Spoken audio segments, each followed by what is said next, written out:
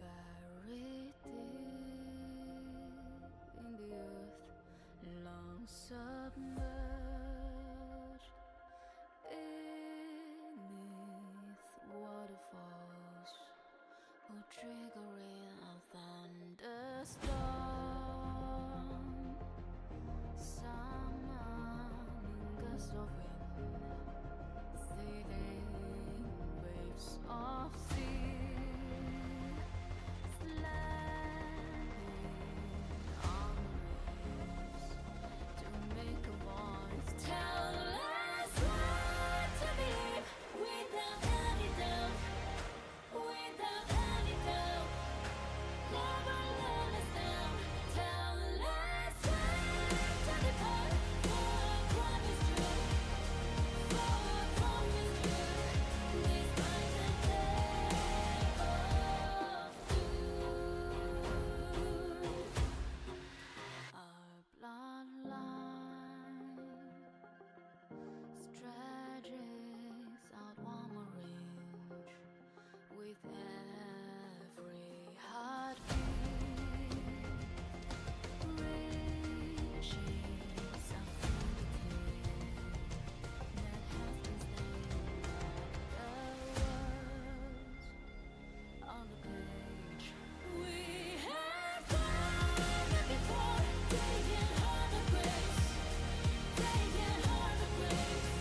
It's ugly to make. We still stand up against the fear of being done.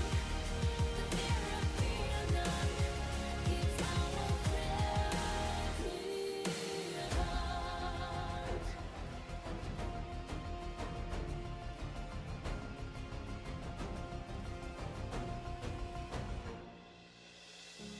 No one would be able to look down upon this world.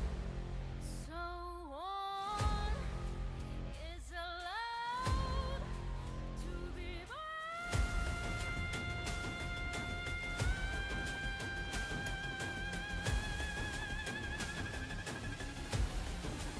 We've now learned to believe without any doubt, without any doubt. Never let us down. We have taken the road for a promise truth, for a promise truth.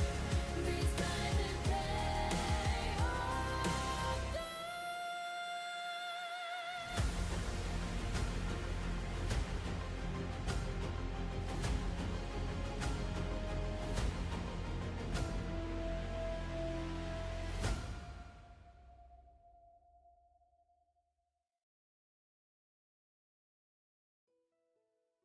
Yo, what up, what up, what up? How is everyone today?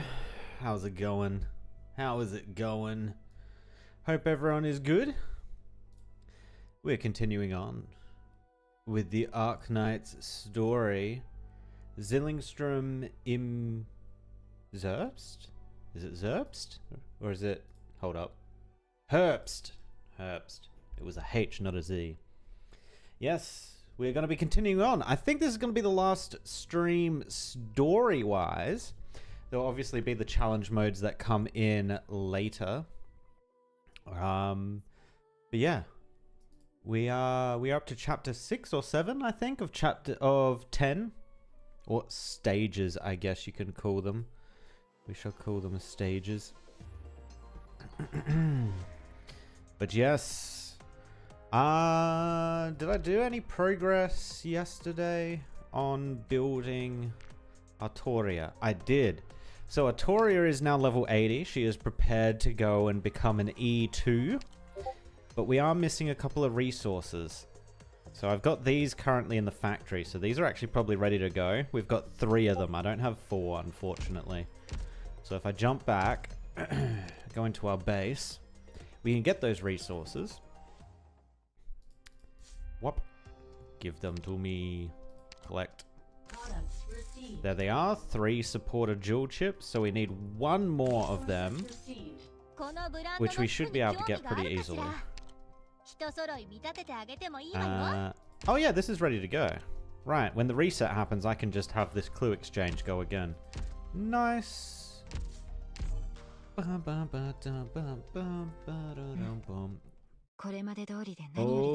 right. Have we got a roll? No, we have to wait for reset. Reset is in 20 minutes. So the last thing we really need for our Toria at this point is money. Is this cash, dollar cash? Which we're almost at, actually. Damn. Where did we get all that cash? What? Okay. We only need 6,000 more. Doable. E2 today, I reckon. We might even get her to E2 before the boss. Perhaps, perhaps. I do need one thing. I do need one thing, though. Where is it? I need this. I need one more of these, so I need one more cert. How do you get these usually? I think you have to... You don't just get them randomly part of drops, do you? I don't think that's how that works. Yeah, no. We might have to actually get that. Let's see if it's up today. It is up today. Ooh. Ooh. Okay. Nice, nice, nice. What is this? Oh yeah, let's do these. You know what? We're going to start the stream off by doing these. Why? Because we need to. Alright, I am actually going to skip these because I don't think actually there's too much like amazing storyness going on here. Let's just get to where we need to match their tune. Yeah, here we go, here we go. At the time of the incident, the subject had stopped drinking under the watchful eye of his wife. However, on the night of the incident, he was observed to be heavily drunk in his stall. Why? What emotion was going through this person's head? He was flipping sausages. He uses lunatic, so I'm gonna say fear, maybe? And it's hurting my sausage sales. Yeah, I'm gonna say fear.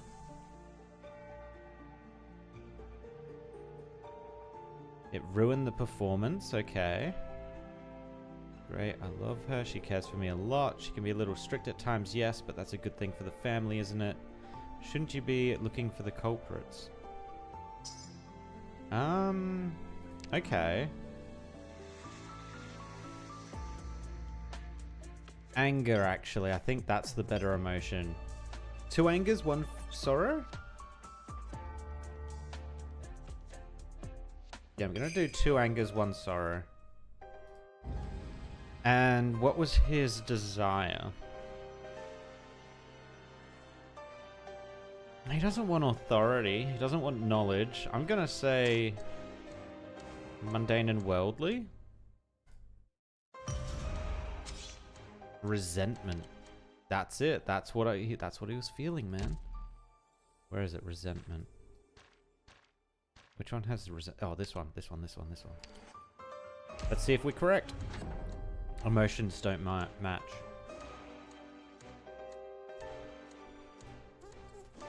Subject has stopped drinking under the watchful eye of his wife. However, on the night of the incident, he was observed to be heavily drunk in his stall.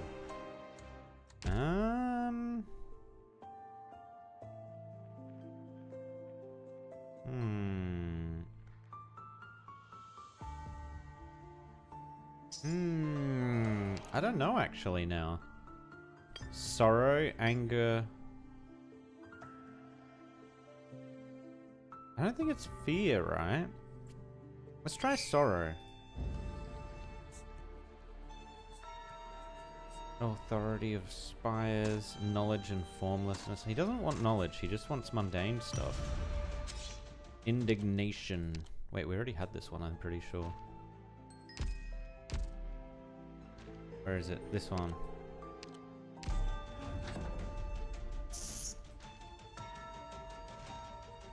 I don't think it's this. Perhaps try combining joy's opus with desire of worldly things.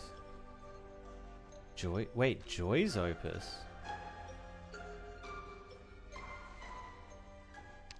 Wait, how is he joyful?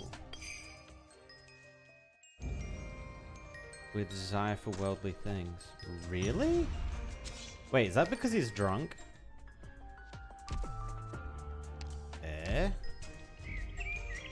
What? I don't see how that matches at all. I don't see how that matches at all, but fine. Alright, let's do this one. Skip, skip, continue, skip, continue, skip. Alright, what do we got? I was looking along the road for my lost chisel, trying to find it before the concert ended. After I heard the dissonance, the gendarmerie appeared saying that I looked suspicious, and that they were taking me in for questioning. They asked me what I lost. I described my chisel adorned with garnet and obsidian passed down to me by my father. They said someone like me couldn't possibly possess such an object, and that they were taking me away. Why did you cry? Did something happen? No, there was no confrontation, nothing. I just saw the growing crowd and realized I might never see my chisel again. If I can't work, I won't get paid, which means I couldn't buy suppressants. I started crying and the gendarmerie arrested me. This one's... Huh,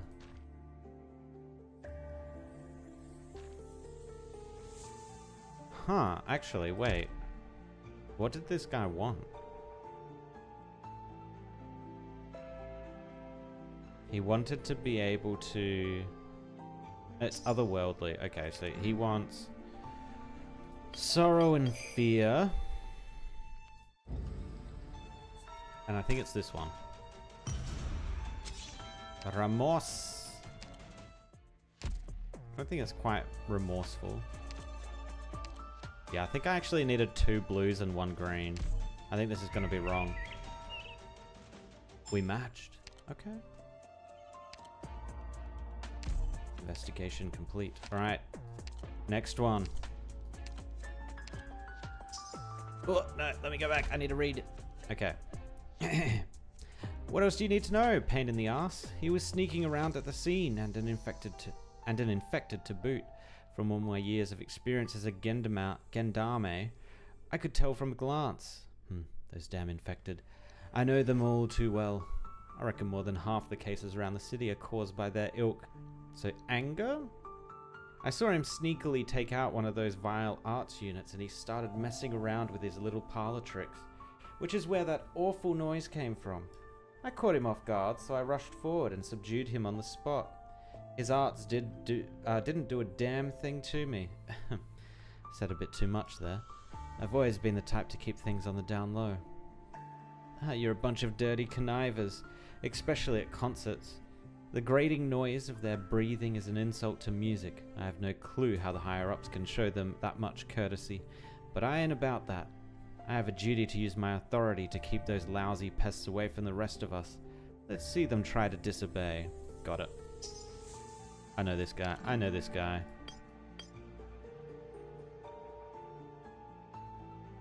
I don't actually think it's fear. I think it's all anger. He's just an angy boy. Anger's opus. Where is it? Actually, resentment probably makes more sense. I'm actually going to use resentment. It's not quite wrath. It's wrath. I should have gone with my instincts. Nice. Yeah, let's do this one because we want the other copy of the character, which I haven't actually leveled yet. I didn't observe the attack. I arrived at the scene almost at the same time as the secret agent. We both saw the same thing, so there's nothing new that I can tell you. I was a step too late. Things unfolded quicker than I expected. Noise? I see. So you don't understand its true nature. That sound has its own internal logic, and there seems to be a message within its music. The sound has frequently appeared wherever people were gathered. I'm focused on the meaning behind it. Also, I never said I was a student. I'm just studying with a professor here. This is what you're looking for, an intricate musical arts device with originium circuits that greatly magnify the volume of the user's playing, allowing the sound to travel further. Yes, it's a key piece of evidence that cannot be allowed to fall into the wrong hands, especially not that secret agent's. Okay.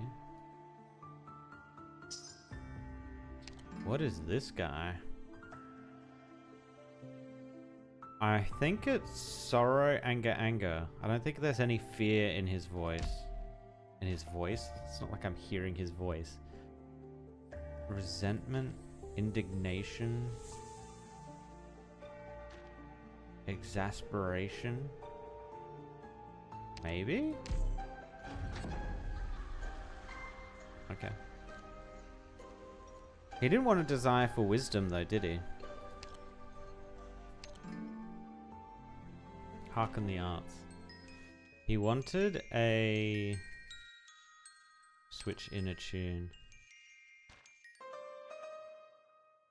Doo-doo-doo.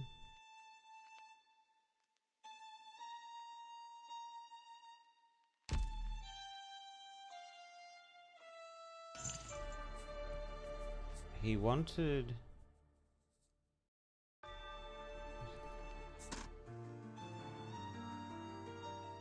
I don't actually know. Wait, this one's hard. Why is this one hard? The subject was frustrated that he did not arrive at the scene on time. Anger. He removed the victim's arts device from the scene in order to prevent it from falling into the wrong hands. Fear. Recreate his emotions with the proper music of the heart. Perhaps regret and worldly desire is appropriate. What's regret though? What do you count as regret? Indignation, resentment. Let's just try and create some, I guess.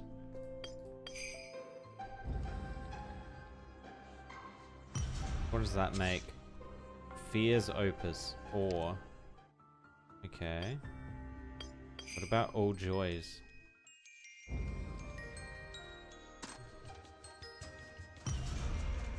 Ecstasy. I think we already had ecstasy. Nervousness.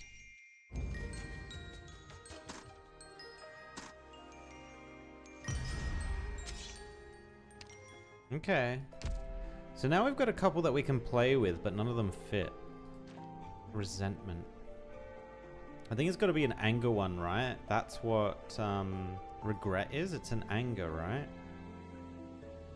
I don't know what the third one is, though.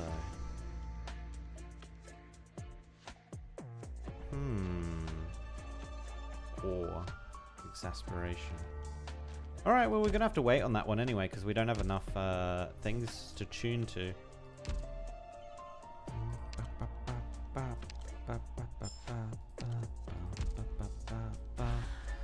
Alright, let's get on with the main story then. Concerto Resurrection. Sin long renounced has caught up to me. Enemies long vanquished have risen again. So, recap on last time. Viviana killed the blind girl because the blind girl was betraying the peoples. Betraying the peoples by breaking the song, which apparently each year they get together and play the song together, and it kind of binds them in a way.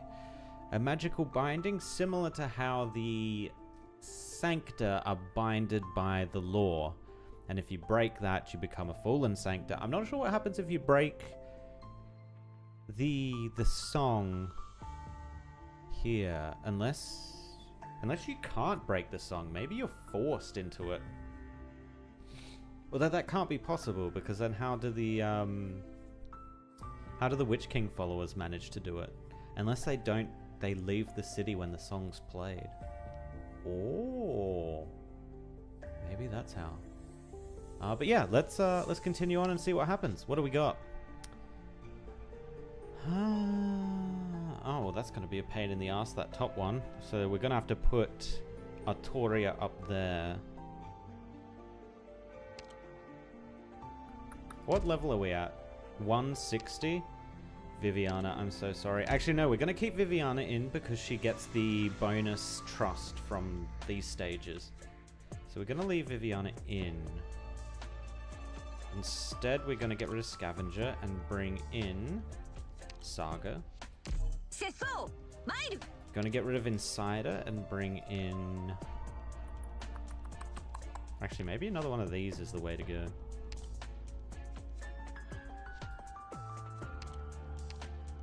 Yeah, you know what? Let's go Gnosis. Alright, I think that looks pretty good. Nightmare, Hibiscus, Santala, Warfarin, Viviana and Virtuosa. Let's go.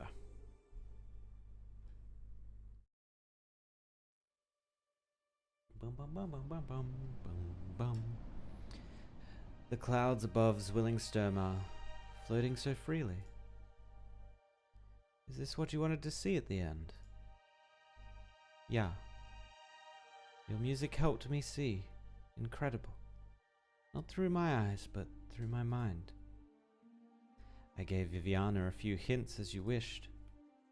She wanted so much to have a real family, but she didn't follow her strongest emotions.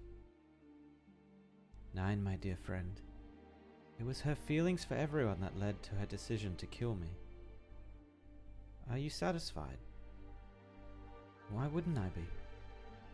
I greeted death under the gaze of the one I loved. No need to mourn for me. This is the best end a sinner like me could hope for. Danke. Thanks to you, both Viviana and I will go further. Your emotions will vanish into thin air before long. When the music ends, the strings may continue to vibrate for a while, but all sounds eventually fade into silence. No one can keep a cloud around Artoria. The soul is frail. Even the most powerful emotions and the greatest desires will inevitably reach their respective ends. Even for the strongest of souls. Is that not what you're here for? I'm leaving all my emotions and memories to you. Did you find what you were looking for? Yes, perhaps. I'll know soon. Goodbye, Artoria. I hope you find your answer in melody.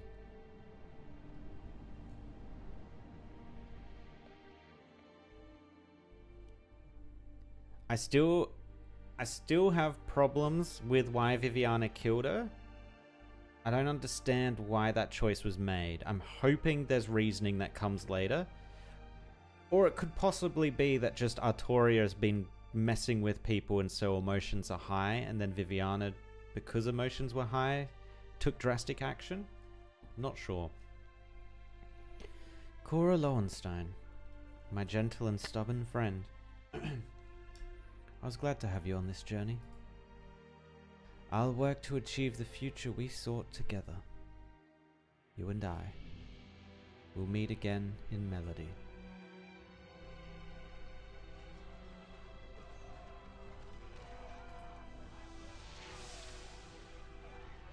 Cora is fading away. Get away from her. Raina. Cora. There's no need to explain. You made your decision and put it to action. As for the rest, this isn't the time to speak of it for neither of us. Black Flame took her.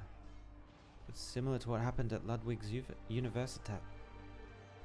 They're both her Kampfschorn's arts, but not quite the same. The caster in that incident was an imitator who activated them by force, but this power was almost like his own. Red-black energy rumbles in the clouds. It does not impatiently tear, swallow, and spread. Instead, it paces, watches, and waits on that throne in the clouds. Do you see it? The great Herkampfschorn has heeded our call and granted us an audience. He has called forth the staircase leading to his eternal spire, the Genesis Horn. The followers of the Witch King laugh. They play the most piercing notes on their instruments, aiming them at their own chests and throats. In response, the black clouds extend several tendrils towards them. What? Is this some eldritch shit going on at the moment?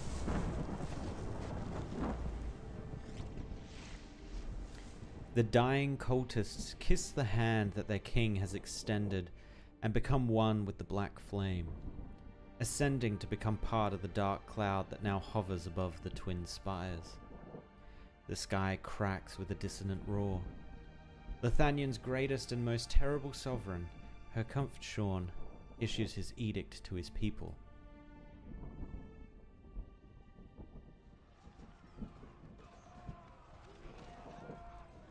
Kampfschorn is really back. We have a problem. Bound by the arts inherent to the movement, the people continue to play. But the altered Golden Gesetz now only feeds Herr Kampfschorn's power. What did you just do? Tried to shoot the cloud. Now's not the time for this madness. Madness? Not at all, Lessing. Do you know how long I've waited for this moment? I was destined for this ever since his noise was forced into my head. No, since the day I was born. You told me to fight, to face my responsibility and sins head on. And you were completely right. Herr Kampfschorn is my sin, and it's my responsibility to face him. I just need a way to drag him down from his palace in the clouds, or wherever he is. Or I could send you up. What? An invisible thread catches him by the collar. It is light, gentle, and cool.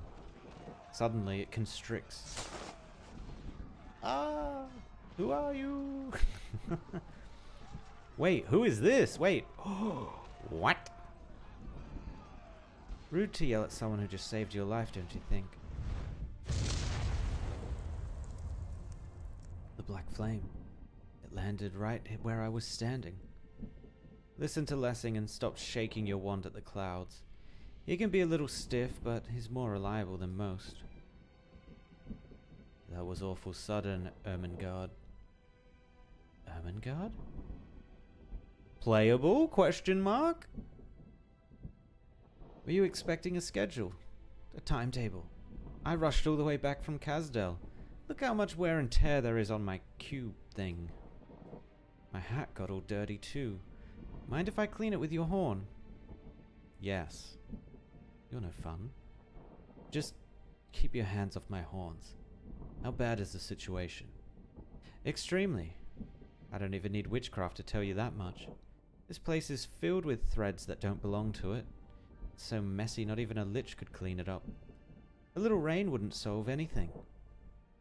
Are you a lich too? Do I not look the part?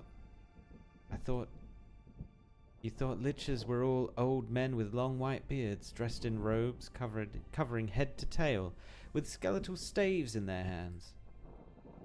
Thought liches would have more refined vocabularies. What happened to the old man? You know the first thing about him, don't you? Of course he went straight into that cloud. He strode back from the border of Lithanian the moment Herr Kampfschorn opened his eyes on the throne. And he pulled on all our threads too. I'm sure even the liches of Kasdel could hear his cursing. How many of you are there? Everyone who could come. Do you realize how inconvenient this is? It's like you were planning to move and had loaded all your scrolls and talismans on the truck. And the very next day you hear that the old home is getting blown up. I mean, can't you Lithanians keep things together for even a single day without us? Okay, I'm guessing unplayable if she's one of the liches. Still, very cool design. Oh, I'm liking the design. The liches are back. This is a serious situation. The Genesis horn is about to descend. Grimact, your violin. Good. We haven't played together in a while, Lieselet. Yeah. The ensemble performance should be coming to a close, as is the custom. Then it's our turn. Herr Kampfschorn, the calamity that Lithanian has always been destined to face. We already beat him once. We can do it again.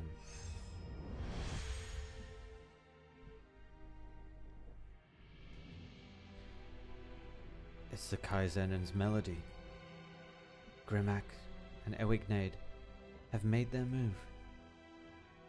Do what you need to, Viviana. We'll do our part as well. Golden light floods out from the Gesetz Watcher's sword and armor. He's putting up the barrier again. As the light engulfs him, the other Gesetz Watcher respond to the Empress's melody. Beams of arts shoot towards the sky from every corner, drawing closer together and joining up. The sky is covered in black, but an even brighter cloud rises from the ground. Under the golden arc, the sound of an organ gently covers those beneath the Twin Spires, while the violin's passionate, soaring notes pierce the roiling clouds like a sword. Dozens of hands weave thousands of threads, plucking at the melody in the sky and the wind, making them even clearer. The Twin Empresses, the Gesatz Watchers, and the Liches. All the guardians of Lithanian stand together against its former king, now returning from the void. That's cool. That's cool. Oh yeah, this guy with these guns is still around. The chaos grows. Only the Kaiserinnen's melody can fight Herkampfschorn. Melody. Organ, violin, and cello. I can't hear the cello. It's a part of the noise, not at all like ordinary music. Your ears are accustomed to hearing music, but mine are equally receptive to all forms of sound. The conclusion is clear.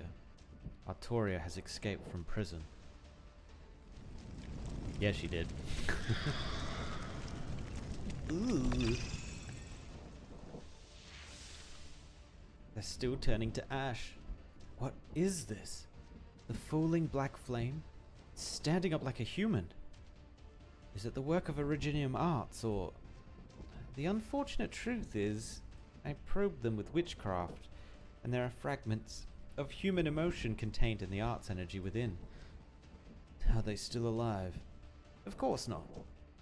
Even we who deal with death on a daily basis couldn't survive with neither a body or a soul. What we're seeing are merely shadows of their former lives. Or as the fanatics would put it, echoes. Good for them. I guess their dream came true. It's not good news. Normally, such echoes can only exist in... how do I put this?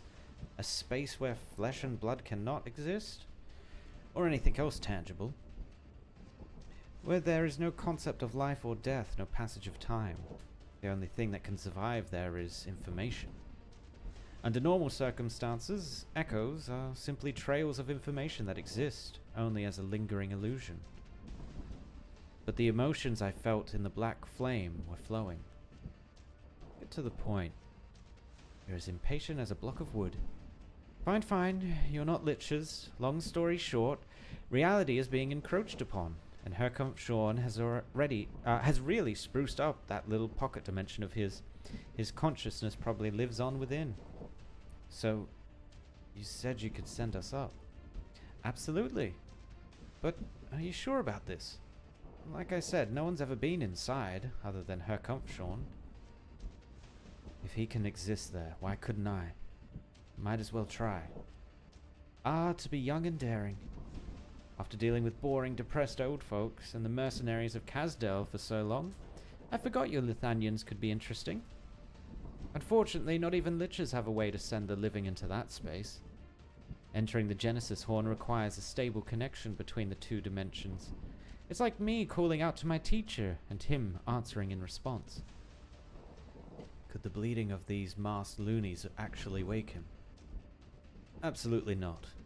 The old man spent over a decade trying everything he could think of, from ancient Sarkaz witchcraft to the latest Lithanian arts, all to no avail. He even tried bringing the Temple of the Liches directly to Zwillingstürme, until the other masters came together to stop him.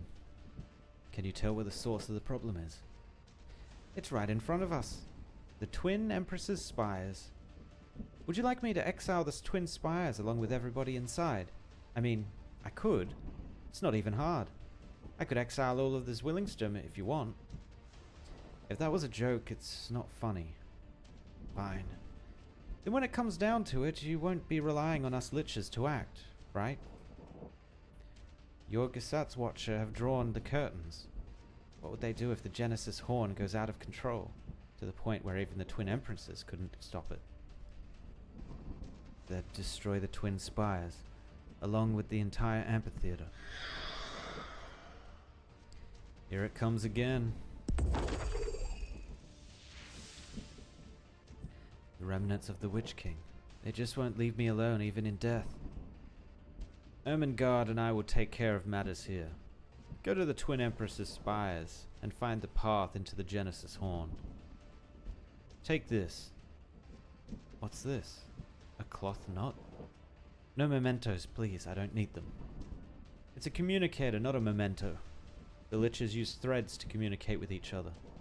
I don't know Sarkaz's witchcraft, so I have to rely on a physical object. Pull the knot lightly like this, and Ermengarde and I will receive the message. You'd better.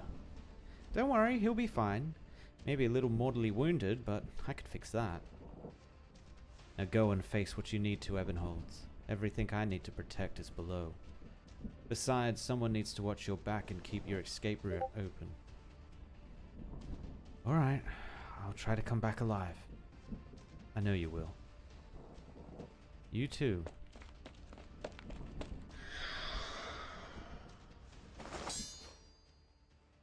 To arms! Who goes there? A Sanctor and an Imperial caster. Hello, my name is Viviana Drost.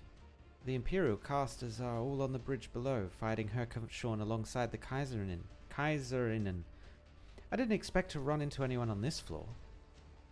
Operator Ebenholz. Wait, you're also with Rhodes Island. Huh, what are the odds? I'm an executor of Laterano's notarial hall. We have a cleaning agreement with Rhodes Island. I was permitted to access some operator records while aboard the landship. Rhodes Island? I have a few friends with a lot of history with that place. Does that mean we're on the same side? They've caught up. Do you hear it? Above, near the top. Yeah, it's getting clearer. A cello. Yes, it is Artoria's music.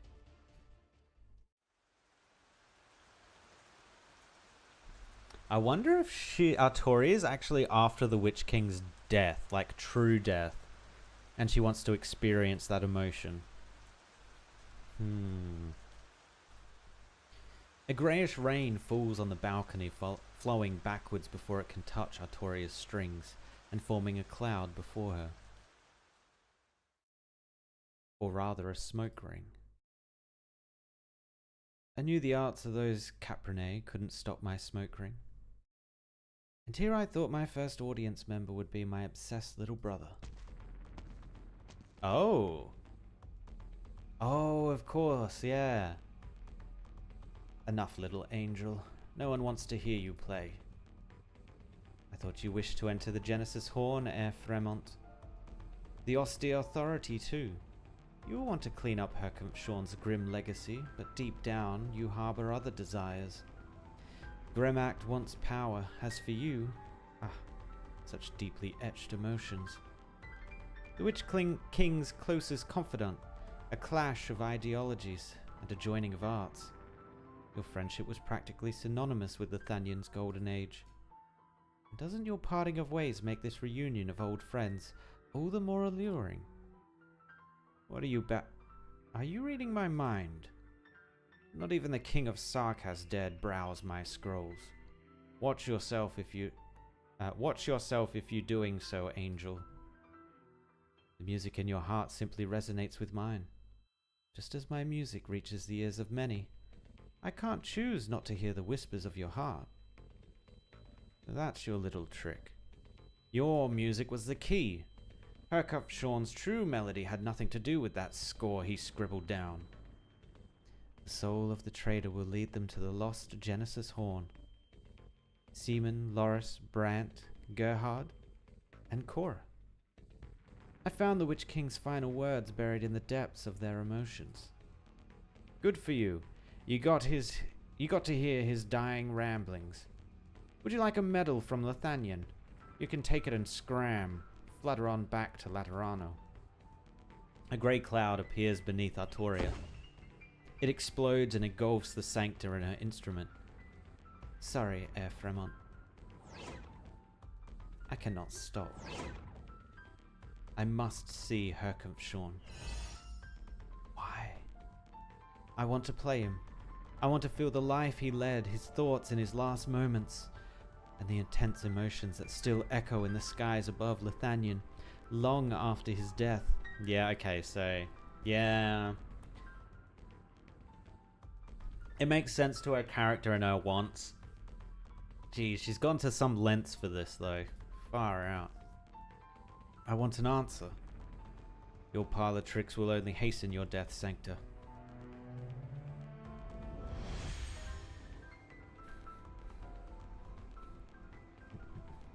I tried, Professor. I buried my head in the tomes of the Spire, looking for an answer within their pages. Lives are so fragile. One wrong choice, and they're gone forever. But Herkampfschorn's will remains unwavering even in death, like an everlasting spire. What makes him so special? Can Herkampfschorn truly be killed? His arts are inside both me and Hildegard. We were weapons made to fight him. Was he ever truly mortal? If only something designed to defeat him can do so.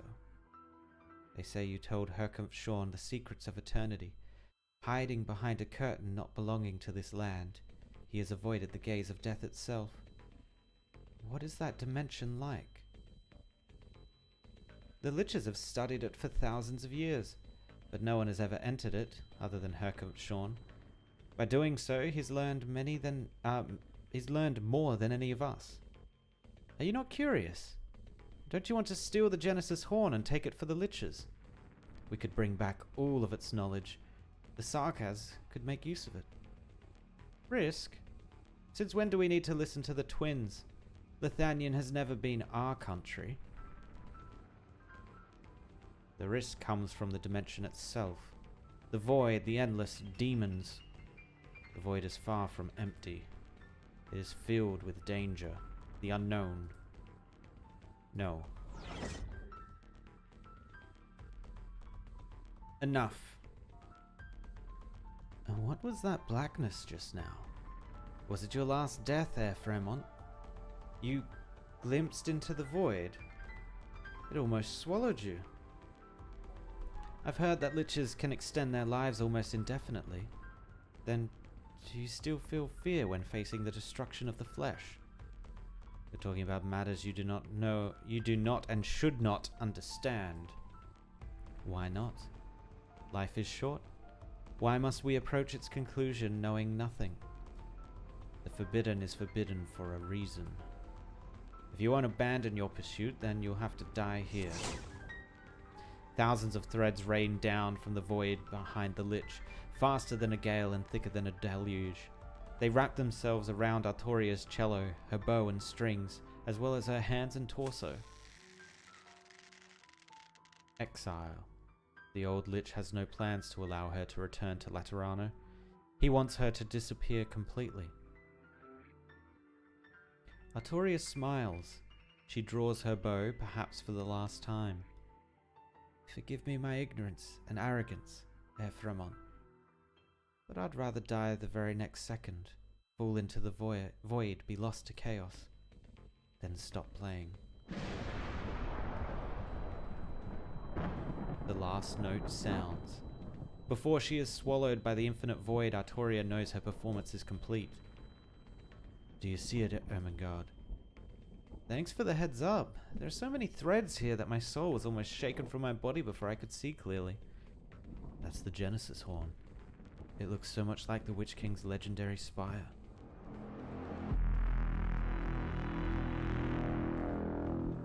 The dark cloud cracks. It is like a great eye slowly opening up in the void. Reflected within is none other than the dark spire last seen 23 years ago. Right in between the Twin Spires, right where it used to be. Was the Genesis spire ever truly toppled? Did Erkampfschorn the Witch King ever truly die? Did every Lithanian's nightmare just return, or did it never leave?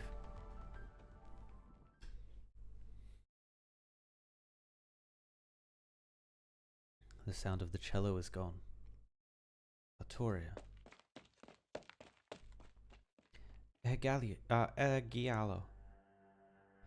The knot is moving. It's a warning from Lessing and the Lich. This place isn't normal. Extinguish your candle, Frey Drost. Don't use any arts. I have no idea what's going to happen next.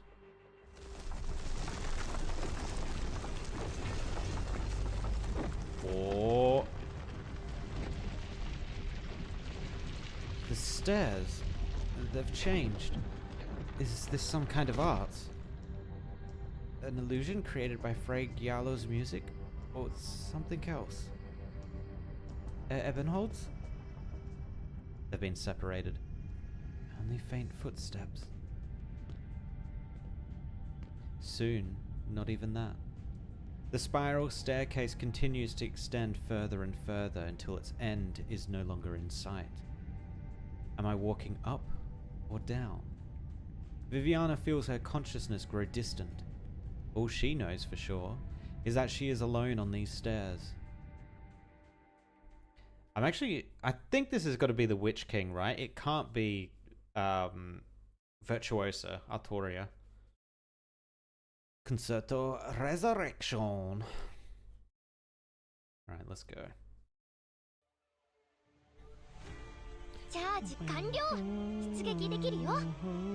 Oh, that sucks. They're all ranged. I don't know how big their range is though. Okay, he doesn't hit. Good. We are gonna have to get like a medic out there pretty quickly.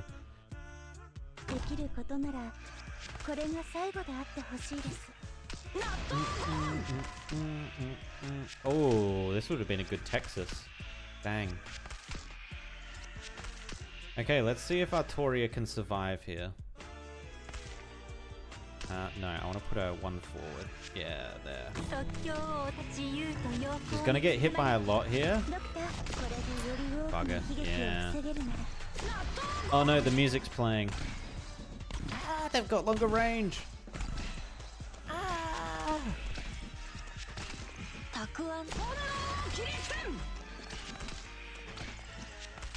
Okay, they're down. We're almost getting swamped, but we're fine. We're fine, we're fine, we're fine. You know what? Yeah, I'm gonna do this way. We need to get rid of this one at least before we can place anything in the back here. I don't think we're going to get the opportunity to tune this out either, which means they're going to have extended range. We have to be ready to tune out the purple though, otherwise we will die. We will not do well. Actually, you know what? Let's do this. Oh, that hits all the way down. Ooh. Oh, this big guy's almost dead. That works.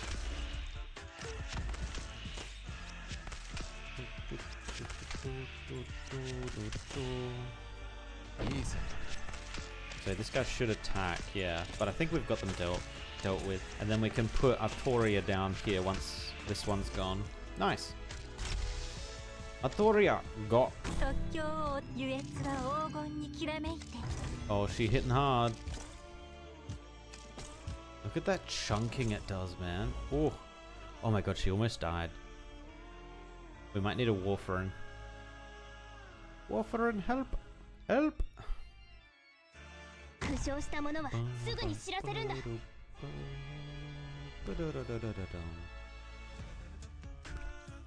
Did we clear that faster than the game expected us to clear that? I think we did. I think they expected the guy down here with the cello to be stronger. And take people longer. Come on, spawn the next lot. Come on. Come on.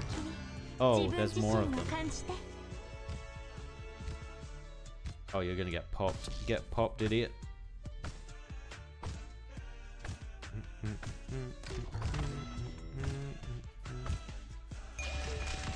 Oh, it does make them faster. It's fine. Wait, who just died? Oh. That's not good. Freeze them, freeze them, freeze them, freeze them, freeze them, freeze them. No! Okay, I didn't expect them to kill Saga that quickly. What? 自由と陽光に包まれて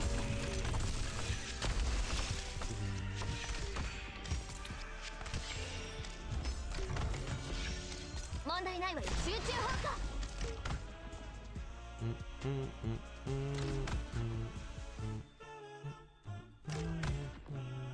Oh my god, look at how many there are. 苦しみもいつかきっと終わるわ Oh, is there reflective damage going on here? 警戒態勢 Oh, there is.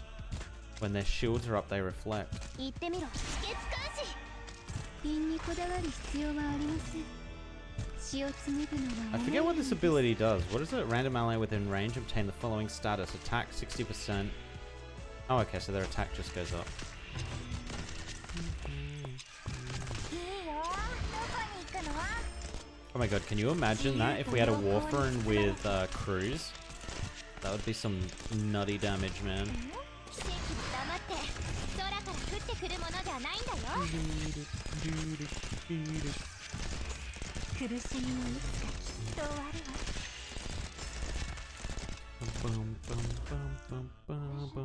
I am going to have to redo that level, but we're fine for now. No.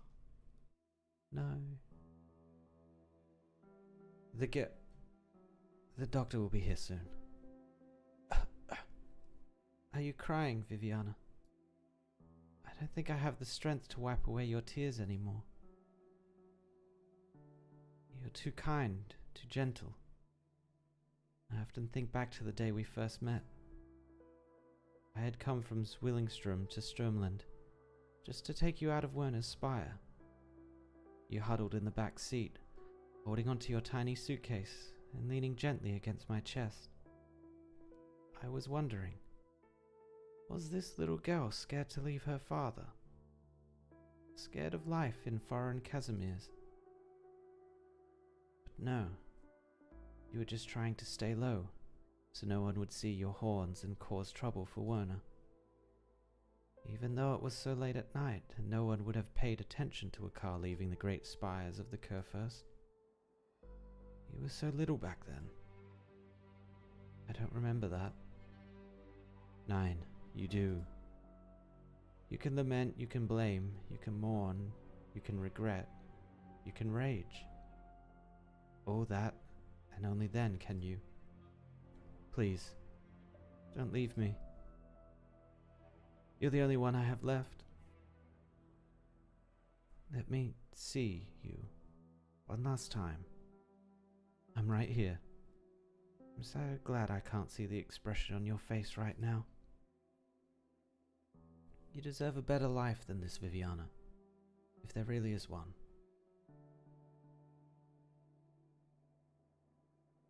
Is she being haunted by it now? Tall as the Empress's tower is, it is not endless, or so she believes.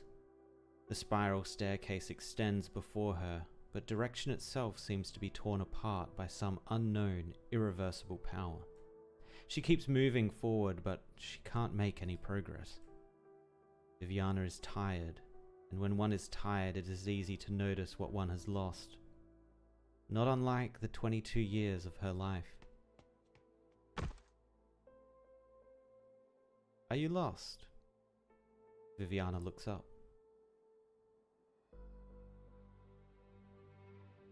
Who's this? She sees a young Caprine woman whose face is filled with curiosity and concern. Sorry, I must have bumped into you in my hurry. It's all right. Are you okay? You look very pale. I'm fine. I was just thinking about something. Do you know this place well? Yeah, I live nearby. Where does this lead? Didn't you come here on your own? Where it leads is entirely up to where you want to go. Take care now. I'll be going. Where I want to go. Viviana's fingers brush the handrail next to her. Ochre paint covers the emblem of Erdica under a thick layer of dust, so bright it could have been painted yesterday. the Witch King. She recalls the historical novel Die Glut. When the Witch King first ascended to the throne, he gave his builders a blueprint of the Genesis Spire, a monument so great the likes of which Lithanian had never seen. Simply gazing upon the plans was enough to make one short of breath, as though standing before its foundation. The Witch King was scrupulous about every last detail of the Genesis Spire, down to the materials and paints used for every fence and railing, which must never fade in colour. It would become the sole symbol of Lithanian. As the Genesis horn fully descended. But that woman just now. Viviana comes to a startling realization. The Caprine who just passed by was like one of the young people living on the outskirts of Zwillingstürme. In the prime of her life, busy and tireless, her voice emanating the warmth of a fresh cup of tea. She should not be here, neither at the Empress's Spire, nor in the Genesis Horn. Viviana turns around. No one is there. What about you, Viviana? Why are you here? Why did you come back to Lithanian? Why did you leave? You couldn't say goodbye to your father. You couldn't return to the spire of your childhood, that tower you memorized along with the rain and wet moss. You watched Cora die in your arms. You couldn't take her away from this dusk-scorched city. What can you stop? What can you change? What can you possibly accomplish? If the Witch King isn't dead, if he sits at the end of this endless spiral, would you beg him for enlightenment, just like those fanatics? It really does sound a bit absurd. The staircase stretches on and on, until Viviana sees a door in an inconspicuous corner. A tiny, familiar door. Oh no, is it going to be the window? She wanted to go back to her window? No. Attempting to turn left at each intersection to ensure progress through continuous deviation. Unsuccessful. Attempting to descend. Unsuccessful. Failed to reach bottom of the staircase after 45 minutes. Attempt unsuccessful. Federico has spent a long time on the staircase of the Empress's Spire. He stops in his tracks after yet another failed attempt. At the most basic level, arts are a rigid form of order. The twin empresses would not have hired a mentally ill architect to design their spires, and no artificer could have reached such orderless architecture. My judgment was impaired due to my experience at Ludwig's Universitat Sonata Spire. Oh, that was a mouthful. The distortion occurring within this tower is unrelated to arts, as the Genesis horn covered the entire spire, causing changes in reality. Artoria's music is also absent. It just randomly starts firing. After a brief pause, Federico pulls out his shotgun and fires in front of him. The sound of the gunshot fills the space, but the projectiles vanish right before his eyes, as though wiped away by some formless something. Air Sancta.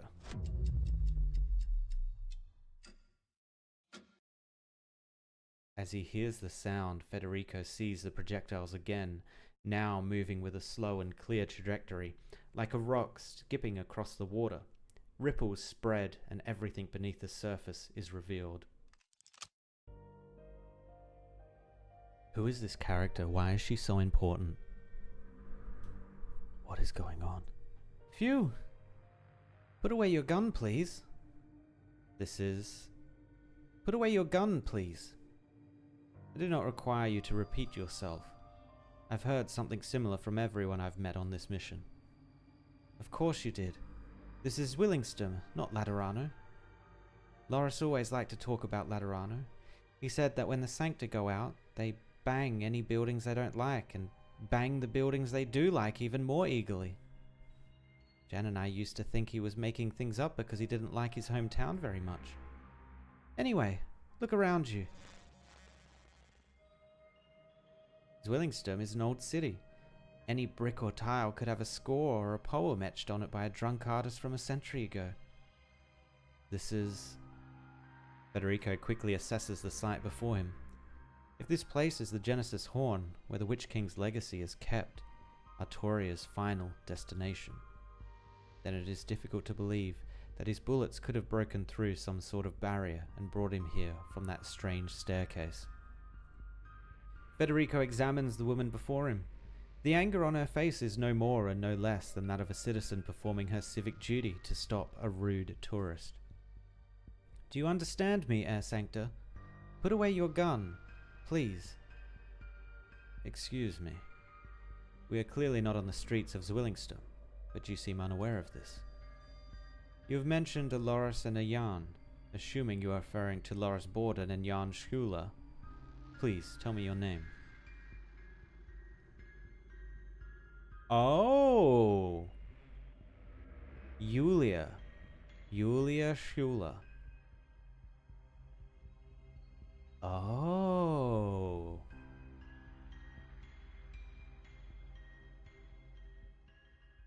What does that mean, though?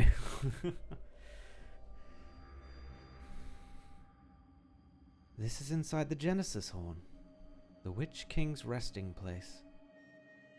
But the Witch King... Stop looking around, little angel. You caught up? I'm not surprised. I wish I could say the same. The last thing I experienced was for you to actually cling to a lich's thread and be voluntarily exiled. So where is the Witch King? Dead. What else? No, I should be able to sense him. His arts, his emotion, his will. If I just... Artoria looks around. It is a space without boundaries, defined by only indescribable flows of light, like the respiration of the void. She steadies her cello, puts her hand on the strings and sets her bow. No sound? Or silence. Bow touches string, but the vibration produces no sound. The motion familiar to her, so natural, has lost all meaning here. Finally noticed. I can't play. I've lost my music. Is it because of the Genesis Horn? Or the rules of the Witch King? Arrogant, foolish, witless. That petty halo over your head is shedding light on your pale face. I wish I could do the same to your brain. Where do you think you are right now? Inside Herkamshorn's coffin? A treasure trove of the Pashas of Sargon? A witch's magic pocket from a Victorian fairy tale? They're Fremont. The beginning and end of all threads.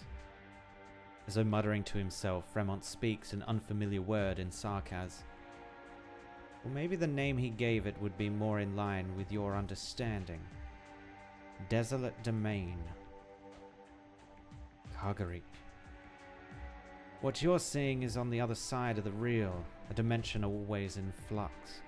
Any rule, any reality disintegrates before it in an instant. Through the long aeons, the liches have caught only a glimpse of it, and despite Herkamshorn's life's work, the best he could manage was to create a tiny, volatile bubble in his infinite void. Artoria does not respond to Fremont's anger. She simply touches the strings again, the unbroken hush. There is no disappointment or fear, only confusion. An emotion that only flashes across Artoria's face before she looks up and smiles. Perfect. So the Witch King didn't prolong his will through mystical arts, but instead created his own retreat in Kargarake. This pocket still exists, so he must be here. It's just that there's still a ways to go to reach his throne. Aren't you curious what happens if you're exiled again in the Kargarake? Artoria realizes that the shadows are growing. The Lich's witchcraft had been moving while she was speaking. Thread-like shadows grow into thick vines around Fremont, merging into the ambiguous colors of the ground and begin to come at her. Death and extinction, decay in its full bloom. I still haven't found my answer. I have to rediscover my music. I must perform the Witch King. I can't die yet. She's perfectly willing to meet her end performing, but what she can't accept is to fade into silence, with the truth so near. The shadows crack and a grey rain rushes up to engulf all.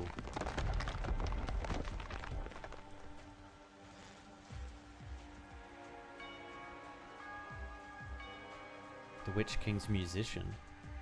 Der Weine Turm rings. Go to the Genesis Spire. The performance begins. New music, new arts. Protecting Vegunion against catastrophe and the cannons of Gaul. Arknights. Reality is unstable here. Was it caused by the exile? No. It was like this before we entered Kaigarik. Arknights' power is diminishing. The Genesis Horn's collapse is accelerating.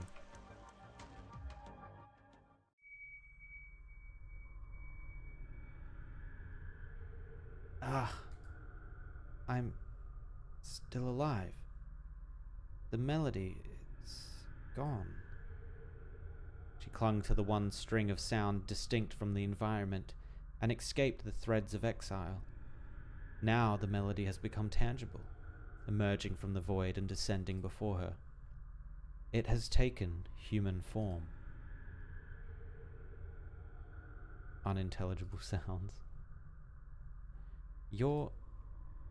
Was it your melody that saved my life? Were you a spire caster of the Witch King? The Witch King? How could you think that? I'm sorry. Careful, keep your voice down. Is someone after you? You're hurt. Stay put and hide here. Don't worry, I know this place well. No one will find you. 罪悪感、疑念、恐怖。戦いの煽りを受けたそんな感情たちが。Interesting. I'm confused how Artori is able to escape a lich. I'm not sure how that works. Aren't the liches like incredibly powerful? Wait, a tutorial? This late? What? Okay. What do we got? Composer's craft. There is no order to be found within chaos. You must grasp whatever little you can. Absorbs all incoming damage and transfers it to the aspect of creation. Aspect of creation. Converts all damage absorbed by the aspect of annihilation and releases it frontally as physical damage. What? Okay. I don't select characters, right? No. No! Data sync! Oh! I think I actually needed them. That, I think, has just come in really handy. Hold up. Strategy, this one. 620. Ay. Always lucky. So yeah, I think I just needed them for 90. Yes. Yes. We're one step closer.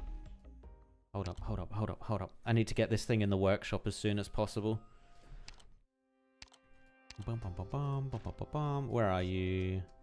Oh, we're out of these chips? No. No. We got to be able to make some. Where is it?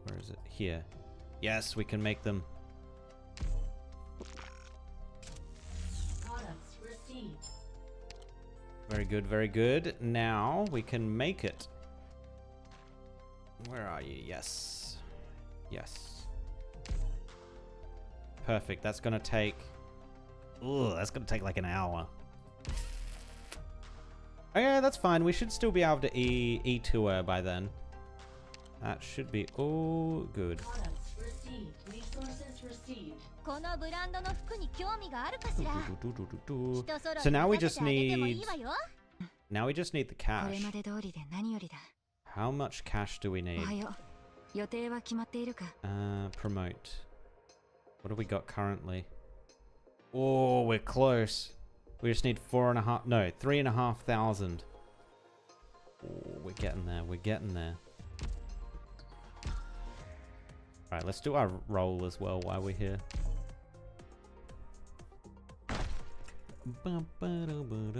Blue. Boo. Hello, Vigna.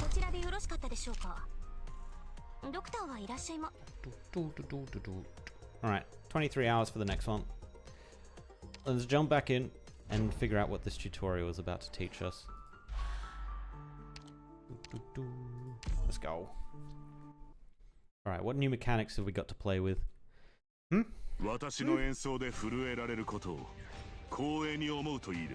Okay. This place is drowning in the Witch King's aggravating cacophony, so exercise caution. Well, she can't hit that because it's shielded. I wonder if she still heals, though, off of that. There's a tuning node here, but it's protected by a screen and I can't hit it. Huh. That's a pretty intriguing phenomenon, actually. The arts and sounds absorbed by that location appear to have been silenced. Or... oh, okay, so you attack that and then this thing attacks. At the same time, a new sound has been born from it. We can use this to attack the node. Fascinating. Ah, it seems like the energy absorption phenomenon is disappearing. Yeah, it's got a limited time on it. Oh, that one disappeared. Oh, it moves around the map? No. Even a tonal piece follows the rules of rhythm. Let's see if I can counterpoint a repetition.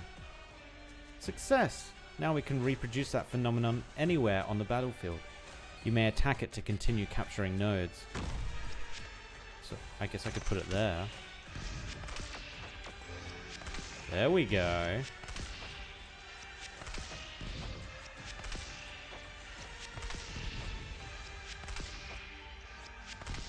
This one disappears though eventually, right?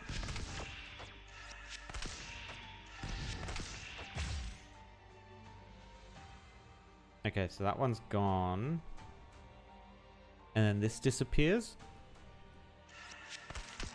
We want to keep them slow. Just before he gets there, we want to switch it.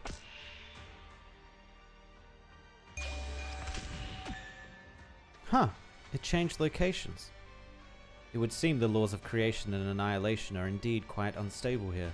We must seize the chance at the opportune time. Furthermore, it appears that no matter how we attack it, the sounds it produces deal only physical damage.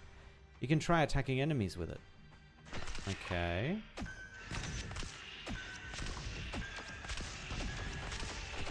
Oh, look at that. It actually hits quite often.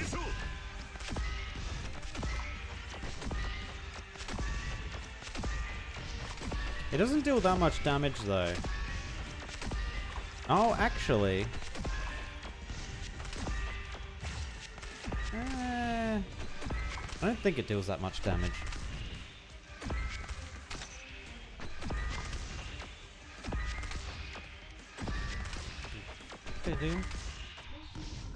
Okay, that's going to be an interesting mechanic if that thing's going to keep moving around the battlefield. Oh, we might have to be a little bit more dynamic with our placements.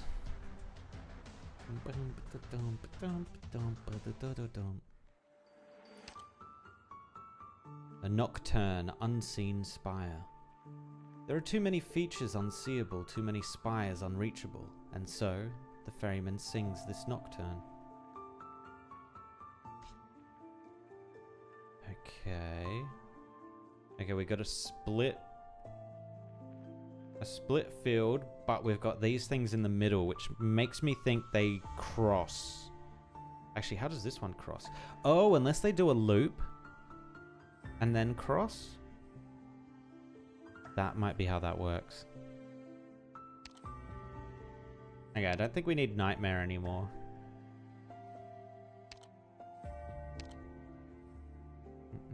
Let's bring in Pazemka.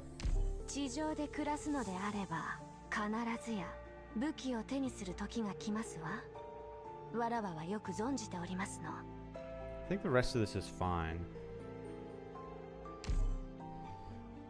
Into the breach. Go, go, go, go. Oh, it's little Viviana. Don't just stand there. Come inside. Let me show you around my room. Yeah, she did go back to her room.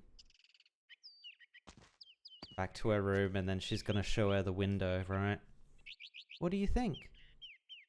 You decorated it yourself. They only helped. It's so spacious and bright. Vivian, your room is lovely. Danke. This room gets more sunlight than any other in the entire spire. As shy and lazy as Sturmland's sun is, it never feels too dark in here, even on the cloudiest days. And then there's the veranda. It runs along the entire wall of the room. Look at that view. How far you can see. Look there. At what? The green roof over there. It's the Glenlosey Botanical Garden. Moody took me there a few times. It has so many plants we don't see in Sturmland, or even Greater Lithanian, but I love its roof the most. Some Bolivarian claw vines work their way up there. It's probably too tall to easily get up onto the roof to trim them, so the staff just let them grow. And now they've covered the entire thing. In springtime, clusters of pink flowers bloom from the vines, and the roof looks like a pink cloud. And now, in summertime, it's a deep green. The leaves of those vines never drop. By autumn, the roof will turn gold, and in winter, only a perfect sheet of white will remain. Yeah, I can picture it now. Beautiful. No matter how busy Vardy was with his government work, he would always take me out of his day to come visit. Moody would paint the scenery while he quietly told me their stories. Vivian, yeah? Can you share those stories with me? Of Moody and Vardy? The day in Marigold Alley, when he waited for her. Vardy said he was determined to say goodbye to her, but once he saw her, he couldn't bring himself to turn and go. Vivian, if two hands are destined to join, why let the lands come between them? So cheesy. Anyway, Vardy brought Moody back to Sturmland. He stood right there, beneath the spire, telling the worthies and bigwigs that if they didn't show Moody the proper respect, he'd never return to Hochberg Spire again. Oh, this isn't her in the past. This is an alternate version of her growing up, where they... Oh, wow. Rip. That's where she wanted to go.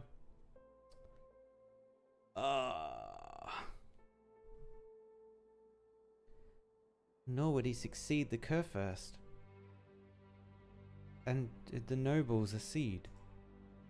They did. All because Vardy stood below the spire for 3 whole days. Many men came to either change his mind or just shout at him. But none succeeded. They had no choice but to give in. Werner von Hochberg protected his love like a hero from a storybook. They were married with the blessings of everyone around them. Viviana von Hochberg, your birth, too, won the blessings of all. Wunderbar. Oh, what was that? Viviana. This is a wonderful life. Is that Leonie? The door's open. A maid walks in. Viviana looks to hide, but the maid goes straight for the little girl as if she doesn't see Viviana at all.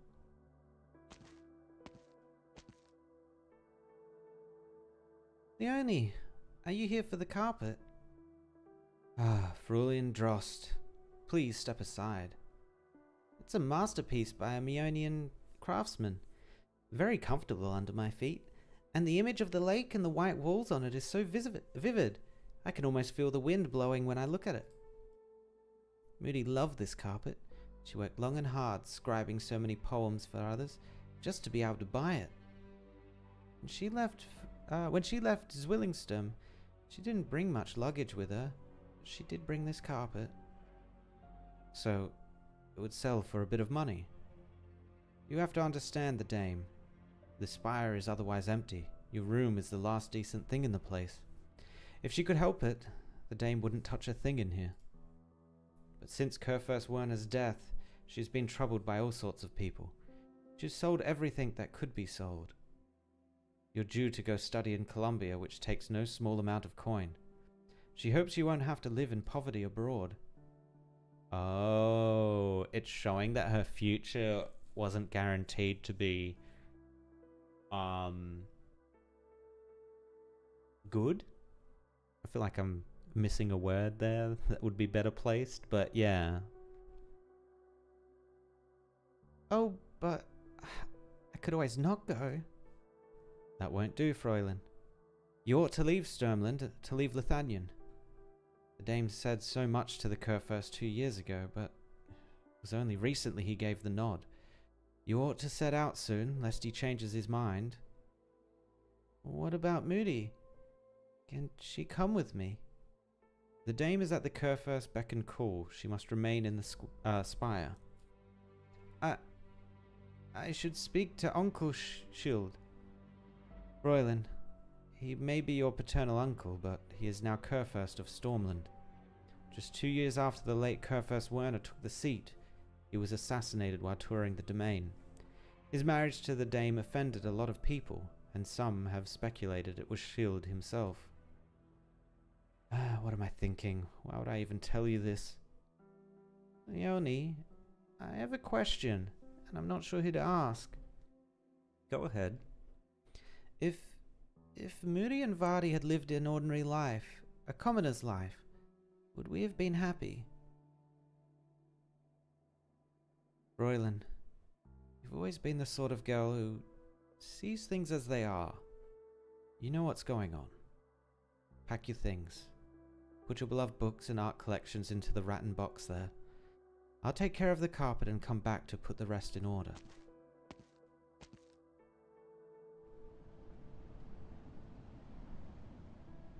The Alafia girl looks out at the city below the veranda. The wind is her only company now. They say the roof of the Glen Lois Botanical Garden is beautiful. But what's there to appreciate when the night shrouds all?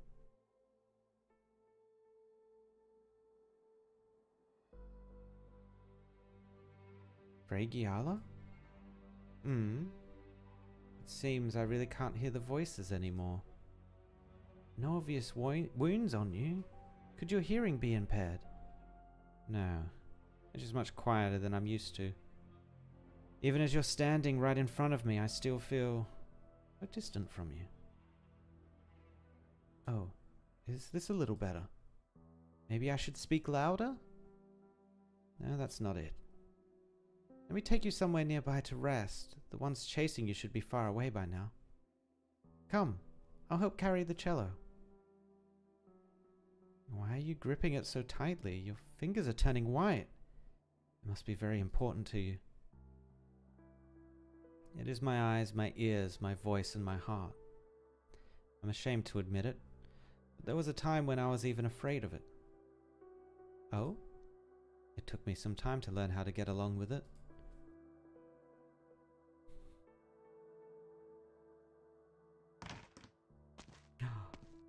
Oh my god, they're babies. Sora, why are you sitting in a dark corner with the lights out?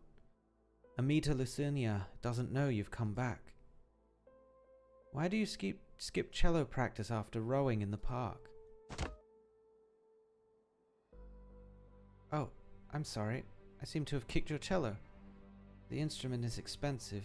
If I've damaged it, I have the money to compensate you. I still don't know how this nickname is said, because his name's Federico, right? So is this Feda? Or Feed? It has to be Feda, right? Feda, take it away from me, will you? Hide it anywhere you like. The study, the attic, in storage. You can even throw it away. Are you crying? You played another piece you hadn't mastered yet. I don't know. As soon as I draw my bow across its strings, I hear voices. So many voices. They're real voices trapped in the bodies of men and women. They want to come out and I should help them. They're too loud, too chaotic. So many crying voices, laughing voices, whispering voices, voices furiously complaining. They all surge together. They're so loud, Feta. I can hardly breathe. Are you unwell? Should I get a meter Lucania? I just need some quiet. The room is quiet, except for the isolated sobbing in the corner. Two black halos look at each other, their cold, faint light being the only words they share. Just be quiet for a while, just so my head doesn't hurt so much. Just for a bit. I'll get used to the voices. I just haven't mastered the skill yet. It didn't take me long to learn to row a boat today. All I had to do was row it through the thick fog to the island in the center of the lake. A song comes from the far shore.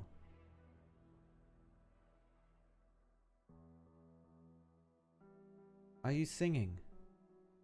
It's a folk song popular with buskers on the street. It's got a nice sound to it, but I'm a little tone deaf, so when Jan would come home after being bullied, I'd comfort him with this song. Thank you. You mentioned this street just now. Oh yeah, Carl Schmidt Street. The people of Zwillingstürme also call it Marigold Alley. Oh.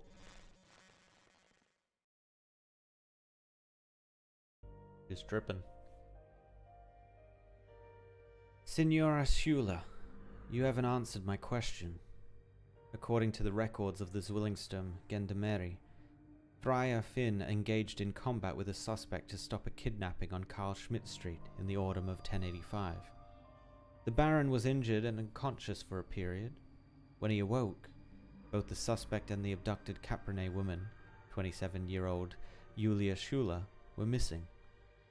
Loris Borden took over the case and conducted a series of investigations, finding no promising leads. He found the Baron's testimony suspicious, with the only certainty being that the Baron was the last person to see you. He strongly believed that a secret lay hidden within, something like the Witch King's later experiments on infected civilians, and that you had become the target of the Baron. But under pressure from above, Gendarmerie halted any subsequent investigation and closed the case as an accidental disappearance. Loris Borden took the case file back to his residence, and over the course of 15 years it has grown increasingly thick. He never gave up on investigating the truth, and never gave up on looking for you, despite several clues indicating that Julia Schuyler was already deceased. You have just informed me that this here is Carl Schmidt Street. In other words, you came to the Genesis Horn posthumously, and currently exist as a form of consciousness. In your cognition, you have never left the scene of the incident, so please tell me, what exactly happened in the course of that incident? This is indeed Marigold Alley. We're standing in front of the piano studio at the intersection. Oh, Air Executor, we've wasted so much time. I really have to place these arts devices in their proper places quickly. Those masked men will be coming soon.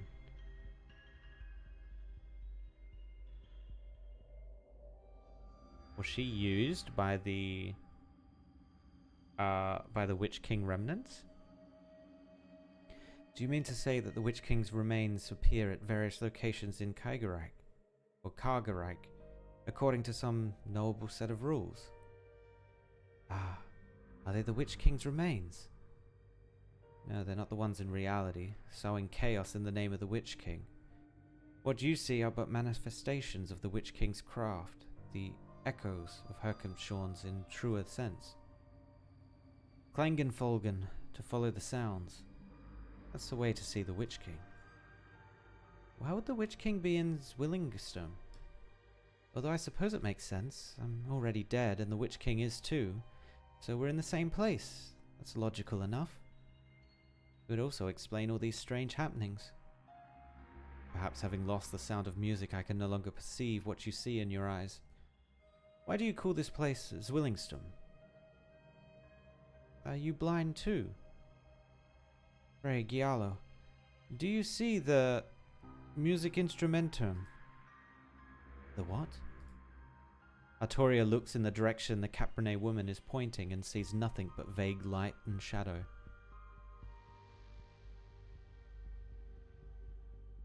Dude, this tower was massive. I guess the existing ones that are there are also huge, right? Rijksmusiek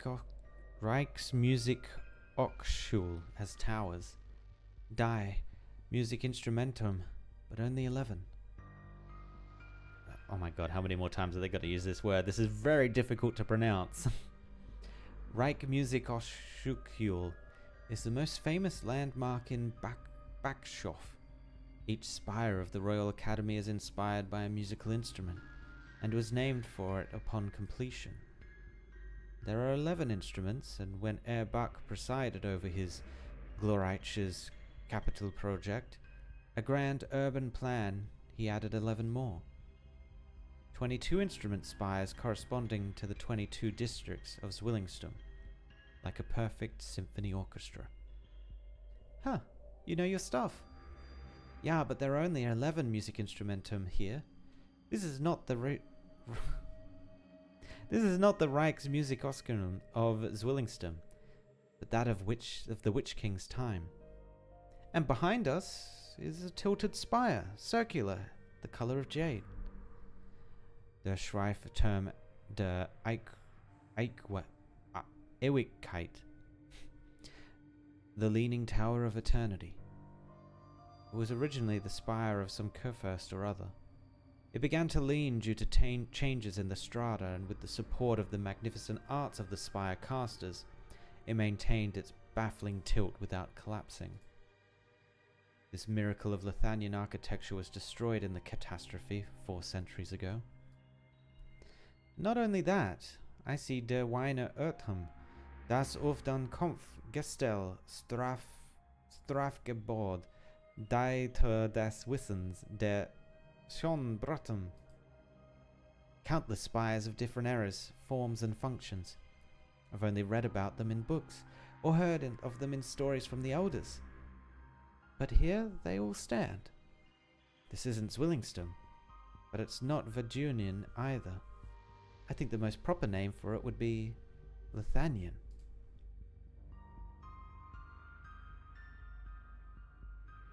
The only part that feels familiar is the marigold alley beneath my feet. At the intersection sits a piano studio. At the end of the street is an art gallery. And right in the middle is a cafe. I'm glad they're still here. I've rediscovered them. Here I can still live just the way I used to. So, unfamiliar as this place is, I would still rather call it Zwillingstürme. Maybe you haven't rediscovered your old life. Rather, it's because of your life that you came to be here.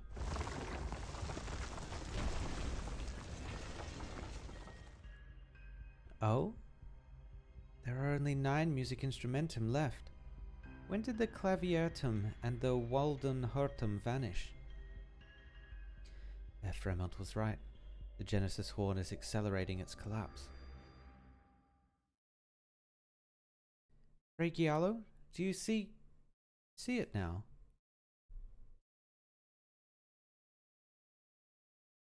I don't see it now. What is going on? I assume it's collapsing into nothingness, right? Because they don't have the power to keep it up. Oh, these guys reflect, don't they? Boo. Okay, this might be a nightmare. I guess we can do this.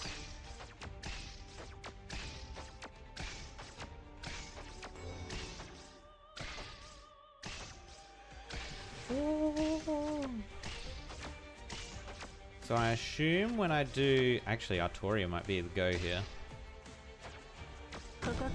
Is she gonna get hit? Oh, maybe she won't actually. Oh. Oh no, she got hit. Yeah, nah, she definitely got hit. She's not going to out-heal that, is she? She's going to end up killing herself. Oh, the shield's gone. No, she will out-heal it.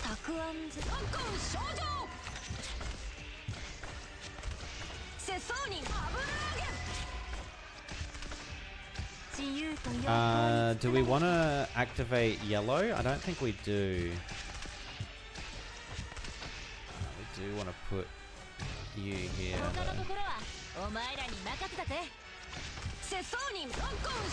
And then start building this side out.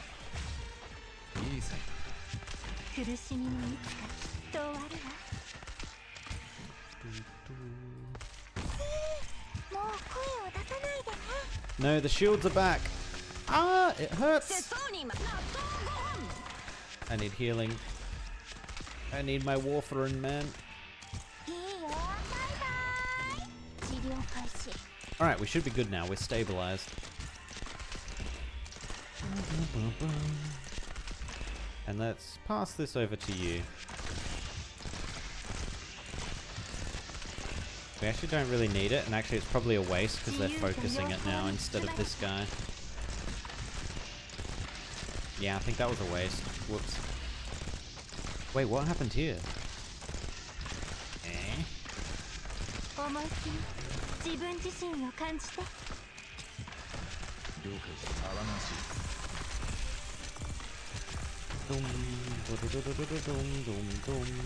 Oh, these guys are actually buffed on purple. Probably my bad. Let's do this. There we go. Now they're weak.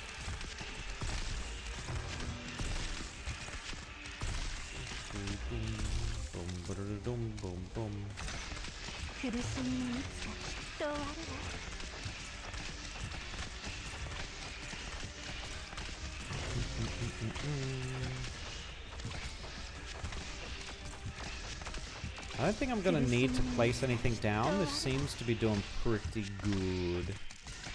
Oh, this guy's buffed, actually. Get changed. I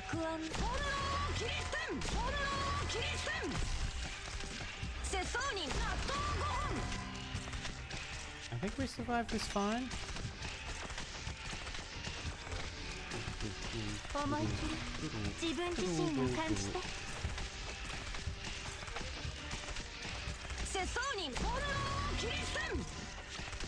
What do we got? 3 more units?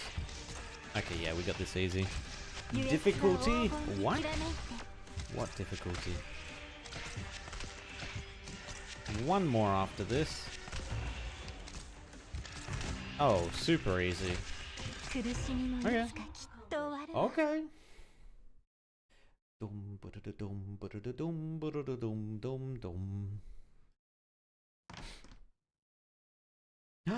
Baby Vivian again. I'm going out. Would you like to come with? All right.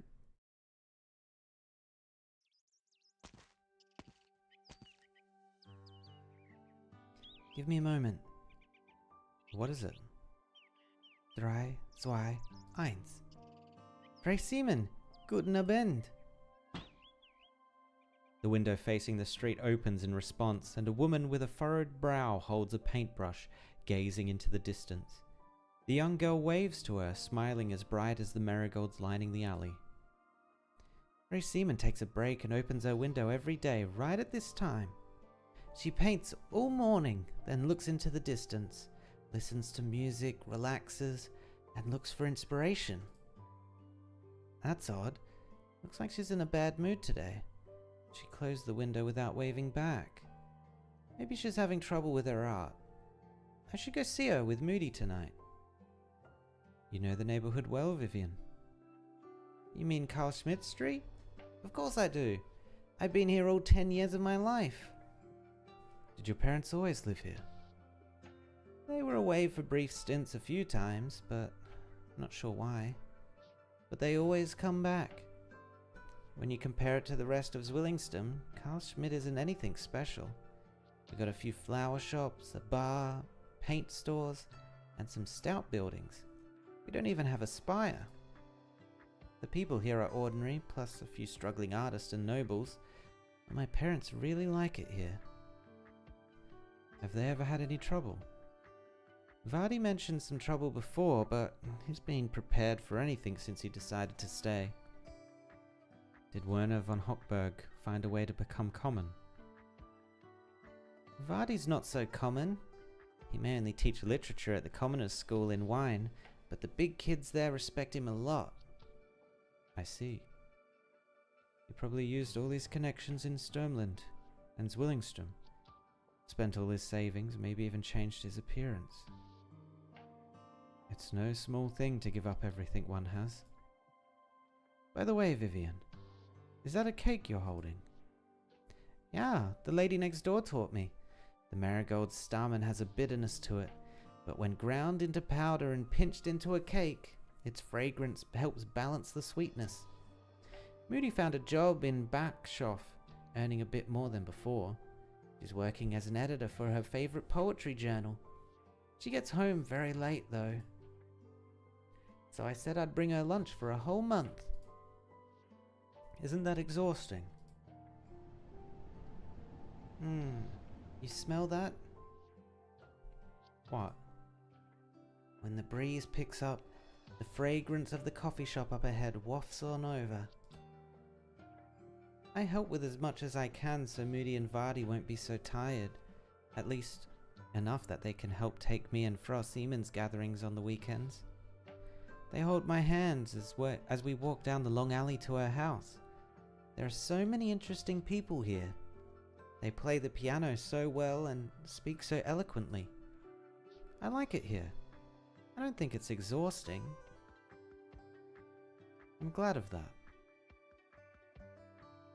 Viviana, this is a wonderful life too.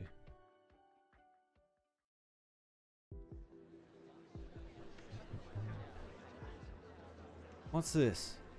What's that? Lucinda? How could such a well-behaved commoner have offended anyone? Did she write something she shouldn't have?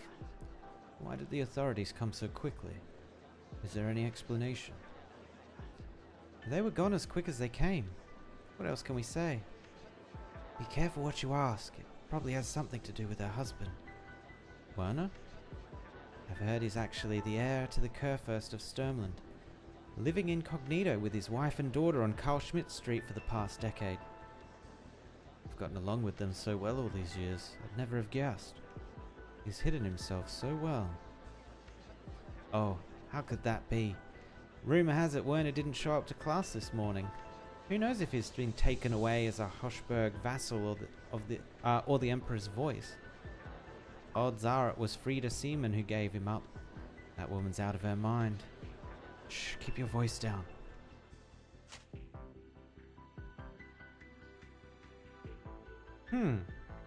Wait, is this actually the true story, and was Viviana told a false story? Huh. The cake thuds as it falls to the ground. Viviana hears sobbing. The fragile shoulders before her tremble like flowers battered by the wind. She holds the girl's hand tightly. Vivian, don't look.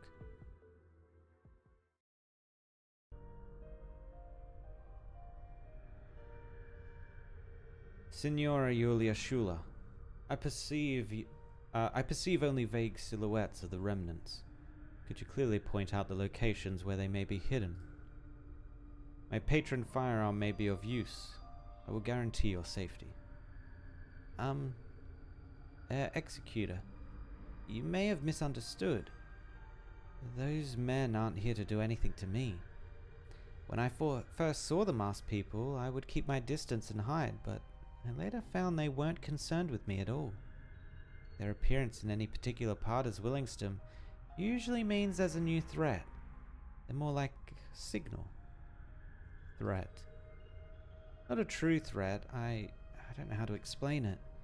It's like a natural disaster beyond human comprehension. Abnormally bad weather or a waking nightmare.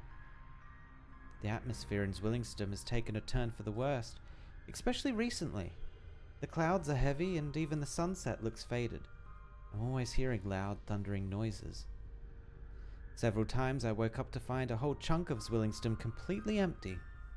So many prominent buildings seemingly dug away by something, leaving only an empty space where there once were, like a whole section of history had been erased. The threats erased the spires of different eras without a trace, gradually consuming all of Zwillingstürme. And sooner or later, the small alley I live in will be next. So you jumped to prevent me from using my patron firearm. You've been protecting this place. Ah, I've never seen you before. I've had a powerful premonition this time. A premonition. Such feelings are usually nothing more than psychological indicators. Without backing in logic, it is difficult to take action upon them. But the Witch King's remains have indeed appeared. Executor, when you live in a place for 5 or 10 years, when you become a part of it, you develop senses like a foul beast and can smell the storm before it comes.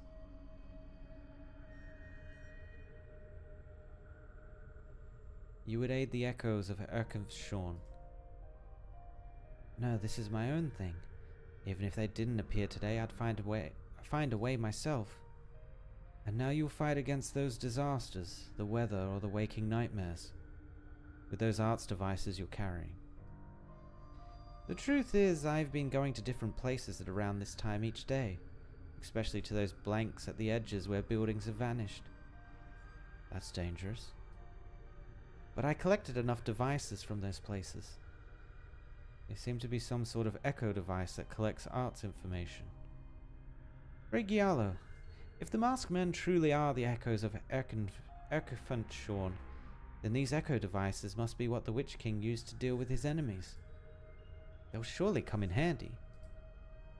Are you going to renovate the street yourself?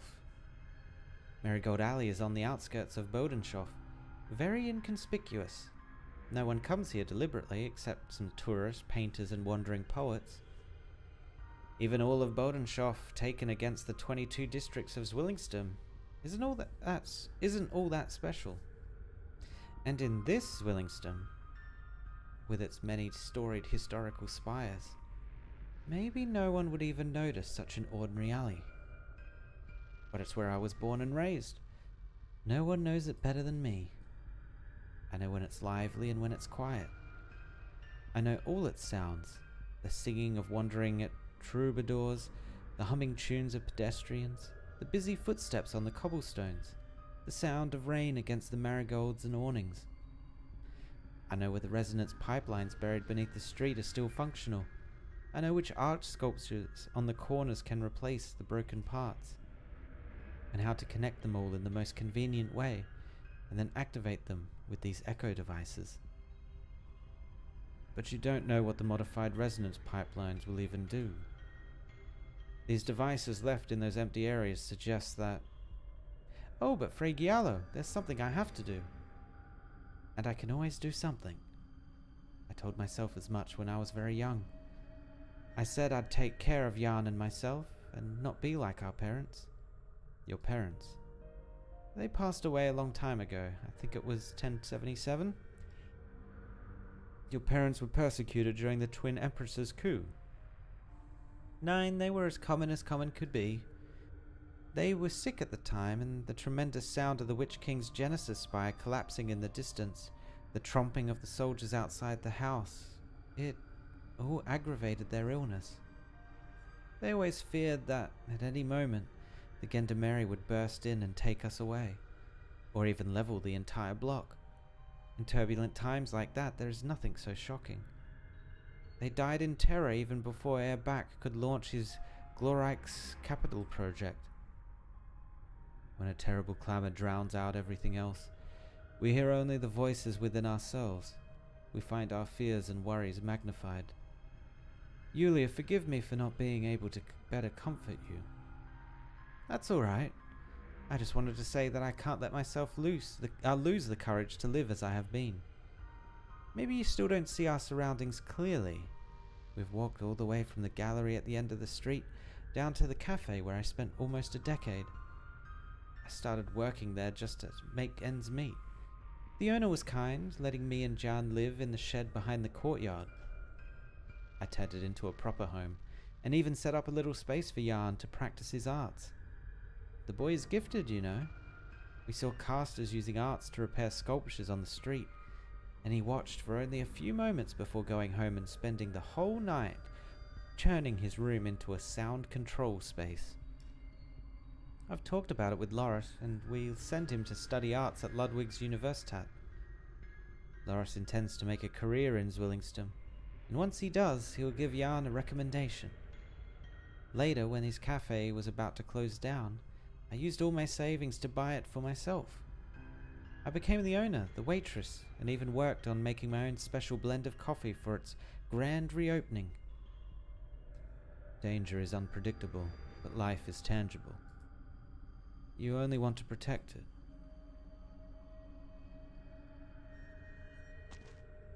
I'm waiting for the drop. She did something. I know she did something. From the piano studio in the corner to here, there are a total of 8 resonance pipelines, and these echo devices happen to fit the interfaces on them. I told you they'd be useful. That is logical. Bach turned all of Zwillingstürme's resonance pipelines during his Glorreich's capital project in order to adjust the arts arrays laid throughout the city during the reign of the Witch King. We're just a few steps away from my cafe now. The reconstruction project for this half is almost done.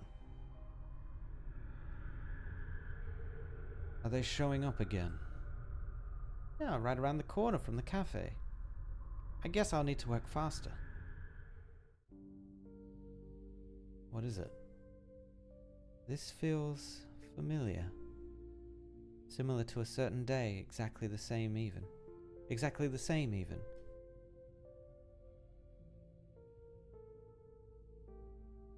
It was the day I first opened the cafe. I stood by the door waiting for Loris and Jan. They were a little late. I knew the two of them wanted to do something special for the grand opening. They were a little too obvious about it. Loris went to order flowers in another part of the city and specifically asked me to wait for him in the most conspicuous part of the block. He didn't even realize he'd left the order on the table when he came by to help the day before. Meanwhile, Jan had snuck into Frey Siemens' house a few times the week before.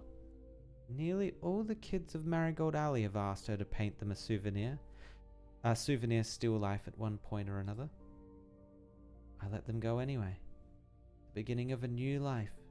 I promised Loris as much too. The wind was strong that morning, enough to make you feel dazed. There weren't many people out on the street.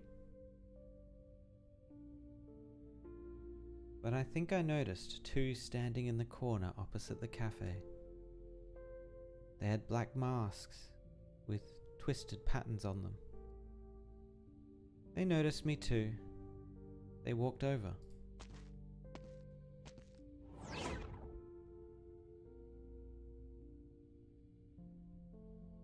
Wait, just like that? Like no reason? They just killed her? The Witch King's remains. That explains why you perceive the patterns in the Genesis horn as manifesting a concrete form. This was your only connection to the Witch King during your lifetime. Loris's speculation differed wildly from the truth. You just happened to be at the scene while the Witch King's remains were taking action. The city council had no intent to protect a nobleman. As one involved in taking action against the remains, one can imagine Friar Flynn's ultimate fate. But early in the reign of the Twin Empresses, Zwillingstürme needed to disassociate the entire case from the Witch King and its remains. They halted the investigation, concealed the truth of the matter, and hastily closed the case. That was the most efficient approach. What do you mean? Julia Schuyler, your death was entirely coincidental. Fucking rip, dude. How's it going, Avadison? I'm good.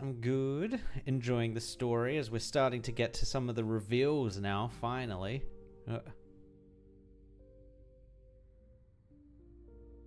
I have uncovered the truth of the case. If recalling these details is a burden to you, please refrain from doing so. 9. Air Executor. I only worry that this street may disappear from Zwillingstürme at some point, just like the long-gone Spires, and that I'll never have the chance to keep my promise to Loris. Logically speaking, you have already... Air Executor, have you ever made any unfulfilled promises? Since accepting my commission with the Notarial Hall, there have been 2 instances where the descendant's will was too ambiguous to be enforceable, and 2 instances where the target was inadvertently destroyed in an explosion. No other circumstances. I love how this guy just talks so matter of fact.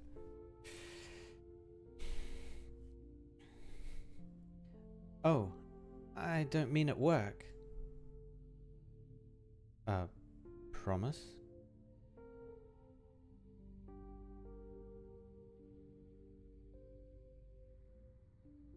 Feta, what are you doing? Drawing? In the dark? It is not difficult.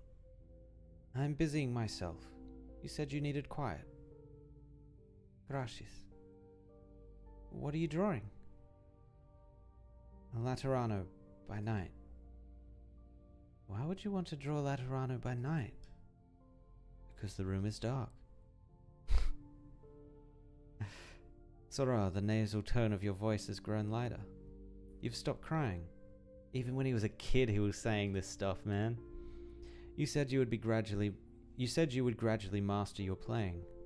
I believe in you. Everyone says you have a talent for music. In general, talent should not bring pain. I will master it, Feta. I have to. Are you going to finish your drawing? You seem to be having trouble. Well, I've completed the overall outline.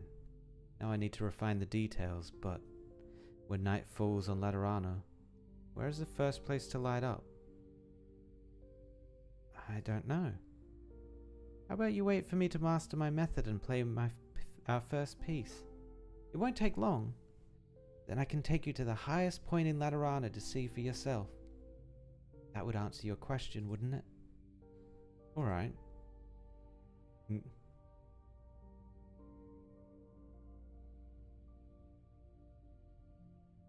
To me, a promise is a form of contract.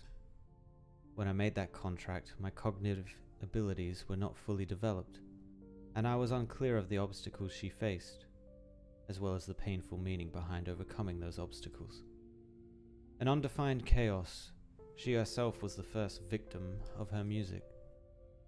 Therefore, understanding the full extent of her changes and preventing her from continuing to spread chaos is the responsibility I must fulfill. Herr Executor, is that why you've come to Zwillingstürme too? Is the person you're talking about also a Sancta? So matter of fact. Artoria, female, 168 centimeters tall, straight black hair, a mole below her left eye, carries a custom-made cello. She arrived here before I did. Have you seen her?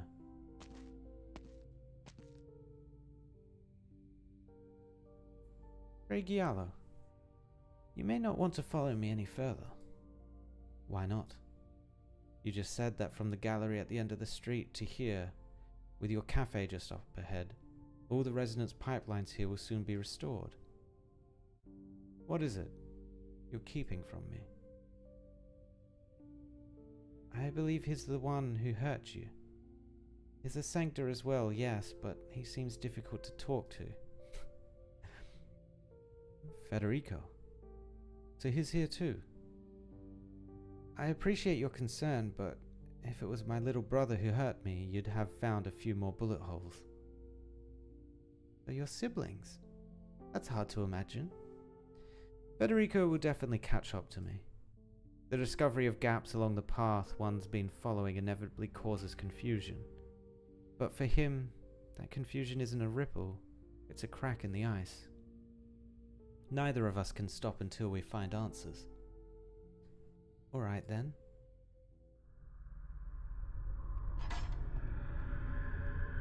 Phew, this is the last bit. The piano studio on the corner, the gallery at the end of the street, the beginning and the end. All the resonance pipelines converge here. Yulia. I know what you want to say. This might not have any effect at all, and if so, I'll think of another way. You can't let myself just hide away in my home, waiting for the storm to pass. The echo devices are all in place.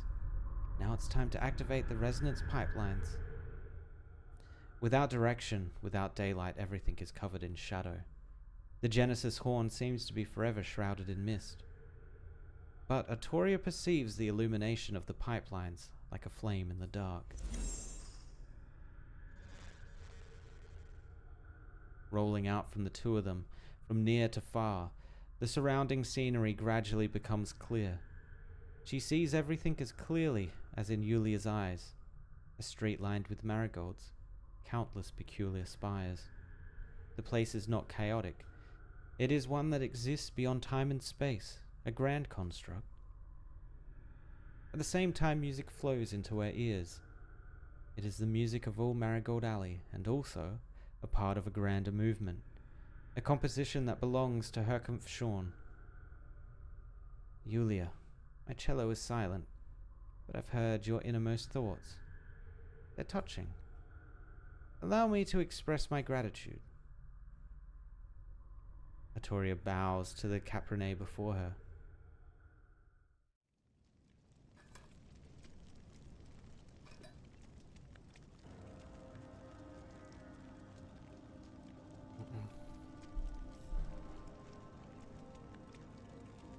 What is this? Oh, she's like in a hallway now. So, the most common soul and the most powerful are both written on the same sheet of music. The eerie winged sculptures prostrate on both sides of Artoria, supporting towering stone pillars at angles defying mechanical explanation. No, the pillars are suspended in midair. A palace, solemn and majestic, befits a king. At the end of the steps, a man stands motionless with his throne.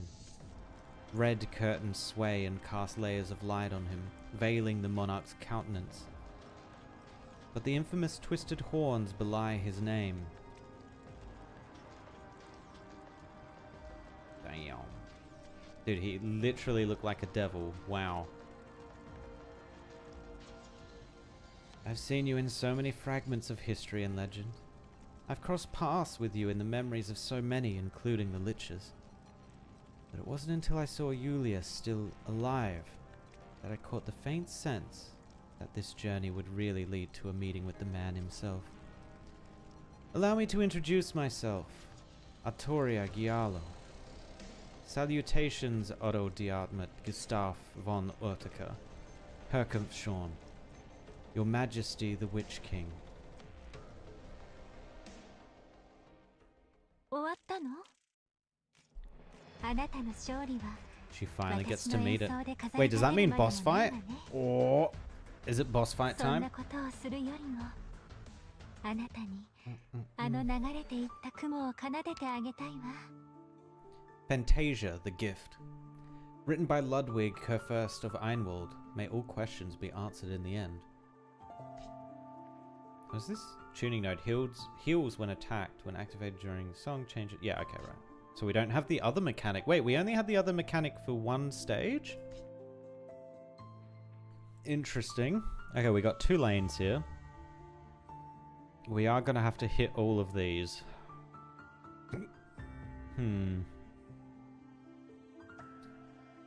Okay. That should be okay. We should be able to handle that. We can use Viviana actually here to hit them. Oh. Alright, we're sticking with this squad. Dum, dum, dum.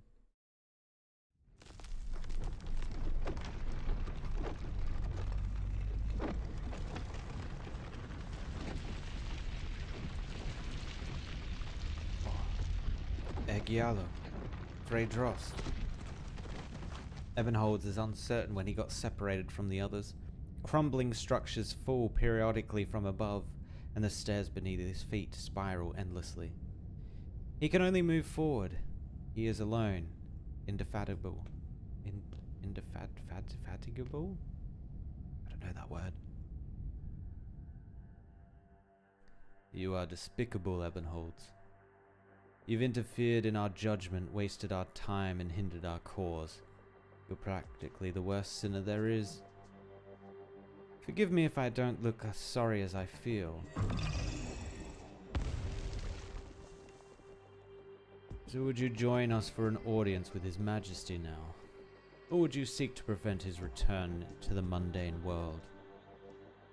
You do not have what it takes. You could not do it. That should have been clear long ago. We should have known. It's obvious.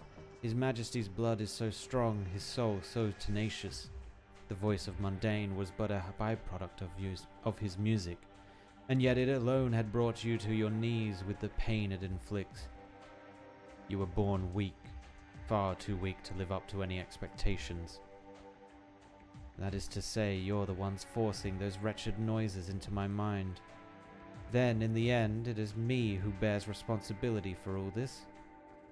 You should be thankful, Ebonholds. Should they'd known from the beginning that the voice of mundane wasn't the key to His Majesty's inheritance, would the twins have granted you the title of Graf Erdica? No, even before then, you'd have died in the cradle.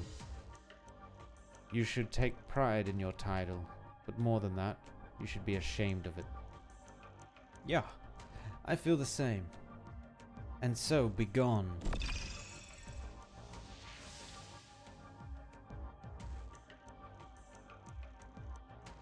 You are hateful, Ebonholds. How many died under the Witch King's tyranny? How many disappeared without a trace? Lothannion is scarred, and even 23 years later the wounds are still bleeding. Verdammt! Only for the tyrant to die silently one night, never knowing any proper justice. And you, his last remaining descendant. You were born with the mark of sin in your blood. You should atone for him. Atone for all he did to Lothannion. What right do you have to live in a comfortable life, Ebonholds, all while mocking yourself as an obvious nobody? I despise this sin-tainted blood each and every day, the same as you do. No, you have no idea the evil it has wrought. These remnants steal into Erdica again and again, encircling your spire like flies to rotting meat. My youngest son had only just joined the security forces when he found their trail. His corpse bobbed in the ravine for 3 days before they found it, all while you hid away in your spire. Do you even know the size of the Erdica domain? What crops it produces? How often the tax collector comes from the capital? What disasters the land has suffered in recent years? There is no Lenture more hateful than you, your illustrious highness.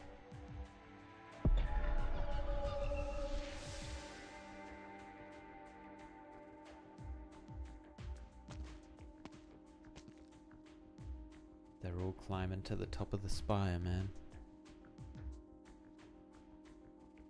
Stop. Go no further.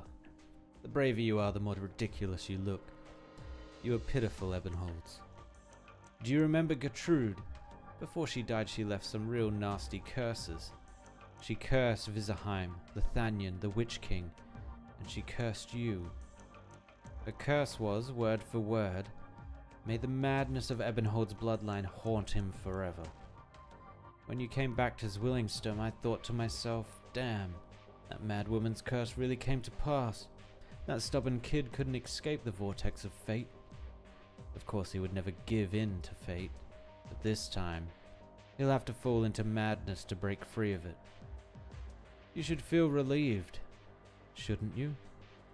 The voice of mundane has troubled you for over a decade, but even more than resisting it, you've been carefully guarding it. You were guarding a bomb, afraid that it would blow at any moment, afraid that the wrong people could use it to hurt the innocent.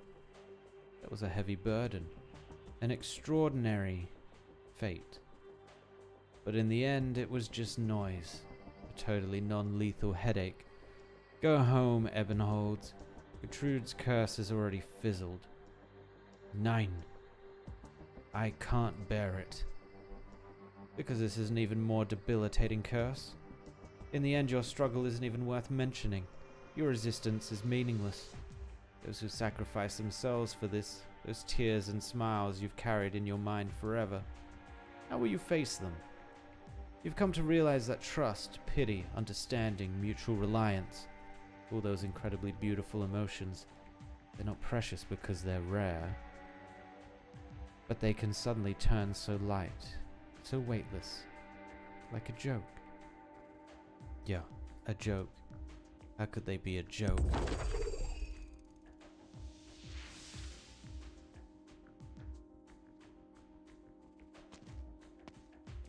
He continues on.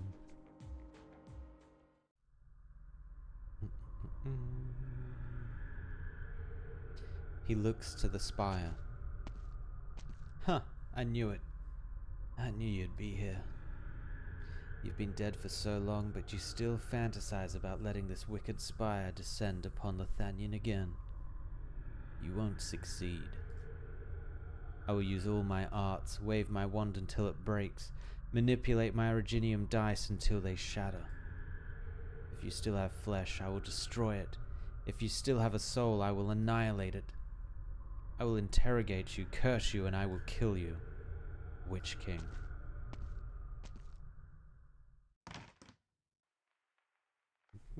Okay. Oh, CG.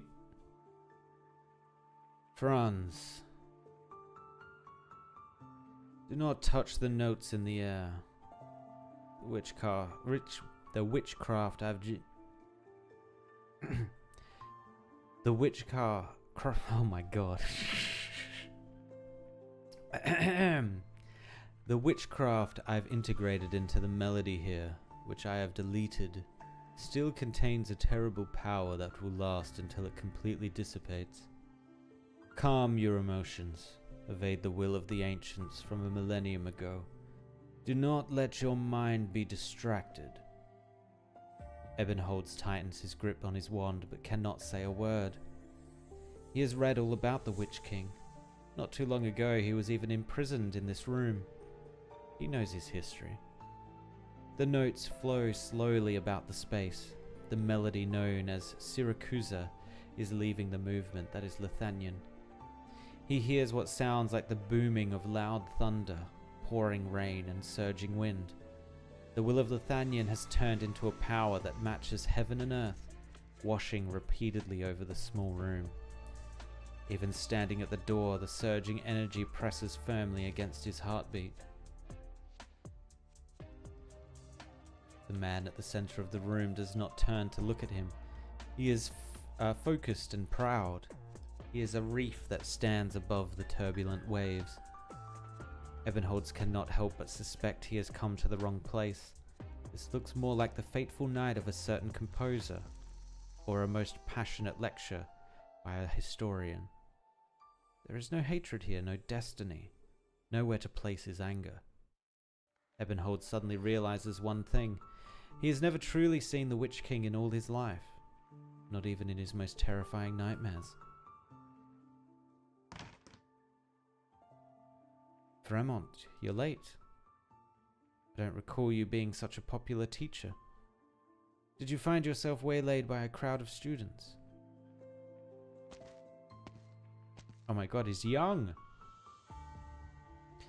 First, if a teacher's temperament makes you hesitate in the face of knowledge, that means nothing more than that these youths claiming to be Lothanien's finest are in fact fit only to tend to the ivy that climbs her spires.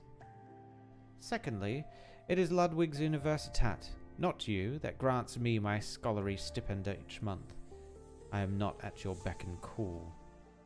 Or should I not talk back to His Majesty the Great Herkenfshorn like this?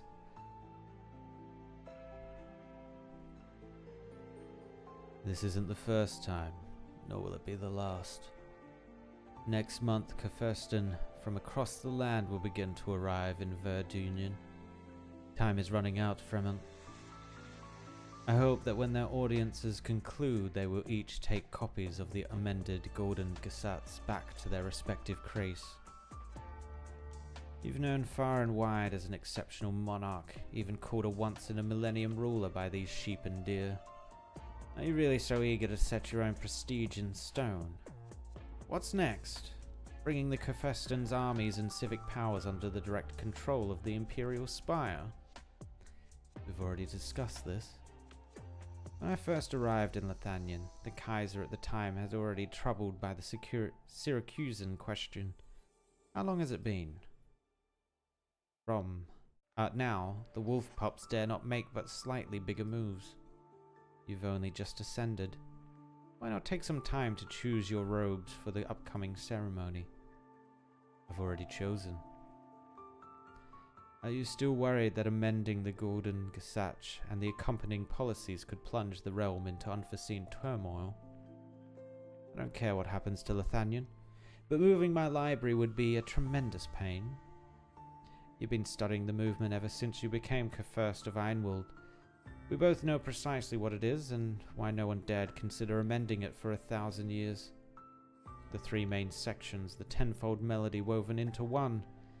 It's a truly superior piece of witchcraft, created by the arts masters of a prior millennium.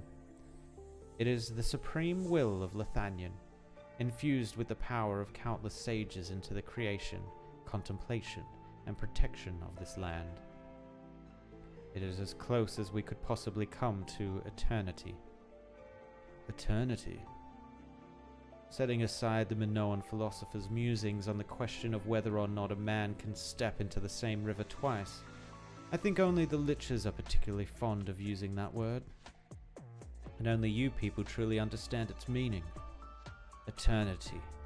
The immutable. The immovable.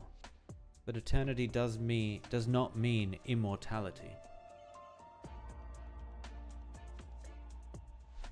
Indeed, the sages who crafted the movement 1,000 years ago accomplished an impossible feat. That is when this land came to be known as Lithanian. But it's more than just the name of a country. The idea of Lithanian is what allows the people here to both prosper and suffer together, engraving elegance, harmony, morality, and beauty into every breath we take. They of a millennium ago crafted a superior vision of the country, making Lithanian into a truth of the land. But all truths eventually decay, and our current friction with the Syracusa is the greatest proof of that. But I will bring a better future to Lithanian. The new Lithanian ruler produces the movement and looks at the lich. Eternity, immortality. Her Comption's voice is not heavy, but Fremont hears these heavy words shatter and reassemble between his lips and teeth. How arrogant of you. How very Herkampshorn. But how can you ensure that Lithanian, under your rule, won't face even greater crisis? That the future you're bringing will be truly immortal? There is no more composition that can be written, no arts that can be surpassed, no will that can be overcome, no unknown that can't be conquered. Immortality lies in renewal. To this day, both the ocean and the sky remain shrouded in the fog of cognition, and this continent is the limit of what Terrans can know and perceive.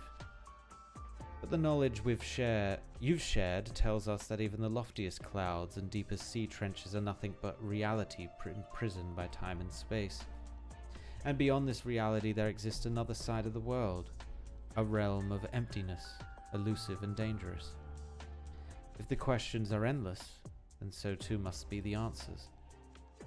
The Graf Spire in Urtica is too small, so I built the Genesis Spire in Vendunian. It is already the tallest in Lithanian, but not necessarily across all lands. But I will never stop. That is the difference between myself and sages past. That is immortality, Fremont. I hope that when you build a new spire, you'll make a few extra rooms, so you won't need to use my own secret chamber just to modify a piece of music. I will. Now then, let us begin. I'll go activate all the resonance capture devices. It will all be clearer once we dismantle the melody later. Her Comfshorn sits firmly on the chair in the center of the room, unfolding the movement. Fremont nudges aside priceless ancient tomes to make room for the witchcraft matrices. By the way, Fremont, what is it you call the other side of the world? The beginning and the end of all threads. A petty name. Their phylactery grants liches an almost unique ability among the races. Concealing that phylactery means a life that will not end.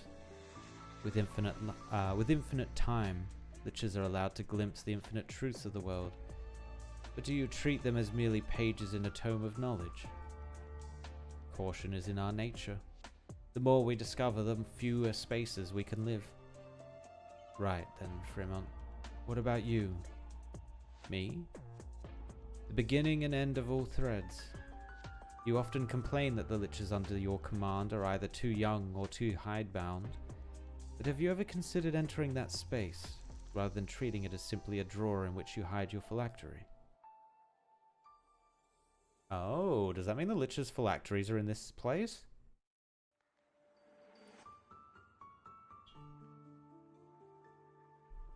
A terrible chill sweeps over Fremont. A faint but dazzling light blooms atop Herkamshorn's scepter. He has already begun to play the Gordon Gesatz. Fremont's hands have not stopped either. Lich and Caprone, king of the royal court, and Kaiser of the Lithanian, they have always moved in tacit agreement. Even in the tensest moments, the two could insert discussions on various topics. Philosophy, music, and sometimes even the climate and cuisine of Lithanian. Herkamshorn had raised the matter so naturally, the true secret threatening the morality or the mortality of the liches. If he used his exile to his fullest extent, the life threads could dissolve all of these notes in an instant, annihilating the defenseless man before him. Oh. No one else knew the Lithanian Kaiser had come here. He would have enough time to tell the Lich Court to flee the country. But Herkamshorn had raised it so naturally, casually bringing up the secret that had remained hidden all those long years. Huh! After a long while, Fremont burst into hearty laughter. Wonderful. As it happens, I've also encountered some bottlenecks in my study of that space. If you're really interested, Herkamshorn, I could lend you my phylactery. That's enough. Oh no, that's enough, Herkamshorn. Don't you find the nostalgia nauseating? It's enough to make me want to vomit last night's leftovers. Besides, I'm running out of time.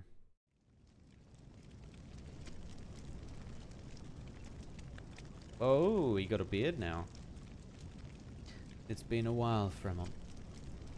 I'm sure you remember what you've borrowed. The time has come to return it.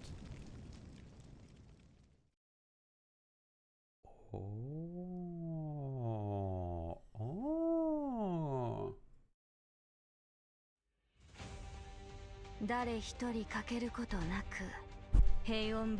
Alright, actually, let's see which way they go first.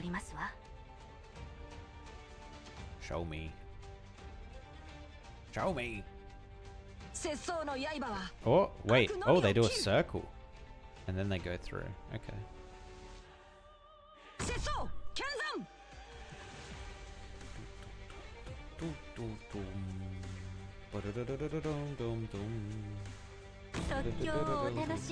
Oh no, she's getting attacked there. No!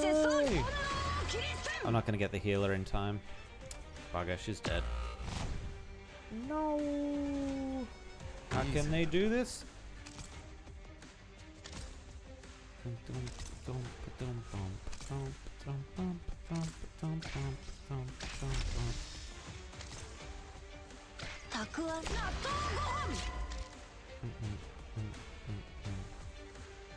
I wonder if this hits me here. I think it does. Yeah, it will.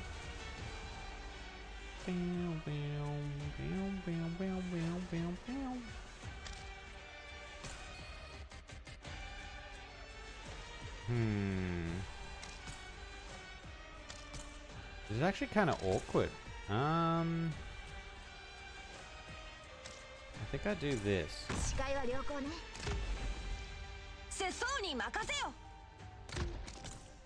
And then to deal with these ones down here, I guess I could do this. Yeah, that works.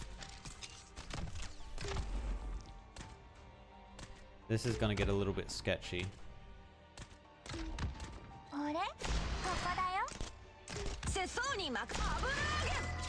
We need Gavio.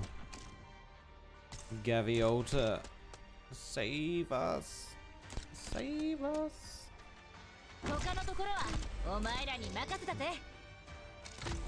Oh, that only took like one hit. Interesting.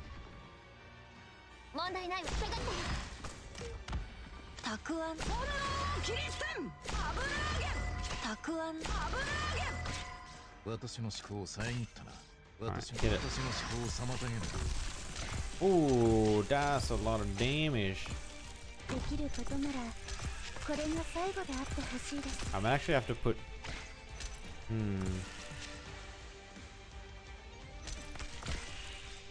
Yeah, that'll work. Ah, the damage!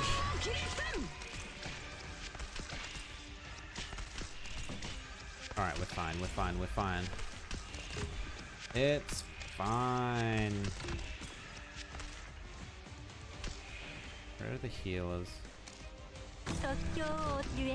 Ah, he's attacking this. What does that do? Stop! Stop! Not allowed.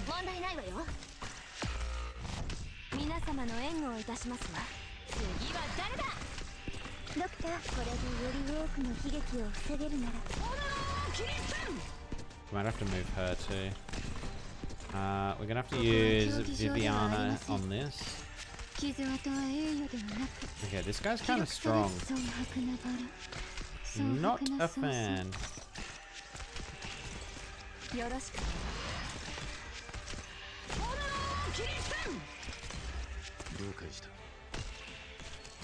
How do we get this one?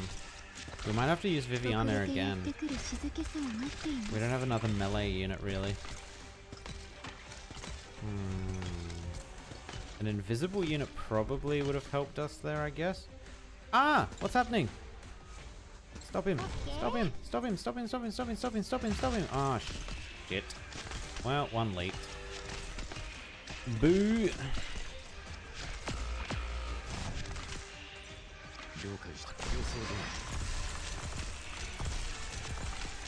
How did that deal so much damage?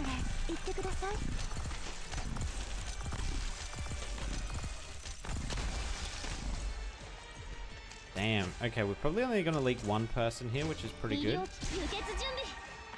Oh my god. She buffed Viviana. Literally the worst one.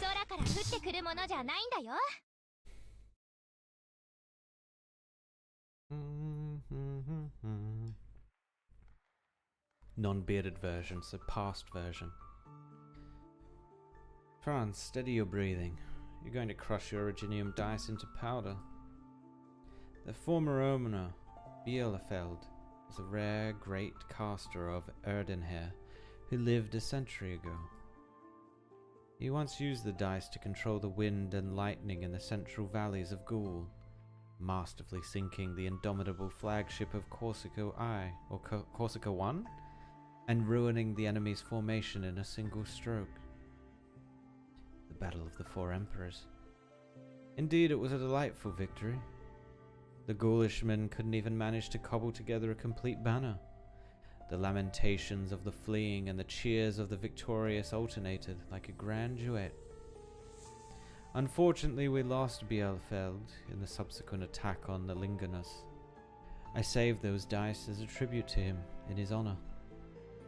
If the will of a caster wavers like the grass in winter, how could he ever hope to control the wind and lightning? Ebenholz remained silent. The Witch King's tone is calm, even gentle. It was a feeling not unlike he had discovered a child who'd stolen an old item from his home, stopped him, and explained the item's provenance after the necessary scolding. How long have you been gone, Franz? Gone. The weakening golden melody seeks an exit from the secret chamber, with Ebonholds and the Witch King standing outside the door. Before them lies a steep, dark red staircase.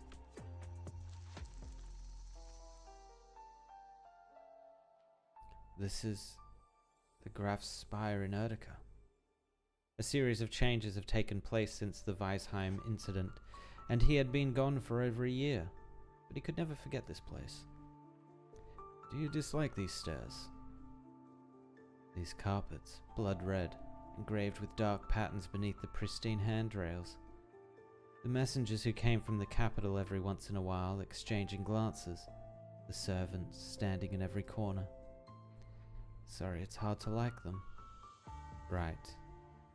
When I was your age, I would wake up in the middle of the night and take these stairs to wake up my tutor.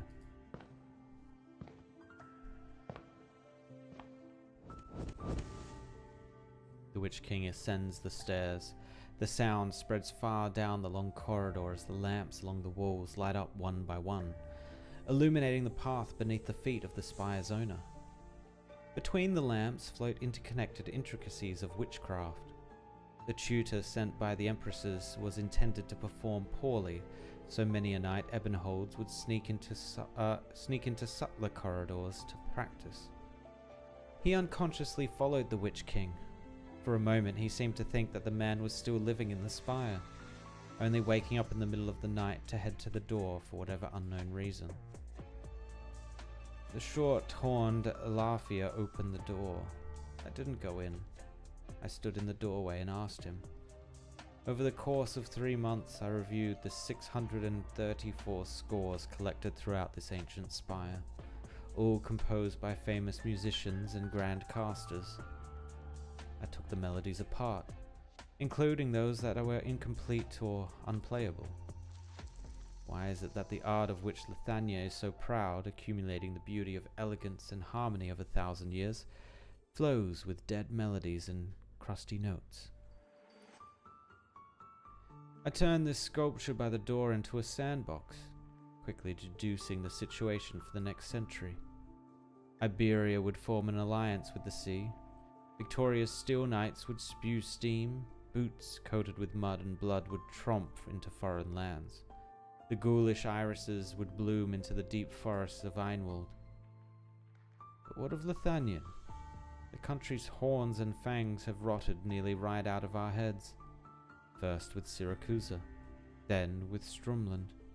Moss and vermin infest every nook and cranny of the spires. Why do you turn a blind eye to all of this? 9. Why do you not know of it?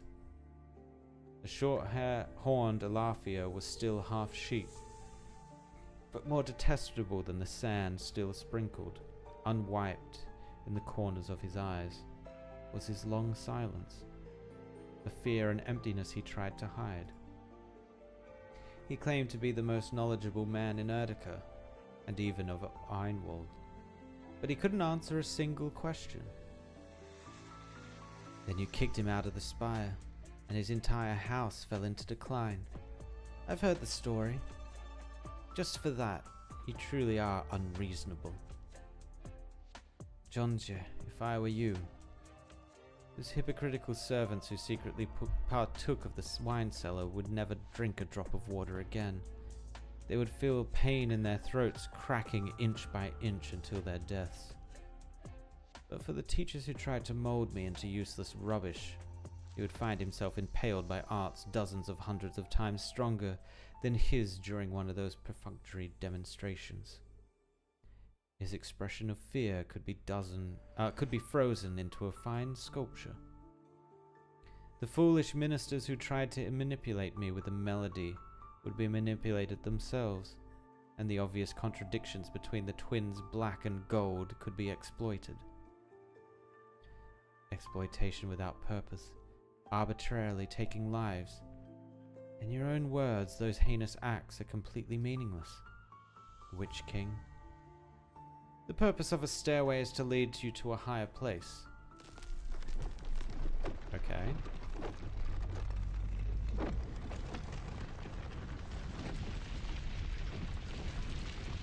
I despise these stairs as well. but because they are too short. Graf Erdika's spire is so small with such a narrow view. Franz, you see this spire as a cage, so how will you break free of it? How will you defeat your enemies? Who are your enemies?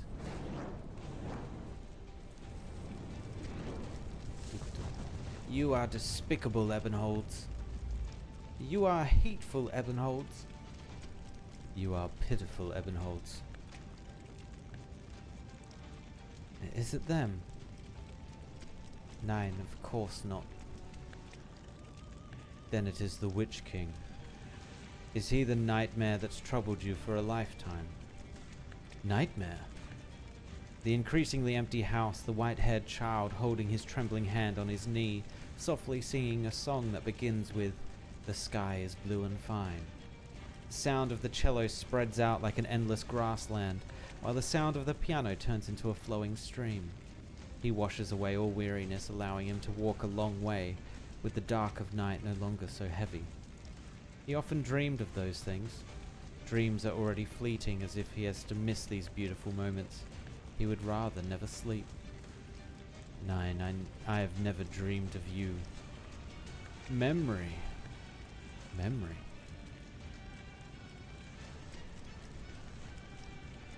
Fell des Hexenturms, Triumph der Goldman, Vorspiel des Zwillingstürme.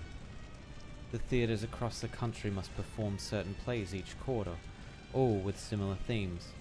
With Erdika being the old tyrant's homeland, such plays were put on twice as often. And as Graf of Erdika, he was required to attend all of them. How many times did he sit in the audience, watching the Witch King perish during a duet of justice, shortly before leading a standing ovation?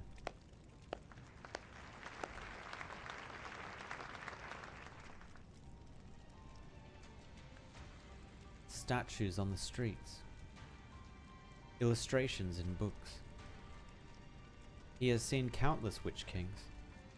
Without exception, a mysterious light surrounded their twisted horns, and even their voices had a strange tremor, as sinister effects were added to them.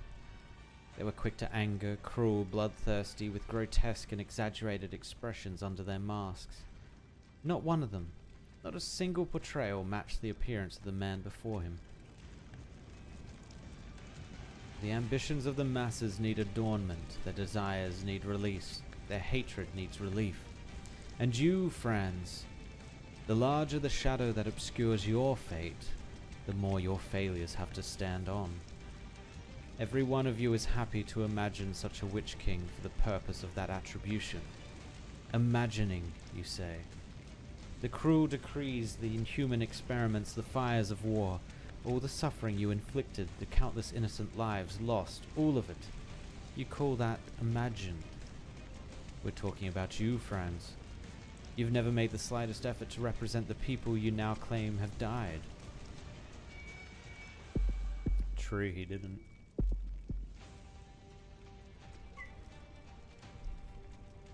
A sudden headache washes over him. Much like the nights, he was haunted by the voice of the mundane. On those nights, he could only grip his flute desperately. He felt as though he was dying, so he would exert all his strength to curse the man before him until his surroundings became clear. But the voice of mundane is long gone, so why does the pain still flow?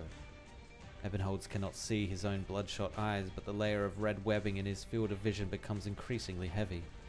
Pain stirs all memories, tearing through all emotion, as if trying to draw everything out of his head to transform into something tangible.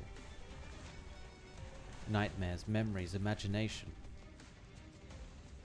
Look back on your rather short life.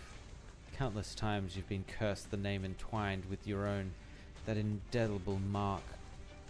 Could it all have been nothing more than facing the void, looking into the mirror?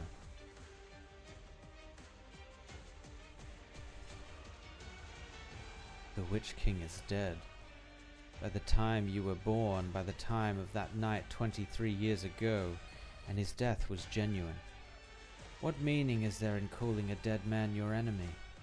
The terrifying experiments of your childhood, the pain that's lingered throughout your life, the cold eyes and mockery of so-called representatives and servants, the criticisms and accusations of others. Do you still dwell on these things? 9.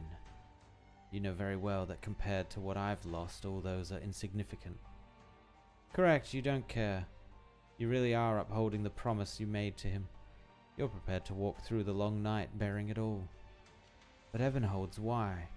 After all this time, are you still in such pain? Accepting a punishment is not the same thing as finding redemption. Why can't you forgive yourself? The man who has always been protected to the very last. Why can't you let go of the sacrifices they made for you? Why do you continue to indulge in self-flagellation, unable to move forward? Flagellation, probably, yeah. Because there might yet be even more precious commitments, even greater sacrifices, even deeper regrets, and even longer suffering ahead. You can't help but doubt. You can't help but fear. So then, Ebenholds, who is your enemy? But Ebenholds, if you don't move towards the light, you can never walk out of that night. And the night itself is meaningless. The night itself is meaningless. He is his own enemy. Ah. Sehr gut, Franks. You have defeated your enemies and broken free of the spire that was your prison. The Witch King waves his hand, and the golden melody, as if finally released, flows toward the door like so many harmless fireflies, quietly drifting in the river of history. They pass by Ebenholds, brushing against his clothes and hair with a touch ever so gentle. Ebenholds suddenly feels a baffling sensation, as if the Witch King had patted him on the head. Ebenholds cannot control himself. He bursts into laughter. So after all my tremendous efforts to storm Genesis Horn, I end up winning the praise of His Majesty the Witch King. He laughs at the image of himself, at his own embarrassment. He laughs at the past 19 years, realizing he has never laughed this heartily. Even if thunderous rage were to punish him for his lapse at the very next second, and headaches were to hit him back into the abyss, or even if he were to shatter into pieces, he wants to keep laughing. But nothing happens.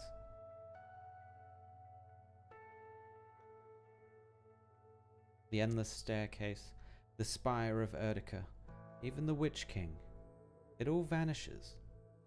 Nothing remains but an empty throne.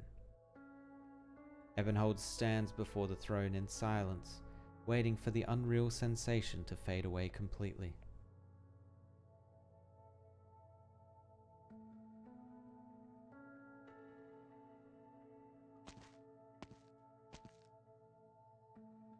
You've been watching long enough, Sancta. In his laughter I felt a sense of melancholy and liberation. The character at the center of this drama finally confronts all that he's been through, whether scripted or in life. If he finds a new goal, he carries on steadfast. What about you? You were the first to enter my pavilion even before Fremont. The pavilion, my palace. Thanks to Yulia, I got a glimpse of what it looks like. It reproduces all that Lithanian has ever taken pride in. The spires that join the millennia, the knowledge, art, and power accumulated over generations, undiminished by time. There is nothing else like it, an immense project beyond human capability. In fact, I speculated on it even before. The soldier, the painter, the scholar, the tuner. I've met each of these who personally witnessed De Todd des Hexenkonigs. That night made the deepest impression on our lives, on their lives. They were entangled by it, trapped in the contradictions of their times and themselves. Through them, I reconstructed the last melody you left in the mortal plane. Hoarse and cacophonous, impossible to interpret through conventional music theory.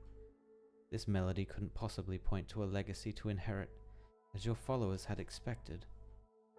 It was never meant for the mortal plane.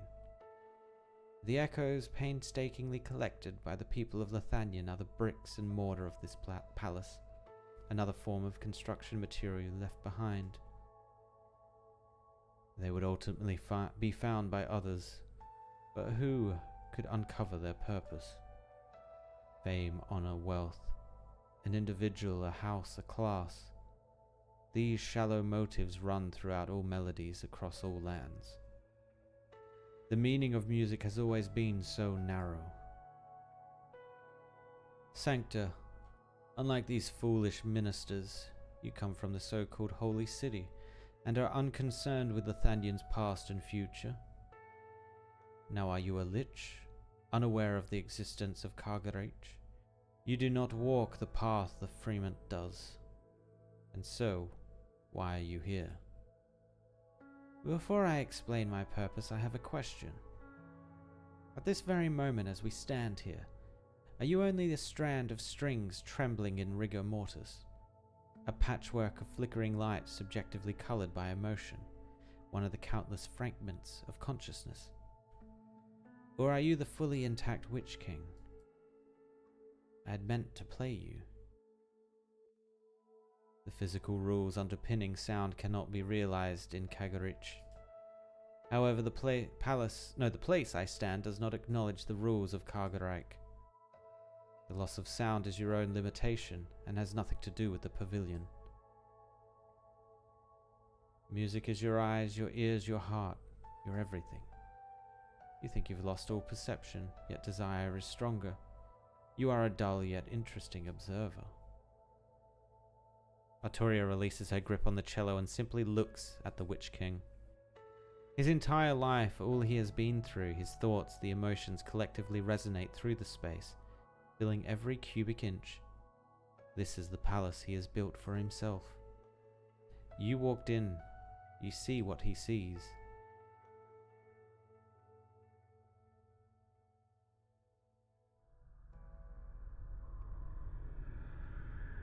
Artoria sees what she had read in the old Lich's memories, the blackness.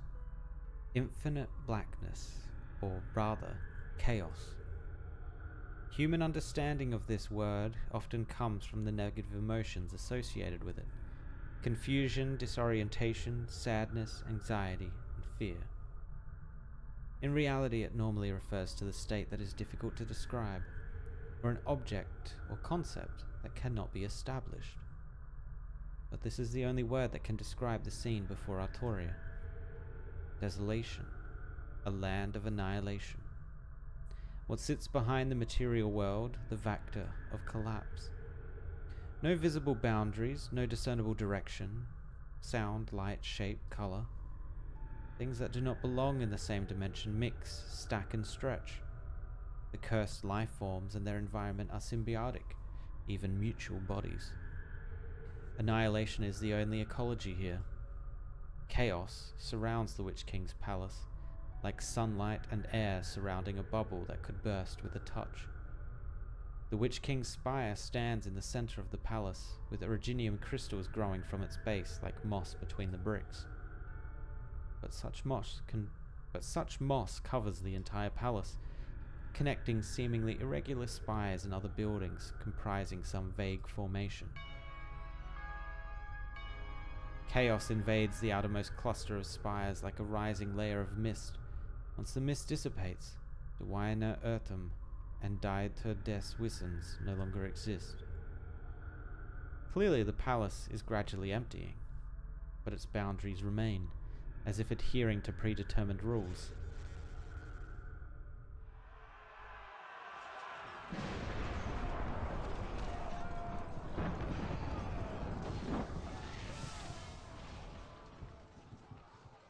My casters, my musicians, do not resist the storm of lightning and dust. In years past they destroyed the ghoulish fleets, and now they will push back this chaos. Celestial phenomena and calamities join the symphony, as Originium shapes new connections for you. Your bodies, your consciousnesses, will become a part of the instrument's strings and troop formations. Fill the gaps, reform the lines. Kargarach is beyond comprehension. Demons cannot be captured. Incompetence is nothing but cowardice. Return all intelligence to the spire for analysis. Confront it, comprehend it, conquer it, in the name of Lithanion. Vibrate the strings of our lives until they break. The King of Casters stands proudly on his throne, with all the spires at his command. This founding of a nation occurs simultaneously with the push and pull of war, as it did in Lithanian history. Amid the unending chaos, the Witch King is the only comprehensible order.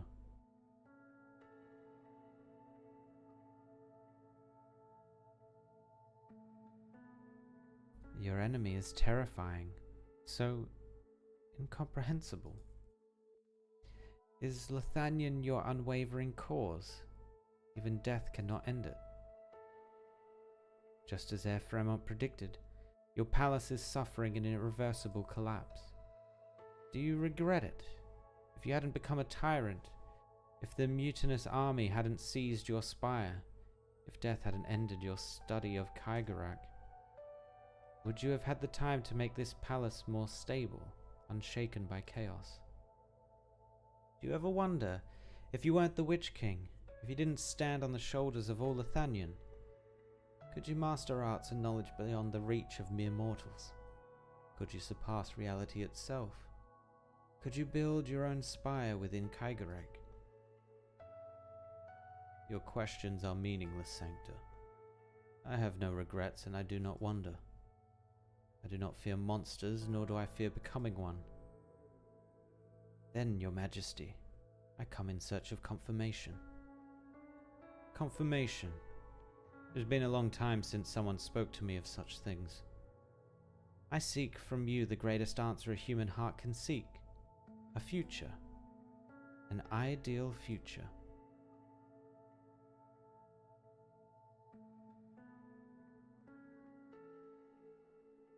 Why are you standing there like a fool? Was the blow too hard? Do you have brain damage? What's your excuse? Oh, what a comeback. A rude little goat you are. You saw him too. Did you win? Win? In this ruined place I could fight that man innumerable times, debate him for innumerable years. But how could I win a debate with an echo? How could I kill a dead man? Then we might as well leave. Leave? You really want to turn and walk away? After everything you've suffered on your journey, even as you stand right before the throne. I'm here, I've seen it. The throne is empty. But the spire is still here. This strange, distorted, dangerous space, it still hangs over the heads of countless people. You're the most powerful lich. Tell me, what should I do? How can we once again topple the Genesis Spire? There is only one way. The same way it was done 23 years ago.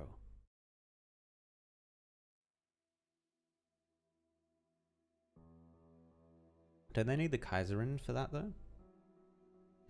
What a beautiful sunset. Lieselot, why are you hiding here again? I'd rather not stay with the envoys of the Kfirsten. They speak so crudely of post-war matters right in front of us, as if we're already dead. Herr Fremont says the odds of us surviving the battle are less than 1 in 10.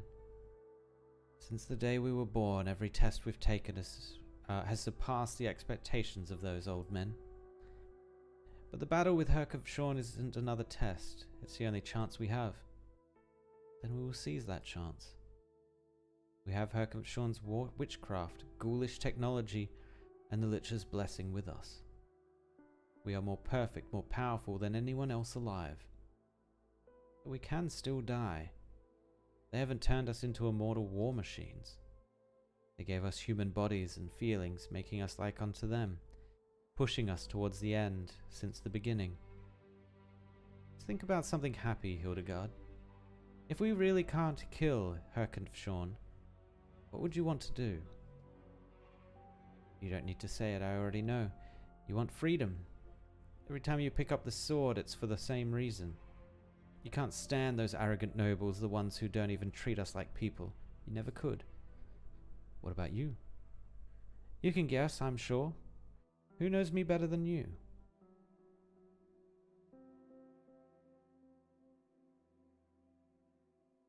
The sun is about to set. Soon all the clouds will fade away with the last thread of golden light. We need to destroy the Genesis Horn quickly. Are you giving up? You conspired with the Lich to use it to obtain Hercupshorn's ultimate power, right? That power, getting it under control would mean granting Lithanian her sharpest sword. But Fremont and I have tried so many different methods to force our way into that space. It's really something. The one who finally managed to open the way was an outsider. Whatever her motives, she has given us a chance. I will not allow an unknown threat to continue looming over Lithanian. Of course, I would rather it descend more safely and discreetly, but at least we can end it now. If you've made up your mind, the Liches will show you the throne of the Witch King. Young Lich, you've been here all along. Don't misunderstand me, Lithanian's eternal grace. I am but a lowly messenger. Kill me, you will gain nothing but a thread scattered in the wind.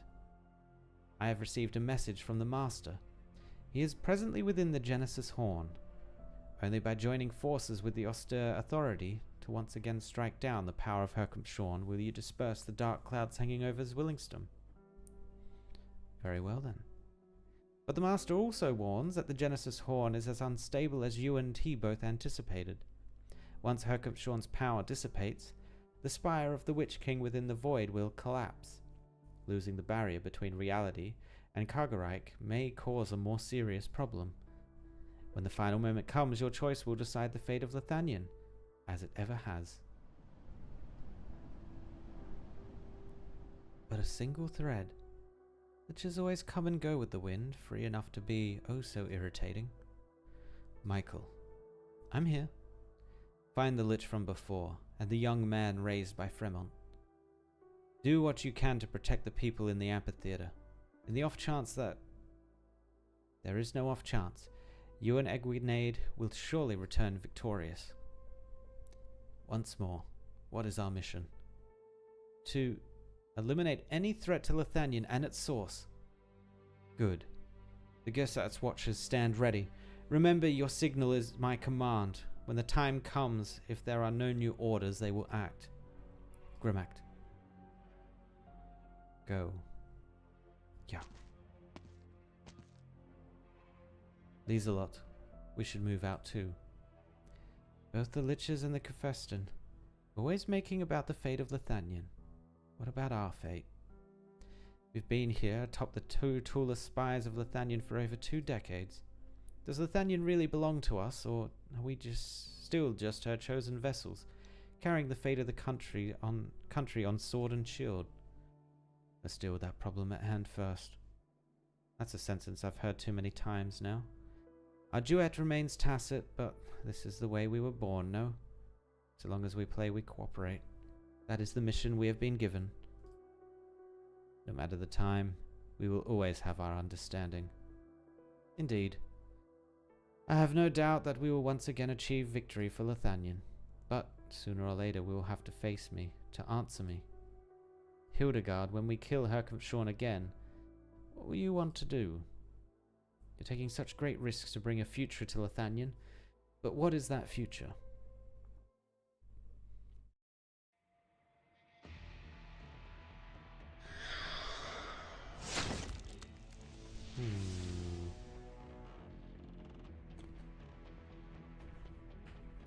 It's getting louder. You can't kill the echoes, they died a long time ago, and they're emerging from another space. The twins are ready to enter the Genesis Horn. The spatial turbulence will be more intense there. We need to use those strings to hold the horn, but who knows how long we can drag it. Go. This is something only a Lich can do. As for me, I must cover the old man in Ebonhold's retreat. Only by blocking these dark things can the people be safe. That's the only way those who've entered the Genesis Horn can return safely. Do you need me to stitch up your wounds for you? 9. The pain keeps me awake. I nearly forgot. Right, that's what allows you to move undisturbed by the notes. Unlike the other Lithanians in the amphitheater, who've mostly succumbed to the altered tune of the Golden Gersatz. It's a good thing too. If they'd heard the sounds of the remnants emanating from the land of the dead, they'd lose their minds. The Gesetz Watcher and the Twin Emperors are doing what they can to weave melodies and defend the people's sanity. Once the Kaiserin stop playing and enter the Genesis Horn, only the Gesetz Watcher will be left. Their arts are very strong, but arts are arts. How can they resist the chaos of the void? The same goes for you, Lessing. Both your body and your will are being consumed. Your blood will run dry soon. Are you saying that I'm not an immortal lich? So what if you were? It is precisely because we're liches that we understand the absolute nature of chaos. It's like unto boundless knowledge. Then, what should we do? Admit our insignificance and helplessness? Do nothing and wait for a greater power to crush us? Wait for your chaos to devour us? I won't. I'd rather take my life into my own hands and listen to the sound of the last drop of blood falling from my wounds as I collapse. Stubborn. I still remember all those years ago when the Master rescued you from the Gendarmerie. We all thought you were minutes from death. You were so small, so thin, so fragile. Like you would shatter if touched by a strand of thread. But you survived, covered in scars, with a temperament more and more like the Master. Denker. It was you who helped me survive, just like the liches have helped Lithanian for so many years. The twins are moving. I should find the other liches. Lessing, my unorthodox little brother. I listen to your voice on the wind. I just hope what I find with my threads won't be your dying breaths.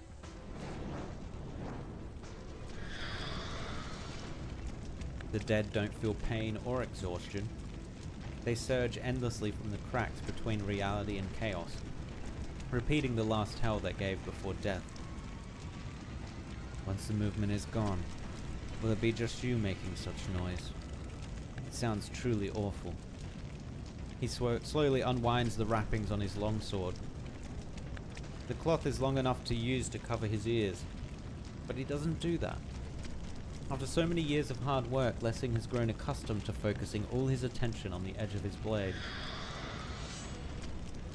The theme of Lithanian will be written by each and every one of us. And before that is just a battle. Victory or defeat, life or death, none of it bears consideration.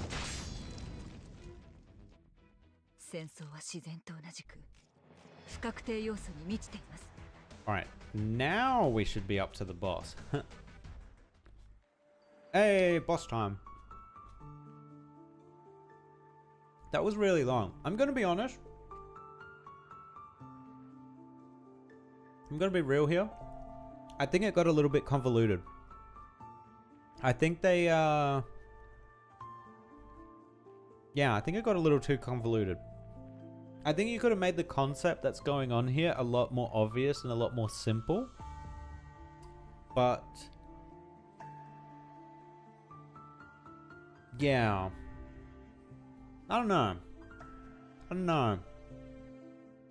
There's more simple stories like you had with the Syracusan arc, like you had with the Lone Trail arc as well.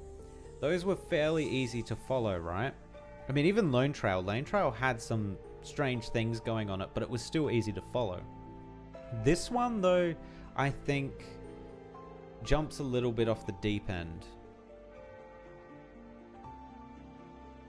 Yeah, I think it's a little bit too wishy-washy with its explanation for things and what's going on and what's happening. Like, I know the core of what's going on, but the conversations people are having are a little bit weird.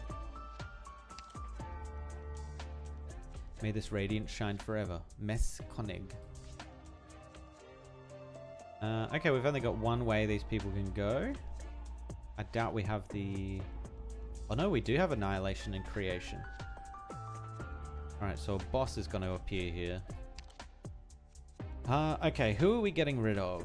Let's get rid of Warfarin and bring in our big healer, Shining. Let's get rid of Shantella and bring in...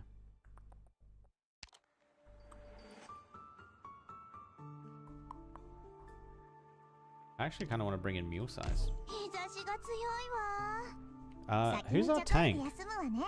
Oh, have we not been running a tank? Hmm. Let's switch out.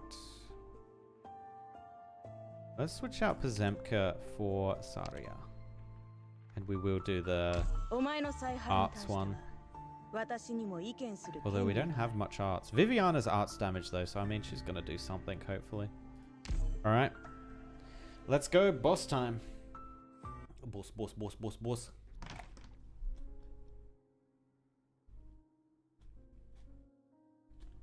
Oh yeah. How is this gonna conclude for Viviana? Honestly, I think Viviana's story is probably the most interesting part of this. Whew, you scared me. Vivian, what are you hiding under the covers for? Are you writing a letter? Shh, Tante Cora's about to come. She'll be angry if she sees me awake this late. Who are you writing to? Vardy? I pestered Tante Cora for 2 weeks before she finally agreed to sneak me out to a poetry recital at Lugwid's Universitat, and I want to tell Vardy all about it. I was going to write it tomorrow, but I'm afraid I'll be too late by the time we get back. Not that I have any way to send them. I'll just store them somewhere safe, along with all my night novels. But why? Since I decided not to eat candy anymore, I have to put away those childish fantasies too. But didn't you always want to be like those knights, with their shining sword spears sparkling in the sun? Didn't you want to visit that radiant, glowing country? They're too far. It's all just too far away. No wonder she idolizes Nell, man. That makes so much sense. Mooty's not here anymore, and Vardy is by himself. I'm on my own too. I don't want to be too far away from him. I asked Tante Cora how long it would take us to get back to Stormland from Zwillingstürme. The fastest route would be only 2 days. So if Vardy needs me, I can always... But your Vardy doesn't even know you stayed behind. He'd definitely be mad if he did. But I don't regret my choice. I begged Tante Cora to help me stay here in Lothannian, instead of following her to the Grand Knight territory like he told me to. Even if I have to hide. Even if he can never know. Tante's helped me so much. My Moody has said she's super strong, super brave, and super gentle. But even so, I'm sure she needs people by her side too. She's always been by herself. I can't do much, but I can at least hold her hand. I know exactly what you mean. Viviana, I can't say you've made a bad choice. You're giving up on more things, but at the very least you'll have fewer regrets. It's Tante Cora. I think someone stopped to talk. I'll go take a look. You should get to bed.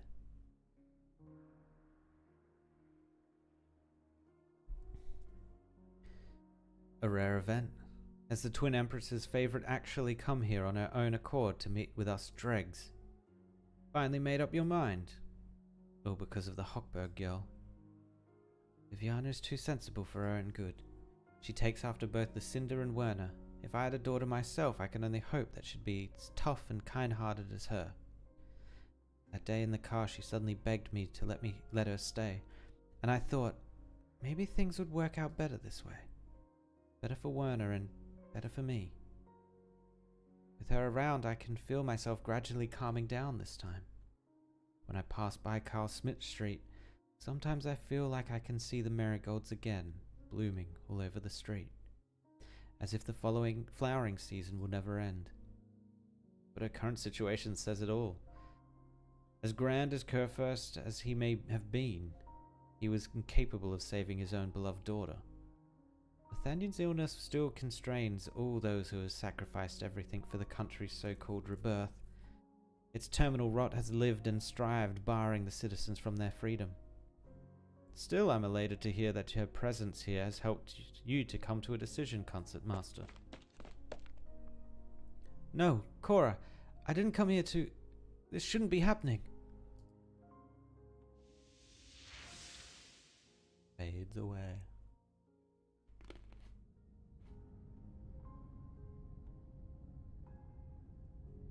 Everything before her eyes dissipates. Once again, Viviana finds herself in the spiral staircase. She had thought that an earlier solace would prevent the inevitable, so that tragedies wouldn't have to fall upon the lamentable woman behind the door. Or at the very least, that she could say her goodbyes before it was too late.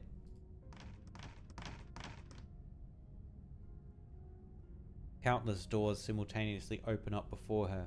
They line up in succession, meandering towards an unclear horizon. She recalls every Viviana who was behind each of the doors. She sees every candle in its firelight before each of the frames. Her parents, or perhaps she herself, make a different choice each time. Life after life, possibility after possibility.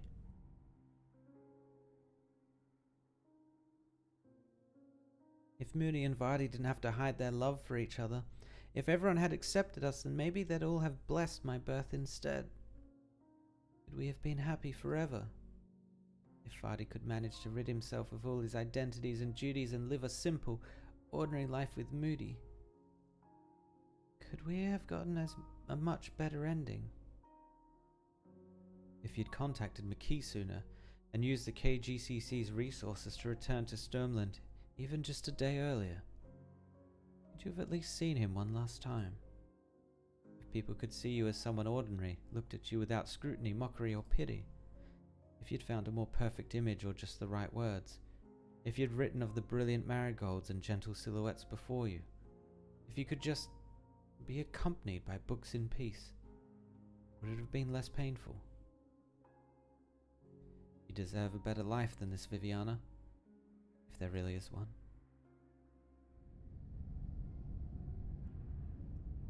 But why? Why does every last one leave me so disappointed? Viviana hears the sound of something moving.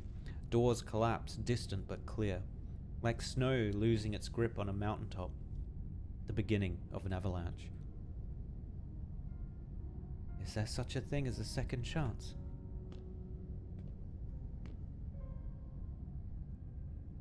She walks towards the nearest door, a new one just like every other she has walked into. Will there be a better choice behind this door? A more satisfying resolution, fewer regrets? With that in mind, she has already opened the door. Dude, she's just torturing herself, opening the doors and seeing different outcomes. The genesis, this Zwillingstürme space, is extremely unstable, Julia Skula. Your premonition was correct. I understand that you won't leave, so please stick to the resonance pipes as much as possible to keep yourself safe. What about you, Air Executor? I must find Artoria. The sooner the better. Regialo should have already met the person she wanted to. She is a dangerous individual and should come back with me to Laterano. But if she truly seeks the Witch King, then she could be in danger right now. Federica turns around and looks into the distance. Ever since Julia activated the retrofitted resonant pipes, the scenery around them has gradually cleared up, both near and far.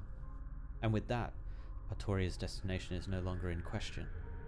At the far edge of his sight stands a gigantic black tower interwoven with scarlet and surrounded by a cluster of spires he's never seen before. Executor, before you go on our separate ways, can you tell me how Jan is doing these days? He has encountered some common growing pains. Loris bored and left him a sum of money, but judging by his own wishes, he may very well leave Lithanian and make a living in another country. That's fine too. That boy's head has always been swimming with ideas. Signora Skula, you appear to have more questions for me.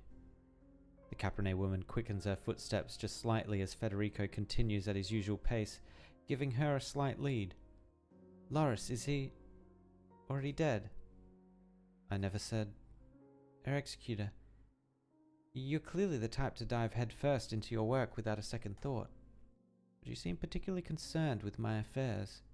You wouldn't willingly put your mission on hold like this for no reason. I've heard from Loris how Laterano's notarial hall works and... His will. Prior to Das Kaiserninnesfest, Loris Borden died in the sewers near Bodenshoff's Forest Park, while trying to prevent the Witch King's remains from inciting a revolt. His final message before death was a phone call in which he expressed his hope that someone else would take over the Julia Skula case. For 15 years he resented the city of Zwillingstürme, loathed his work at the Gendarmerie, and treated everything apart from his final battle with indifference. His sole preoccupation was your case, and as a former citizen of Laterano, his final request can be considered his last will and testament. That said, the case has now been solved, and it is no longer possible to investigate any further. But I did find a letter addressed to you in his residence. I read it only once, but I have it memorized. I can recite it to you if necessary. However, the contents are full of rather emotional expressions, such as, when I decided to get to the bottom of your case, that gross monster summoned me to his office. He slapped me in the face and said, "Don't you dare think your military successes gives you the right to pick fights with everyone. Julia, I hate Zwillingstürme. I hate that I'm unable to... Executor, Loris wasn't that sort of man." Julia interrupts Federico's recital. "The Loris I know was never the type to call himself a hero or anything like that. But he was the first soldier to set foot in the Witch King's spire. He was the only fool to join the Gendarmerie and silently protect the city despite owning a title. The only officer willing to defy the nobles to protect civilians. He knew things weren't perfect in either Laterano or Lothanien, and that many things needed changing, but someone harboring hope in their heart will never give in to despair. Never." Julia stops in her tracks and begins mumbling to herself. Federico follows suit and looks at her quivering shoulders from behind. He does not move. The young executor listens in silence, attempting to analyze the emotions in her words. "Signora Skula, you are disappointed with Loris Borden. In truth, he was only... I'm not, Herr Executor. I just feel sorry for him. I'm the reason he became like that, right? But I was actually...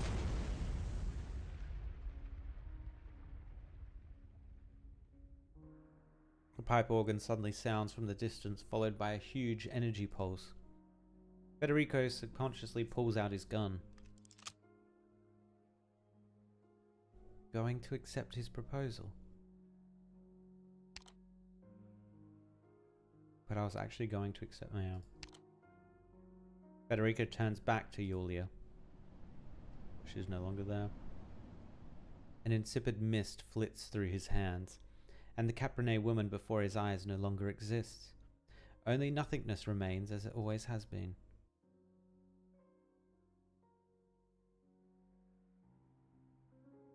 He suddenly recalls the flower from the Sanctilamninium Ambrosia. Back then, he felt that the flower could be the answer to his confusion. Now he finds himself in a similar situation, with no one in front of him. Primary difference is that he is still unable to comprehend the truth of the situation and place he is in. A place devoid of laws or solid footing, only endless dangers and unknowns. This was Julia Skula's second death. My preliminary deduction is that she was caught in a wave of abnormal energy caused by a violent impact to the Genesis horn. I will move to verify the precise cause immediately. In short, this too was an accident. An accident that has once again destroyed her life, and once again she was unable to react in time. Federico is an outstanding executor. He has been with the Notarial Hall for 7 years and carried the title of Saint for 2. He calls himself an executioner and executor, and has witnessed countless deaths. but this is the first time that he's truly sensed someone's emotions in their final moments. The boys learnt to feel. She lived in her own Zwillingstürme for an eternity, as she loved and regretted. Even death was unable to shake her belief in life. Simple, but intense.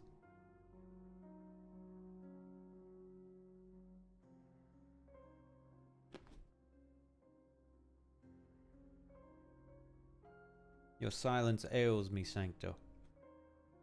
Julia, The twins created by Leopold and Fremont are currently attempting to brute force their way into my pavilion. Frail consciousness cannot withstand the resulting energy waves.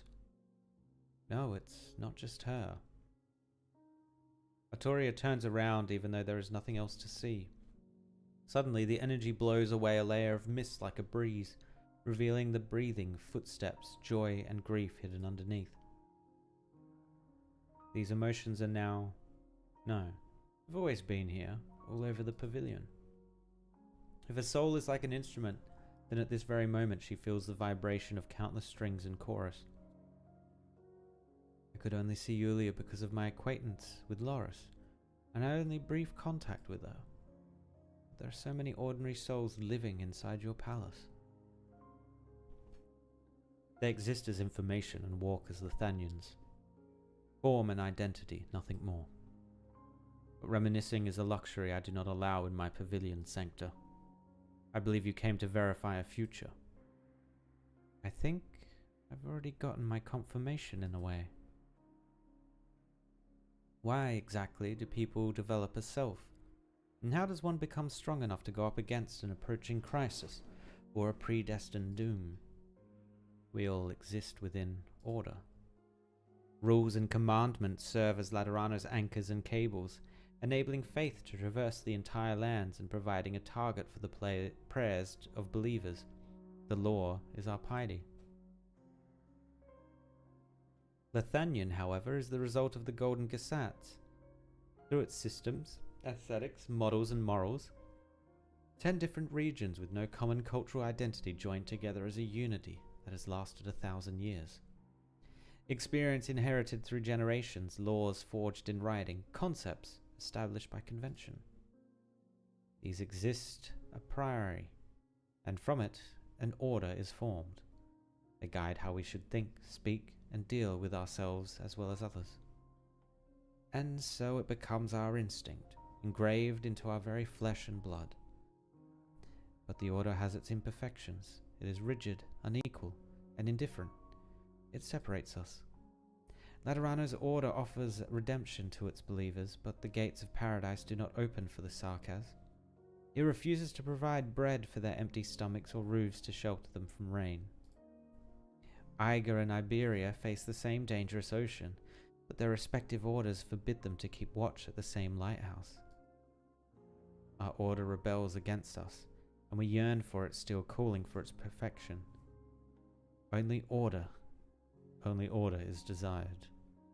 Laterano's laws hover barely above 100 words, and Lithanian's theme has long been concise. Their minds shallow, their pride false, their senses dull. They regard only the dead as eternal. By this they are timid, yet also fearless. What is your answer then, Sancta? What do you desire? Emotion. We exist in the present. A river whose running flow is our feelings, our discordant and capricious reflections of the moment we are living in. Feelings build into emotion, and emotions shape our souls. Our emotions are varied and profound. We are the love, the hatred, the appreciation, and the lament we harbor when these emotions cool upon our reflection. And through these encounters we come to understand life itself. They were the torch we wielded to repel the shadow of death long before the birth of laws, religion, politics, or science. We were born as prodigies in utilizing our emotions, and thus we are connected. Are you referring to the empathy between the Sancta? Indeed.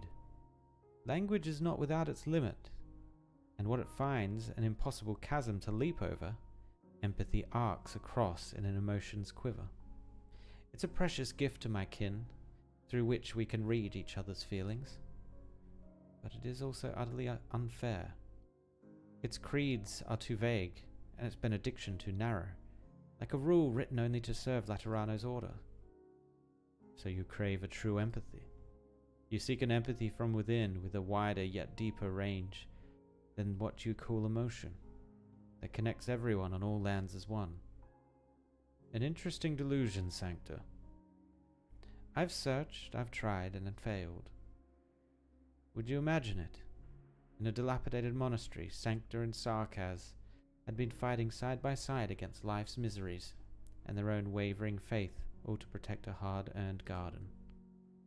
But when true disaster came knocking at our doors, we found that our kin, who had understood and accepted us for 6 decades, still harbored doubts in their hearts, fissures in their faiths. We were always strangers, nothing more. Emotions are as real as the fragility of our minds. We are good at avoiding pain, experts even, at muting ourselves on it. Conversely, this helps mask our own feebleness. As a result, people cannot feel what others feel. Tragedies will always transpire as long as this barrier remains. And you and your music endeavor to unshackle people by confronting them with their true hearts, just as one would polish an instrument on sandpaper. You attempt to strengthen their souls by guiding them through their regrets. Is this the duty you have long since imposed upon yourself to perform? Yes, Your Majesty. Because to this day, I have been seeking confirmation. I have a future in mind. Continue. In that future, everyone possesses a most powerful soul. Our strengths are unequal, unlike yours, where a tenacious soul can't be shaken by anything in this mortal realm, and even death is powerless to wipe away your struggles, pursuits, and conquests. Others are like those Cora, Yulia, or the souls in this palace. They are unconcerned with greater undertakings and simply love the lives they live, but still they dare to fight against the turbulent waves that are engulfing them. Of course, we will persist in our pursuit of happiness, but more importantly, we will no longer avoid pain or be ashamed of it. We as people should suffer, and we will suffer. Our apathy, doubt, confusion, remorse, shame, grief. These complex emotions will no longer leave scars deep in our hearts, nor will they remain untouchable beyond the realm of worlds. We will no longer shy away from self-expression, nor will we struggle to find ways to do so. We will understand how to live with ourselves, and live strong we will. Sancta, the results of your performances are often unsatisfactory. You should know that for most, emotions are inadequate guidelines, and wholly following one's heart will only lead to dire consequences. Crafty is the creator who, for each house built, has orchestrated a blizzard that brings its ruination. Yet you hope for your future to include everyone. An amusing delusion. No, Your Majesty, it must include everyone. Indeed, your existence is an exception to the laws and reasons that govern these great lands. Born from order, yet ruling over it, your incredible personality, formidable strength, boundless knowledge, adventurous spirit, and subversive insight, all condensed into an essence of one. You've glimpsed beyond the horizon of perception into the black woods of mystery, and even wield the power to traverse the unknown in your hand. But they are also the root of your madness, your downfall. These extraordinary qualities, and the nigh unattainable achievements built upon them, they say cease to exist with your demise. It's a cage trapping us all. We should not expect any individual to break it open, however powerful its soul is. Therefore, everyone needs a strong soul. They need the power to empathize. We will be able to share our knowledge, our experiences, our abilities, and insights all via our emotional bonds. Then, there would be no crisis able to undo our ties, no defeat able to wear down our rapport. There will be no truths unrevealable, no pain incomprehensible, no obstruction unsurpassable. Our power comes from our individual strengths. We would be distinctly ourselves, yet as one. And when adversity and the unknown are at the gate, they would find our sanctuary unbreakable, as our collective emotions have formed a wall of steel. Thus, I am here. If a strong soul can truly exist, strong enough to resist a predestined doom, then by no means should I ignore it, the future. Much have you witnessed and experienced, and devoted you are to the power of emotions. Why, then, did you not seek it from yourself, Sancta?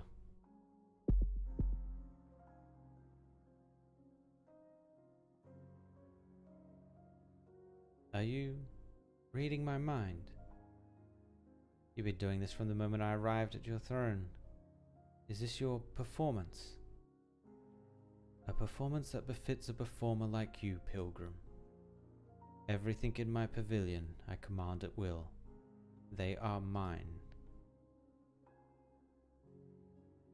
Accumulated guilt.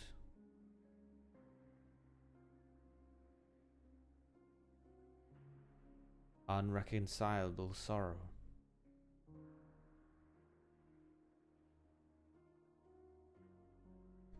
Hopeless disappointment. Powerful courage.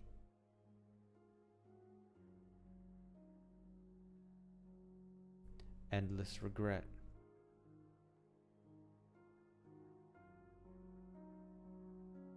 Unwavering affection.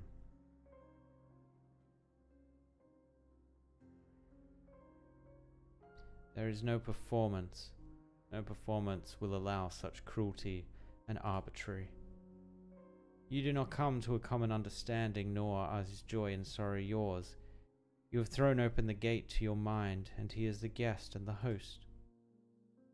Lithanian history has recorded how the Witch King reformed and rearranged his people, his orchestra and army. Disobedience is not tolerated nor possible. Sancta, if emotions had forms, by all rights, you should be the fullest individual I have ever met. But I sense in you nothing. Why? Because you use yourself as a mirror reflecting the emotions of others. And you do not see and tell, you receive. You are a receptacle whose content is overflowing with the emotions of others, with no room for your own. You feel what they feel, but at the same time feel nothing. You undo the knots of others while further tightening yours, a state that resembles only chaos. Damn. Artoria talking all this shit, man, and then gets absolutely called out. Artoria feels a pair of hands on her. They stretch into the lake bed of her consciousness and do not stop there, but stir up the mud at the bottom, arriving at the void in the very depths. Suffocation resembles a rushing river, scrubbing every nook and cranny of her consciousness as it thoroughly engulfs her within. I see. I saw your only truth.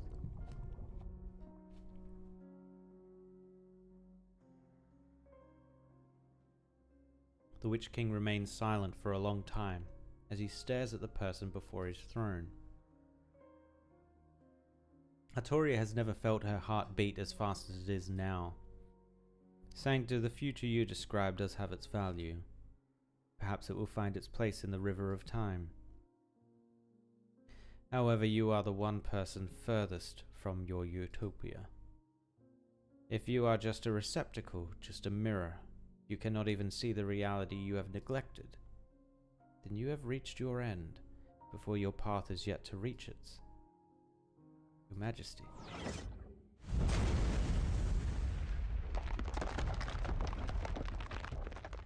Your audience is over, Sancta. Your request I will not answer. Now, bear witness to my end.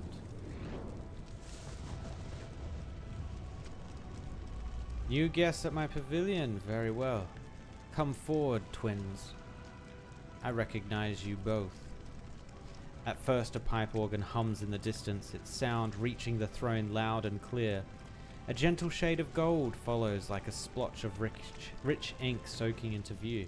The color climbs over the palace walls before melting the pavilion down.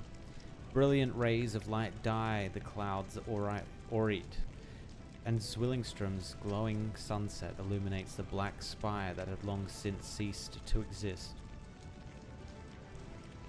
You truly are attached to that throne, Hercamshorn.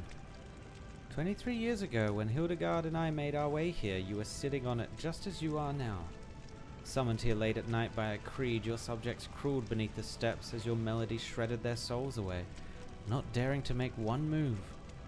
You were disinclined to even take notice of them. Judging by your attire, you have both proclaimed yourselves the Kaiserinnen of Lithanien.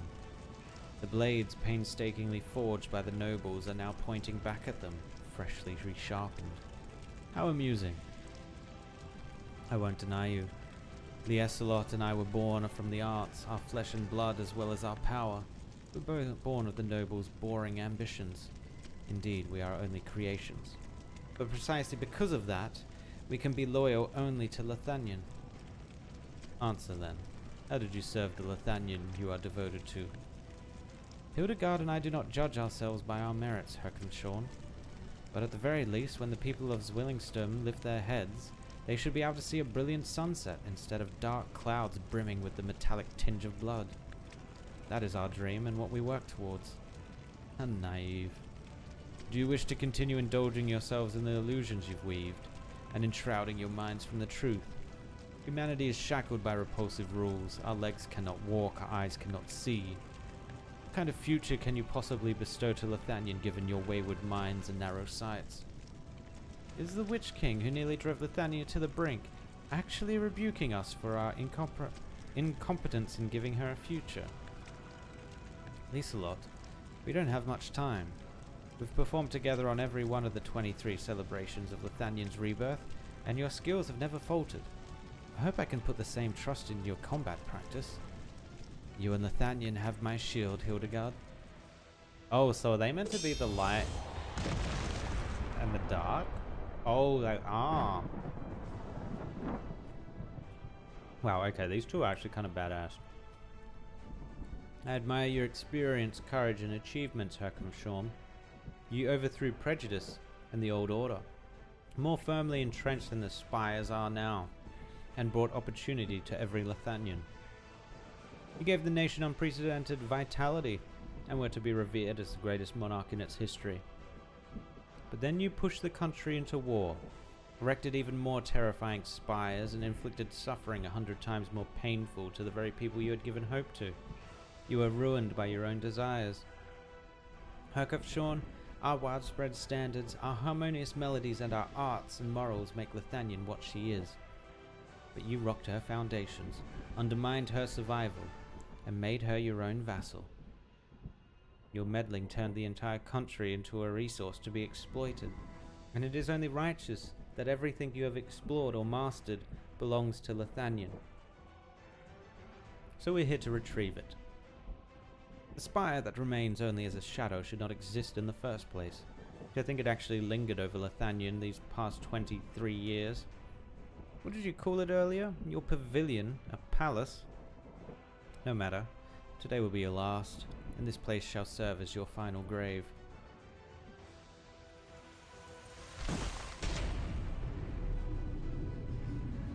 Virginium clusters surge from the thin air, first hitting Grimac's blade before fragments splash onto Egwene's shield. Black and red unite into one, a dazzling gold and intense purple. Their arts are condensed to their very limits, like unchangeable primitive blocks of color. They collide but cannot blend into each other, and only splash before the throne, seizing every inch of space. An ear-splitting rhythm accompanies the explosions of colors. Their weapons, originally instruments, perform two movements in two completely different styles at the same time and place. Brass, woodwinds, strings, percussion, keyboards, and even bell trees, as well as death whistles. Damn. The rusty reeds beneath Sargon's golden sands, the flame-wreathed amber under the sludge of the black flow, the rootless flowers buried deep in the frost-bound soil of Sami, and the boundless chaos itself in this Kargarite. The cosmos coexists with its voice within the Witch King's melody. Notes are woven, conducted, and played by his hands. Notes to sing a melody of the Witch King, notes to sing a melody for the Witch King. This mortal realm will never again know a symphony this clamorous, harsh and illogical, yet also spectacular, majestic and striking. Arknights and Grimac's duet is so simple in comparison. The notes gently rise and sharply fall, with the dignified and imposing pipe organ resembling a castle encircled by mountains, while the ethereal violin is like a waterfall pouring by the citadel. The sound of water splashing onto rock is still clearly audible in the room furthest from the waterfall, but even in the closest, it does not sound so noisy. The two act like one, their movements are harmonious as if they had never split. The symphonies sing a war song. 2 generations of Lithanian Kaisers fight before the throne. The entire pavilion both their sand table in military formation. History bends and rewinds at this moment. Gaul's flagship crosses the river valley under Corsica's one's lead, soldiers bumping shoulders as they form a thick cloud and tear apart Sturmland's iron curtain like a defense line. And then Hercupshorn's silhouette introduces its reign at the pinnacle. He stands atop the spire, heaven and earth at his back and cool. The elements, thunderbolts and sandstorms are all at his disposal to swallow everything. Under the omnipresent dust clouds of blood, Arknights and Grimac's movements are unremarkable. They sneak into Verdunian under the cover of night and with a feint from the Kurfürsten's coalition army and make a beeline for the spire. Oh, so this is the raid on the spire? The spire opens its doors, welcoming its visitors. The unsuspecting spire casters rush into formation and one by one turn into the red leaves of late autumn. Shield and sword shatter the Genesis spire, just like that night 23 years ago.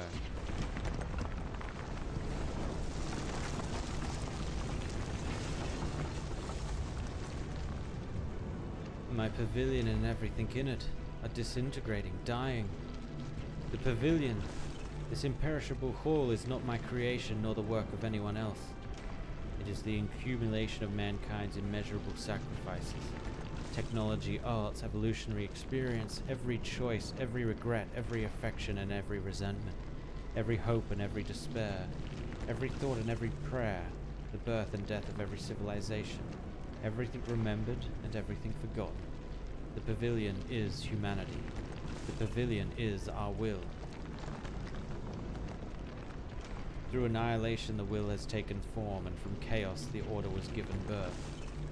A will true to reveal the origin, a will formed to conquer the source.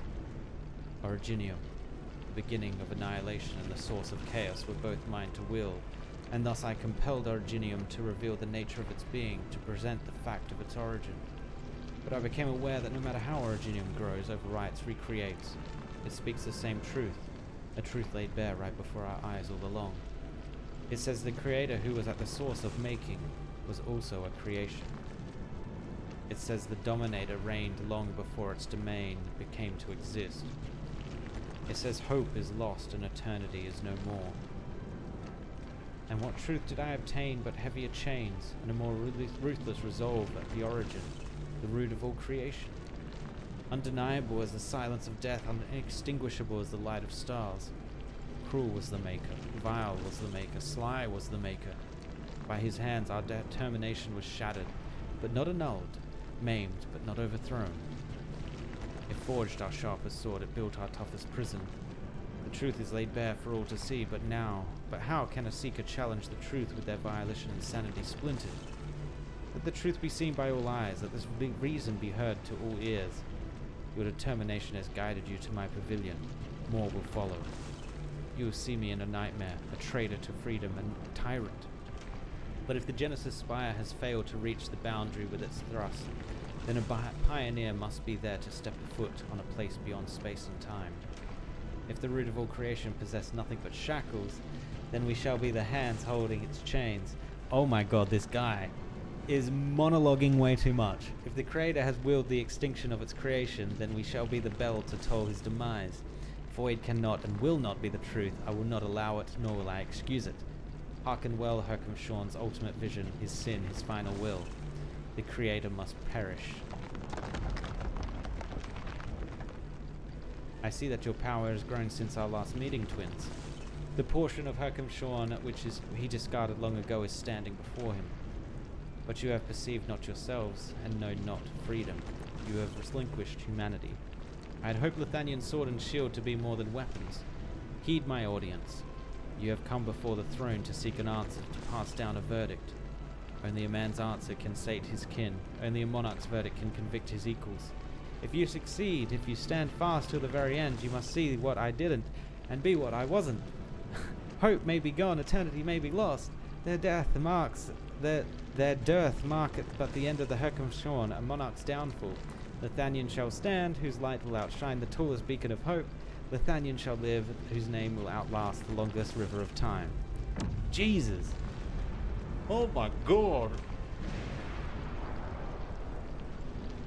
He sees a rhapsody, he soars a fanfare, he demands a concerto, he now thunders have joined the chorus. Yikes. Yeah, I'm gonna be real. This story was a little bit...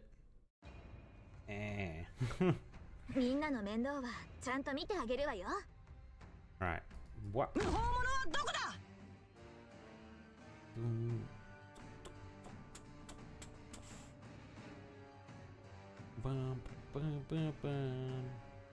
Had a few good moments, but man, was this story wordy as shit. Like, way too wordy. Like, I know the memes of, like, Calzit, like, speaking poems and speaking essays, but holy... That doesn't hit anything I want it to hit.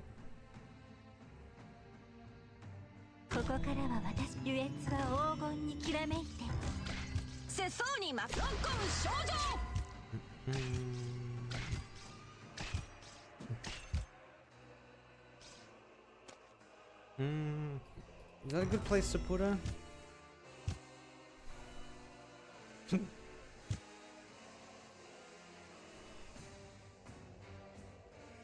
Oh, they're gonna hit her though, yeah.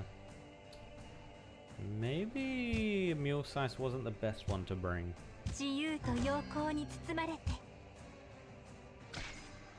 It's fine though, I believe. This thing is still not facing where I need it facing. It just keeps going to weird places. Oh, the boss is out.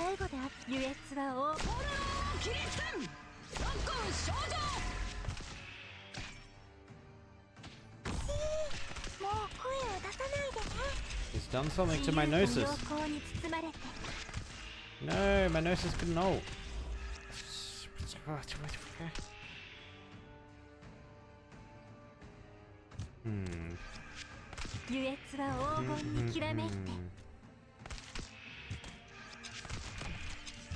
Can't really reach him with anything either.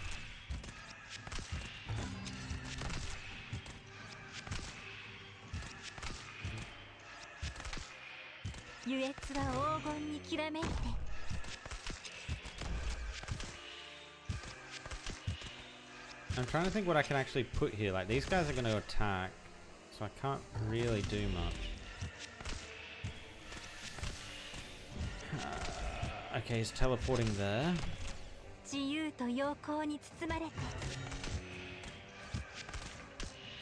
Yeah, there's still not a great place we can go.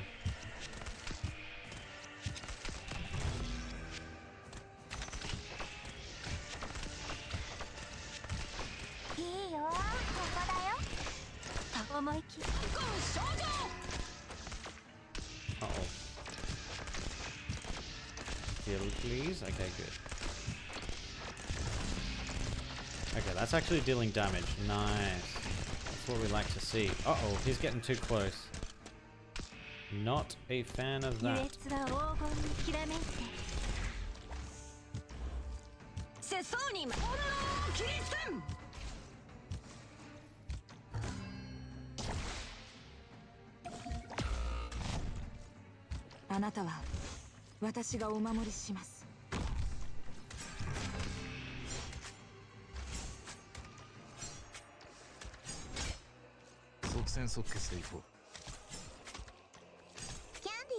Go, go, go, go, go, go.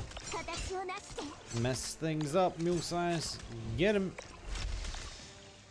Damn it, now he's over there. That's unfortunate. I guess what we could do is this.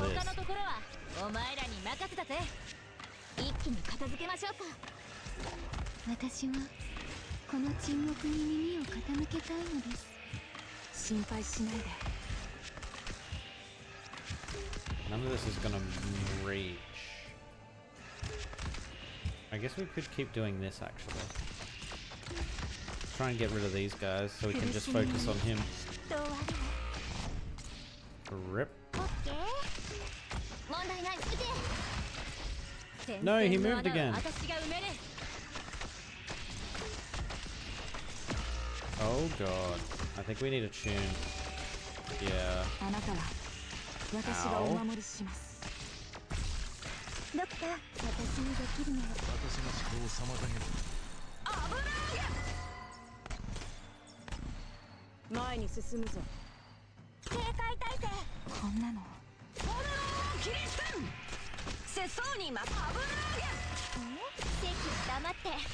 Okay, so now we just need to focus kind of on the boss, which we should be okay with.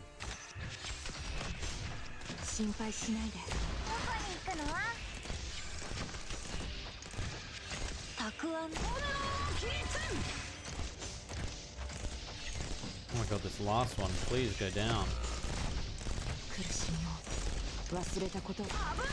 Okay, he's down. Thank for that.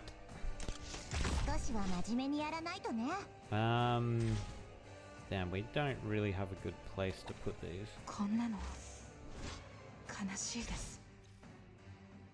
Dun, dun, dun.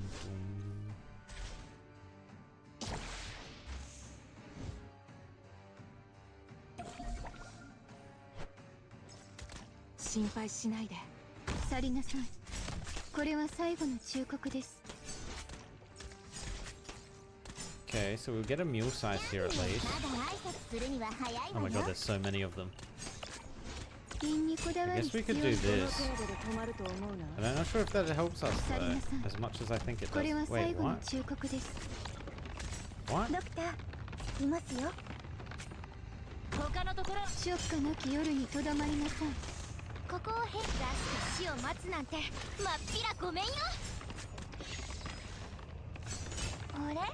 More damage, more damage!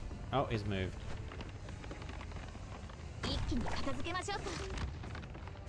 Oh, you're so dead. Oops. Oop. Bye. Okay, we got him though when he gets back here. We probably actually need to pull this back. Oh, we can't pull it back, can we? That's unfortunate. We can do this though. Because that does hit him. No! Boo. Alright, I think we just try and focus him here. Oh, she just wasted her two things, man. Oof. But when he teleports here, there should be sick amounts of damage going out.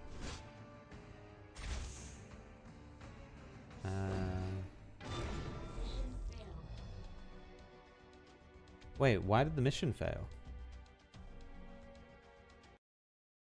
What? What? How did that just end? What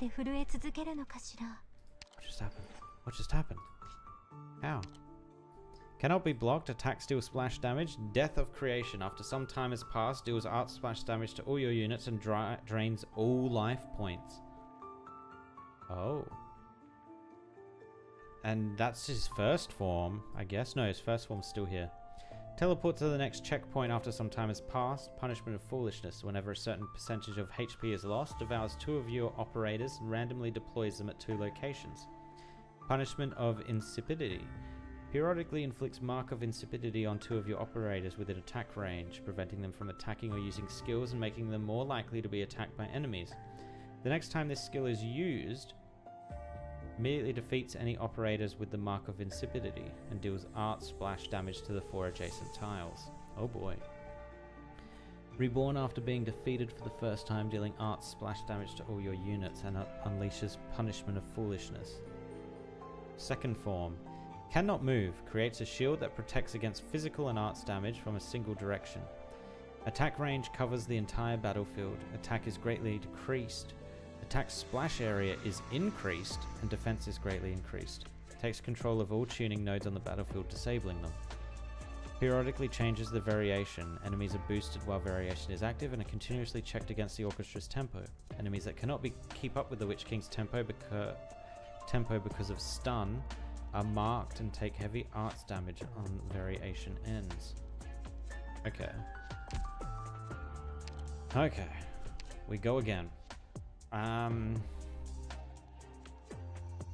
Was Mule Size effective? Yes. Who was not effective here? I think Ashton maybe is not effective. Let's bring in Texas.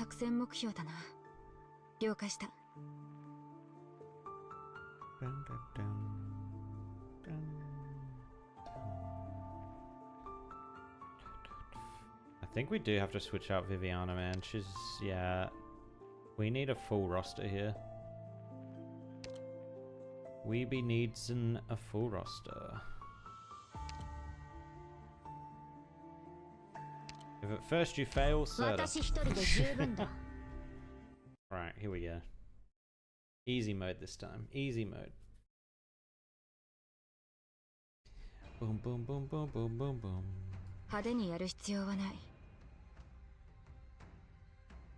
Actually, you know what? No, I do want to keep her away. So he teleports here, here, and here.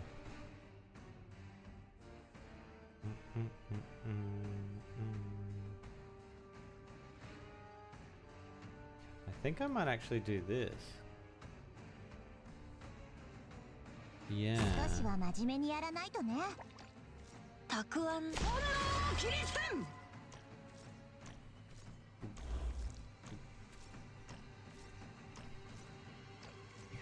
And then I'm gonna put her here. Gonna make you... Who's got my longest range? Actually, Cruz will probably work. Yeah.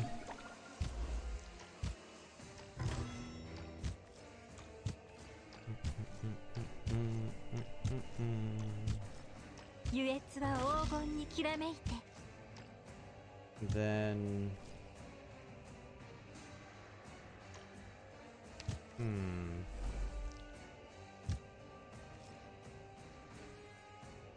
Sure, I guess. Actually,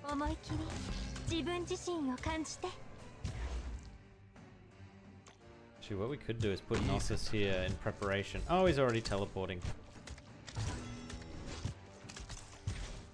Oh, you're dead, Gnosis. Rip. Oh, you can break the thing. Ah, he's still dead though. I hit the button.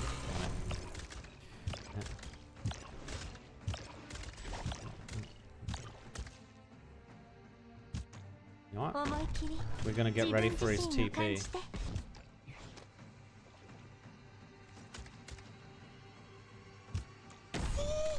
Wait, did she hit all the way down? Bugger, I've misplaced that then. She should have been placed there.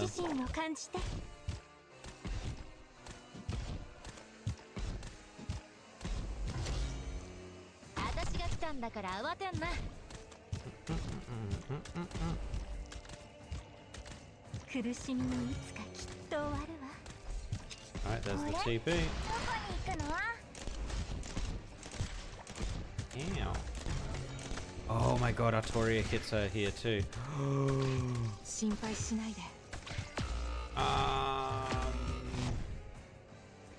Can someone hit Serta for me, please? Please? Oh shit, I didn't even see this.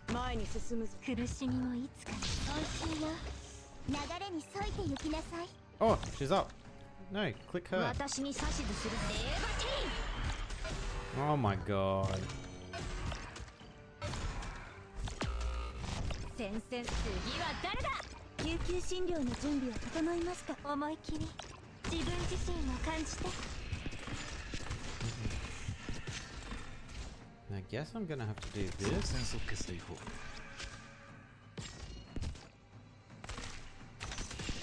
優越は黄金にきらめいて。 Ah, he moved them. 指定の位置に向かう。 We have nothing here to do damage. 自由と陽光に包まれて。 I guess we can do 視界は this. 良好ね。 He's actually almost down. 了解した。私の思考を妨げろ。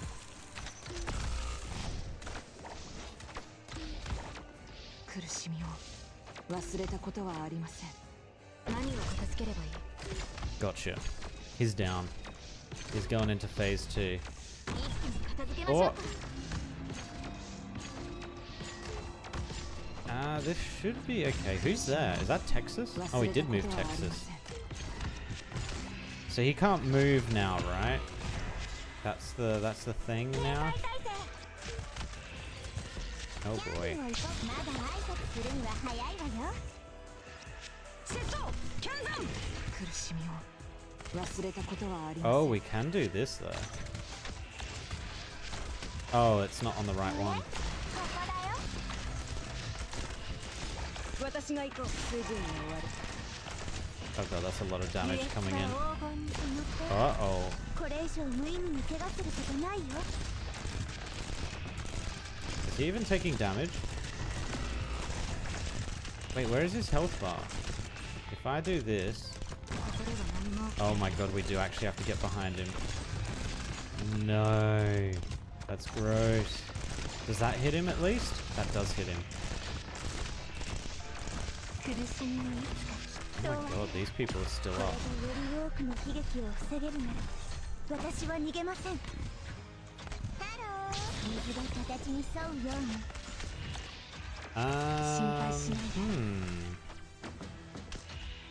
Does this actually work? No, she gets blocked out of it. Boo. Okay. How are these things still alive? Get out. Alright, let's pull all these guys back.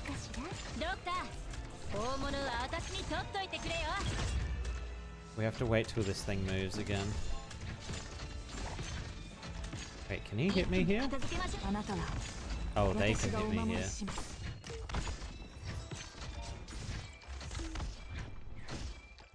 Dude, how are these things still up? What the hell?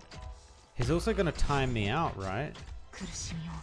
We have to be kind of careful here.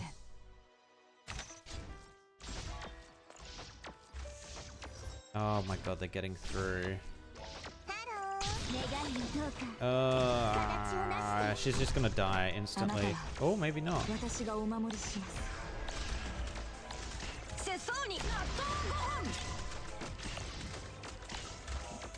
Oh, but no one's gonna be there to damage, so he's gonna walk through anyway. Okay.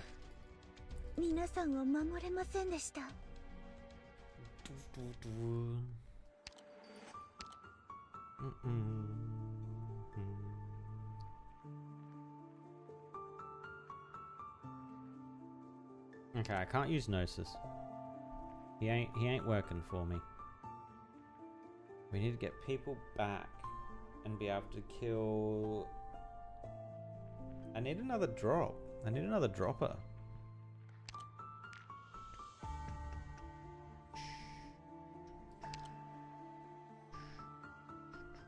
I wonder if he can hit Carrara. He probably can, right? Or Phantom?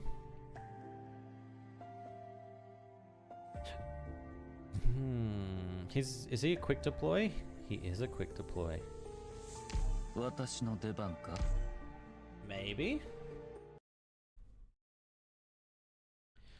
Bum, bum, bum, bum, bum, bum, bum, bum, bum, bum, bum, bum, bum. 安心して。 I'm also gonna move 私が背中をお預かりします。 Saga up a bit.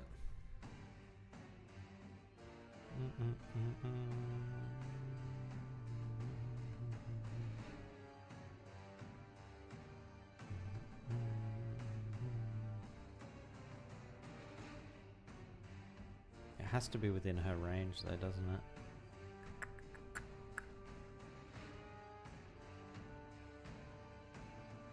I think this was still effective. I do believe it was still effective. Wait, if I do this...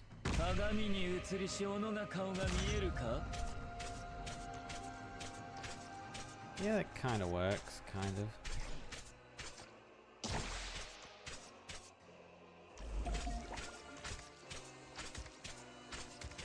They're not really doing much damage though.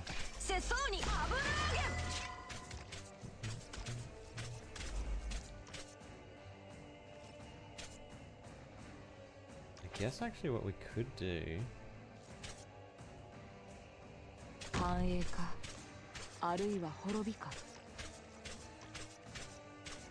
Is he spawning? I think he spawns in soon.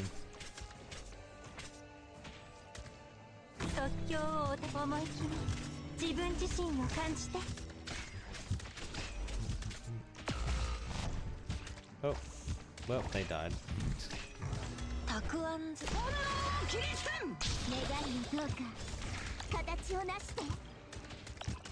my god, we need more healing, we need more healing. No, no!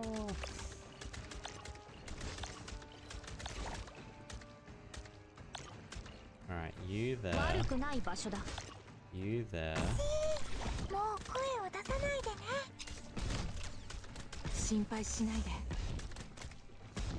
Oh, this makes this useless now that Shining's here.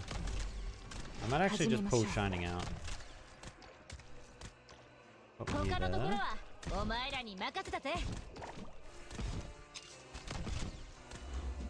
And then I'll put this here so that when he blocks these, I can do something about it.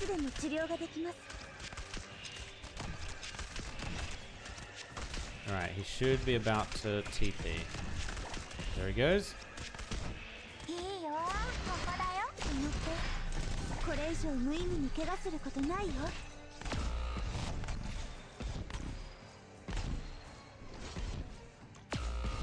That's unfortunate.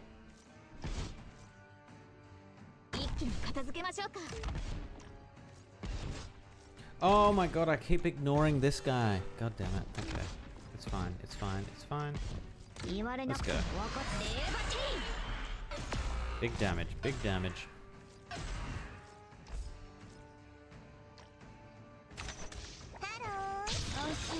No, it just moved. Oh my god.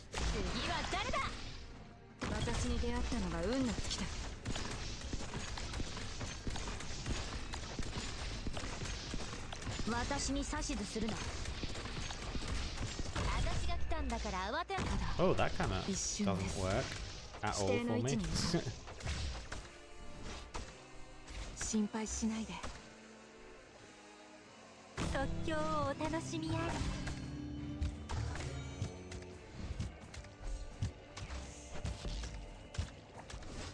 God, that's so useless, her being there.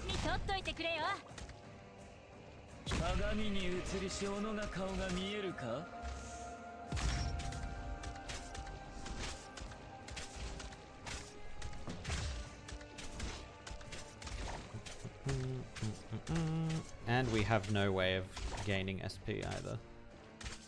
No.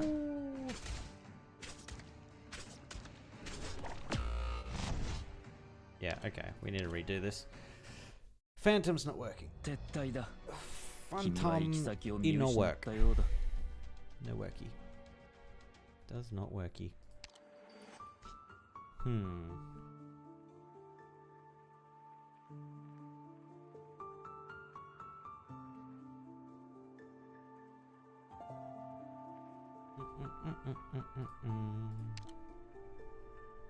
Phantom, get out of there. Let's bring in instead a Kaoshi. 探査中に下した誤った判 Yes, 断を修 yes, 正する。 yes. Meteorite's kind of like a at the moment. Yes, yes. Sure. Yes, yes, and yes. Yeah, let's try this one. Now we've got monster, so we can drop monster somewhere to deal big damage. Big damage. We do need to deal with the sax guy coming in みん there. なの面倒はちゃんと見てあげるわよ。 The sax guy is very annoying.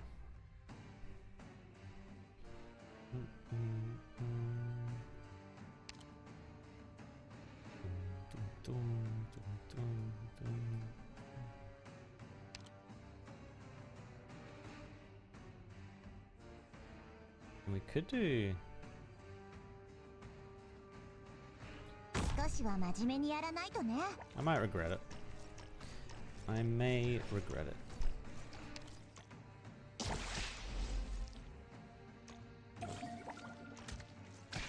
世相に納豆ご飯。世相に香港少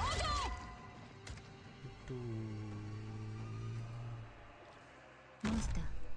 Oh, that's actually kind of nice. She reaches all the way back here. I'll take that.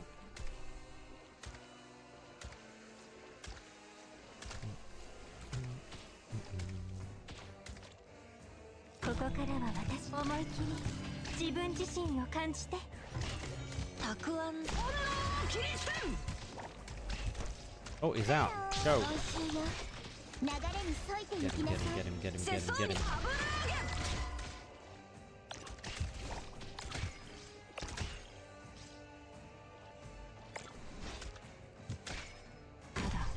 優越は黄金にきらめいて。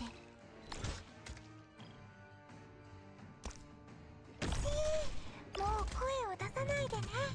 悪くない場所だ。 Damn, they're just not taking any damage from mule size, huh? 自由と陽光に包まれて。できることならこれが最後であってほしいです。 The sax guy's here as well, so we're gonna have to be careful about that.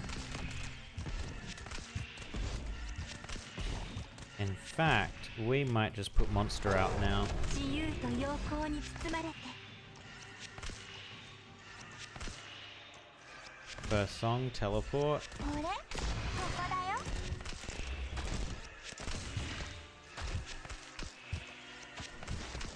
思い切り自分自身を感じて。 Cruise is almost down.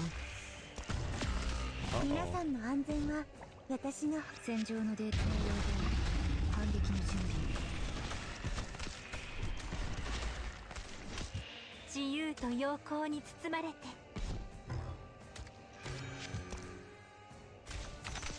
キャビア水が形に沿うように私に指図するしね。 Oh, I forgot to put thingy down. Oh, she's not gonna have her ult. No. Bugger. ドクター、痛みを感じるなら言ってください。ターゲット確認。すぐに終わらせる。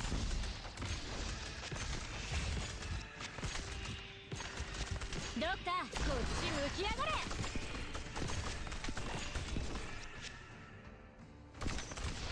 こんなの悲しい。 Oh, we didn't need to do that because it moved. No, さっさと Texas. 片付ければ楽に終わる。 Alright, next place is gonna be up here. 一気に片付けましょうか。 I actually kind of want to get rid of this. Go away. 世相に油揚げ。ロッコン少女。反撃の準備。 Alright, this should easily get us into the next phase. Which means we probably don't need Artoria here anymore. Okay, yeah, we don't need Artoria here anymore. Oh, interesting.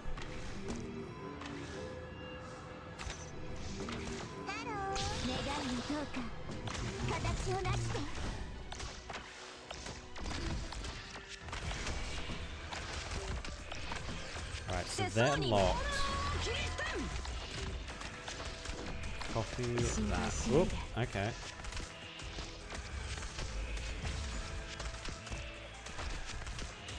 so let's just focus on clearing this out. Because this is a lot of stuff coming in at the moment.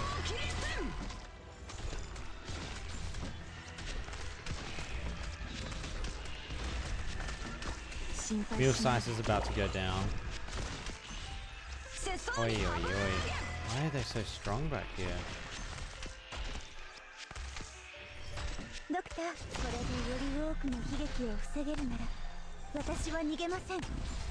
We have to wait till these move, right? Oh, we can do this. No, we can't do that. Actually, yes, we can.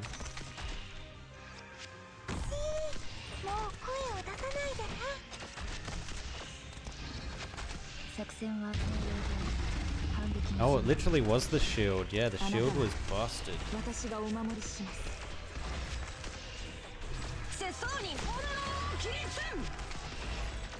Alright, the bottom's clear now.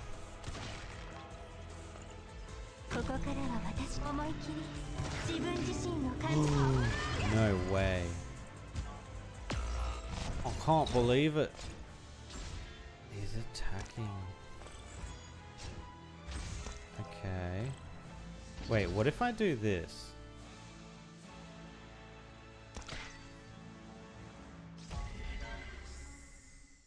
Drop. Drop. Is he... Oh, he might be not be that big a tile-wise.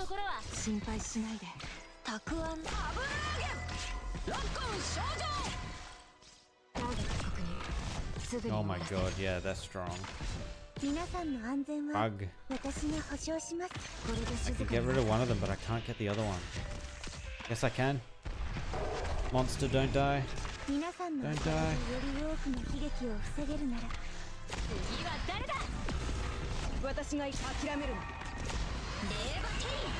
Monster survived.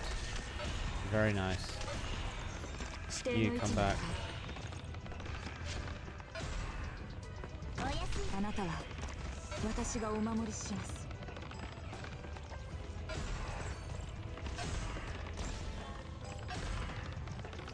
Yeah, they should be able to hold this fine. Monster should be fine.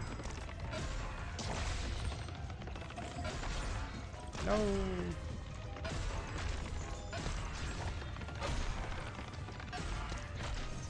Yeah, I don't have enough room to put something in here, man.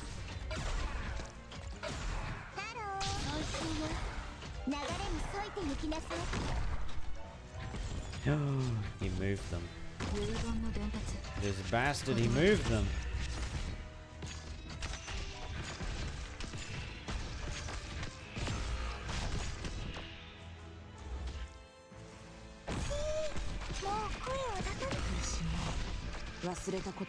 Rip, and she can't attack now either. Alright, we're gonna have to wait. Okay, it's not doing enough attacks. I need to pull these guys back. And I need you out. Oh, it does AoE, right.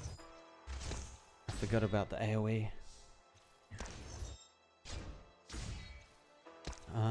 So we're probably gonna drop Texas plus Gavi behind.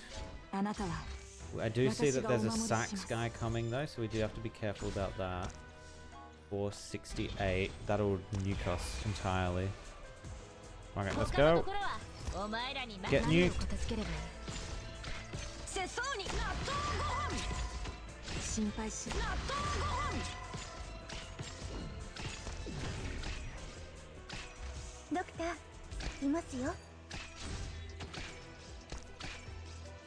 Why aren't you attacking?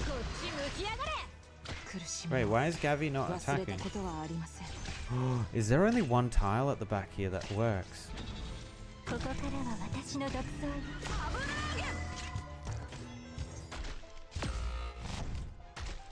That's not fair. I didn't know there was only one tile, man.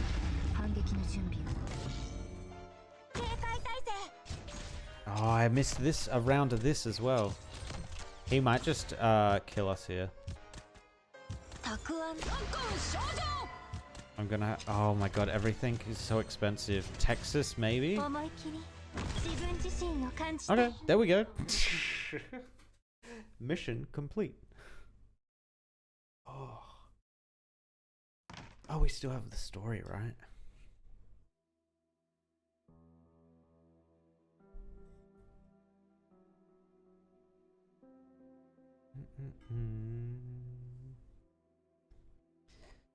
The Alafia sits with her legs crossed, her back against the desk.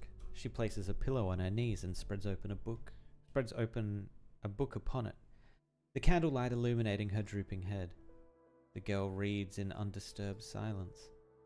Then she raises her head from the page to meet Viviana's gaze.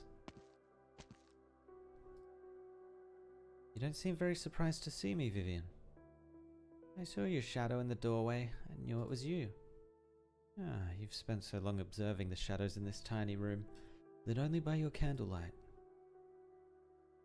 What are you reading? Last night. I'm currently at the third to last chapter. Behind the nameless night is a huge and lonely lighthouse. The relentless waves push him and his steed, Rocinante, back. But they roar as one, and towards the huge waves, as dark as night. They charge. No spoilers, please. You spend a night reading that paragraph over and over again, until you fall asleep on the floor with the pillow in your arms, until Moody returned in the middle of the night to blow out the candles. Huh? How do you know? Of course she knows. The room, the posture, the book. This is her memory, after all. She finally found it. Viviana retreats into the doorway. Are you leaving? I'm sorry, Vivian. I have questions about my life and I need to look for the answers. Maybe, just maybe, there's still time to open one last door. How many have you opened already? More than 100. I've already lost count. I just want to find a better possibility. Oh, and what if you still can't find one? Is better something clearly defined, like a math problem? In those doors you've entered, maybe Moody and Vardy got to live in peace together for longer, without anyone disturbing them. Or maybe Moody left us a few years later than she did. If you think about it, how do you know you haven't already come across a better answer? So why do you still carry so much regret? How can you be sure you will ever find one in the first place? And what happens even if you do? It won't change your past. What's meant to happen has already happened. Vardy always said that if he'd waited at Marigold Alley for just 10 more minutes, maybe he could have met with Moody and everything would have turned out alright. I pity fate does not afford us a chance to start over. But even if he did meet her, he'd still have to leave anyway, right? The story wouldn't change in any way aside from giving Moody one last chance to cry and say goodbye. Or maybe you're actually hoping you won't find a better answer, because then you could tell yourself that this was the best of all possible worlds. I just don't get it. Are you thinking the same way that Vardy did? Vivian. I'm going back to my book. You're disappointed, aren't you? You should go. There's still time to open the next door. The sound of collapse approaches. Viviana turns around, the line of doors collapsing in succession, scores in her eyes, like dominoes toppling into one another, or the fireworks in her memories going off all night long. The rumbles travel from afar, reaching the tallest spire in Stunland. Her father seldom comes here. As the Kurfürst, he has to receive an endless line of visitors on festival nights, and her maid mother will be busy serving them until the early hours of the morning. She would huddle in the corner of a room just like now and shield the sounds outside with books. Once the waves washed away, once glory and life together faded, the world and all its beings fell from zenith to nadir, becoming dust. Once the forge belched its flames, once catastrophe descended, once families and old friends alike forsook the soul, the last night upon this great land all alone faced the swells as dark as night and began to charge. Back then she yearned for this so much, so full of courage. She had told herself not to be weak, to imagine herself as a knight. Viviana, the knight. A true knight is unafraid of disaster or hardship. The collapse is clearly visible, its ruin right before her eyes. An inexpressible sense of danger strikes Viviana in her heart. She suddenly feels a strong premonition that the collapsing doors are not simply a manifestation of her repeated failures. If this tiny room were to be swallowed up, something truly would be wiped away. Something would be lost forever.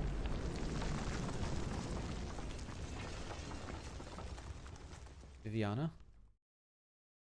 When the knight charged towards the endless wave, did you imagine that he was trying to overcome the entire world? No.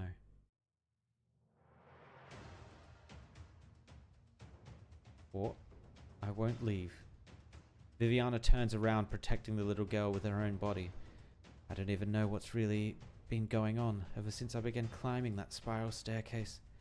Maybe this is something everyone goes through when they come to the Genesis. Our Genesis horn, to be tightly bound by the knots deep in their hearts, to lose themselves in a whirlpool of chaos, becoming one with it. Vivian, what do I say to you? Or rather, what do I say to myself? The light of a candle is dim and its flame will always flicker at the whims of the night wind. There will always be filth coming at you and regrets you can't revoke. The bafflement of finding and grief of losing will seek to swamp you over. But you must believe the stories you once yearned for are not all legends or symbols. You've seen for yourself a radiance that can light up the entire land, a light that does not flicker, even when no one is walking the path it illuminates. Maybe you yourself are not that radiant light, but you too have once drawn your blade to protect it. Never forget this, Vivian Drost. You are a knight. The collapse arrives and darkness swallows her in an instant. Compared to the last knight whose nemesis was the ocean beneath and the sky above him, she knows nothing about her enemy's identity. She suddenly finds herself unable to feel the sword in her hand, nor can she light a candle, fear suffocating as the ocean and raging as a tide, instantly scours her to the point of numbness. But soon she feels calmed, soothed and relaxed somehow. Dread and sorrow no longer drown her, because bit by bit the waves are no more. Just what it is, in those collapsed doors and their cracks, that is devouring her emotions. Countless images, real and fake, intertwine, binding Viviana into the strange yet soft cocoon. What must she hold on to? What can she hold on to? A dazzling light fills up her vision. She comes to the stark realization. Tested by a dark, bitter and thorny path, and scored in history by its legend, a knight's sword staff that even time itself can never wear away. Here and now it shines in the palm of her hand. She tightens her grip with the weapon in hand. The knight now wields her sword staff and cleaves at the darkness ahead. Its radiance intensifies and a resplendent gold builds all, delivering its radiance towards the end of time and space. Gone are the spiral staircase and the doors. Viviana looks down at her empty hands, betraying the gritty sensation that felt so real just now. She shuts her eyes, reconstructing in her mind the last thing she had seen within the darkness. Malevolent spirits take the form of indescribable sounds, lights, shapes and colors, together forming chaos itself. Piercing through it all was the sword staff, resplendent and glorious. I was holding on to it, a projection of it. Their majesties. No, more terrifying calamities in the chaos outside the Genesis Horn would befall. This place must not fall to ruin.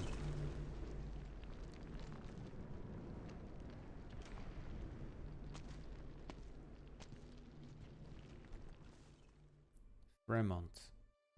The twins failed, yet you have come to conclude my concert at the end. You have been a recapitulation in my ascension and downfall. Leave. The pavilion is disintegrating. Or are you here for your phylactery? Your achievement in Kargerreich would be enough to earn the respect and fear of the people, yet your attitude remains as loathsome as ever. Should I be grateful that you milked it for all it's worth? I've never seen you so reluctant, Herkenschon, but I must have it back. It will have a role to play in Kasdel's survival. I've dragged this on for far too long. So many years have come and gone. The Lich King's court should have left Lithanian ages ago. Exile. You had the chance to perform this witchcraft long ago in that secret room in Ludwig's Universitat. How long has it been, as they count time outside? 130 years or so. In the next moment, the belated witchcraft crosses both the protracted span of time and the divergent paths of its companions to be cast once more. Heavy, grizzled rain falls upwards. Kargarike seems to be flipped over by this stream of flow, and the exile, which is taking his full effort to perform, is soft and permeated with an unusual beauty. You've never made yourself a greater fool, Fremont. Phylacteries are a knot you lichers tie inside the veil, one that resonates with your life. It is impossible for you not to feel its presence. Raindrops cluster into strings, dancing in a void to the rhythm of Fremont's breathing. His breaths are nothing unusual, but a long-lost abundance of emotions wells up from the depths of his soul. Fremont casually touches his pocket, only to discover that his lost key has been lying quietly there, within reach all along. Did I not already return it to you long ago? Fremont. The phylactery is a constant, a keystone upon which lichers accumulate their time. You are always one step ahead of death. I am not. A fact you refuse to acknowledge. Why?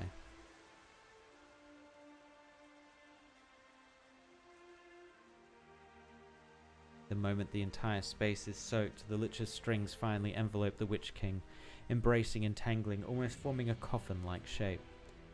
You have no words for me but farewells at this moment. Tell me, Fremont, my dearest friend, why is this spire still lacking?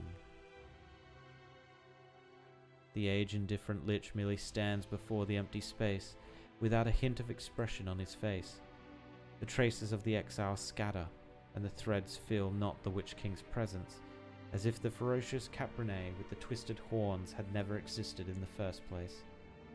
Only his final murmur remains in the air, as weighty as an interrogation, as light as a sigh.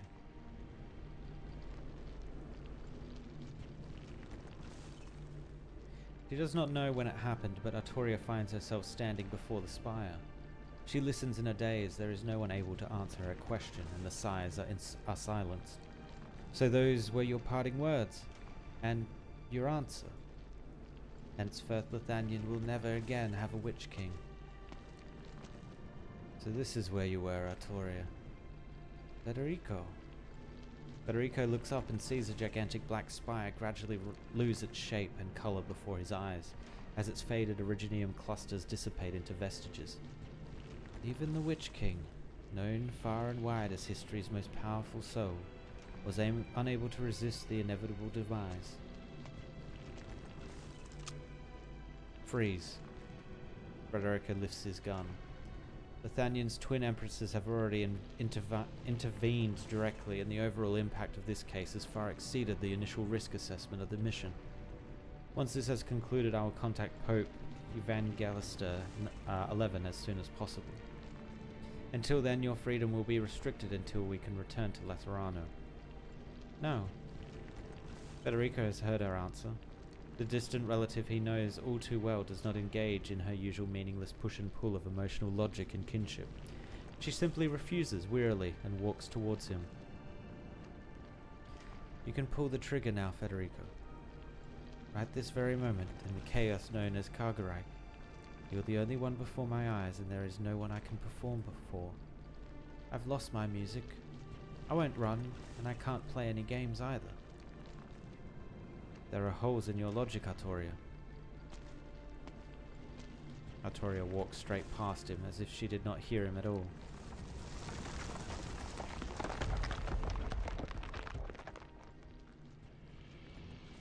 The Genesis Spire. It's disintegrating. Oak of Shorn is dead, so naturally the bubble he was bracing will also burst. Is he really no longer here? You don't believe your own eyes, even after dropping that attitude of yours not so long ago. So in the end, Grimacton and Owen died. We're still the only ones who could kill him. Wonderful! You only sound mildly disappointed this time. One day you'll look back on today and realize that, with even more clarity, just how fortunate you were to turn away from the fate that lay before you. Something dangles down from Fremont's robe. Suddenly, Ebenhold realizes Fremont's shadow has remained in pace, even as the man himself just stepped closer. The shadow wraps around the crumbling throne, stretching all the way along the steps, more gradually coiling around the entire spire. Your shadow. My shadow? Huh. Don't let your eyes deceive you. What you see are my threads, my destiny, the essence of my being. You are the second Lithanian besides Huckenshawn to perceive my true form. Are you using your life threads to hold up the collapsing space? But aren't they more important than flesh and blood to you liches? Huckenshawn did a lot of disgraceful things, but he was right about one thing. Annihilation is almost upon us. If we let Kygerite leak out and deep-fry Lithanian into a cavity of nothingness, we'll all be gone, lich or not. So run, little lamb. This place can't hold the living for much longer. Leave this tomb quickly, lest death catches up to you. Shadows crawl all over the old lich's body. Shades of black instantly split into countless threads. They fly towards every falling piece of debris and crack in the void, but the vibrations still intensify. It's too late. The collapse is right before us.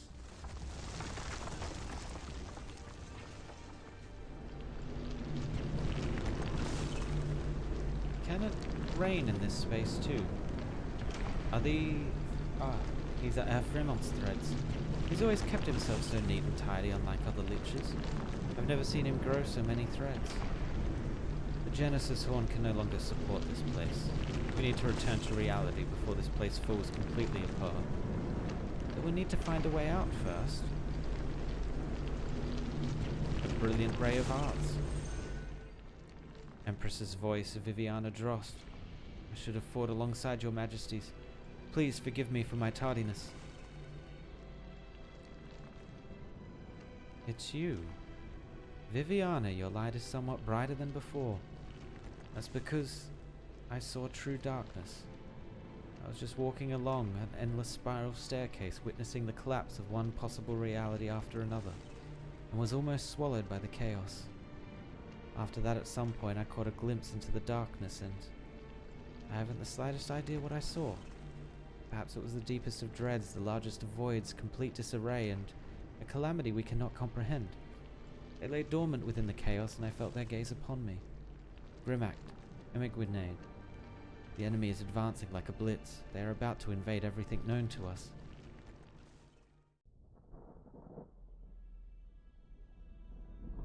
I can feel the thread anymore. Oh, no. The threads are all vibrating together. They're so intense I can't make out the one connected to the Genesis Horn. Lessing.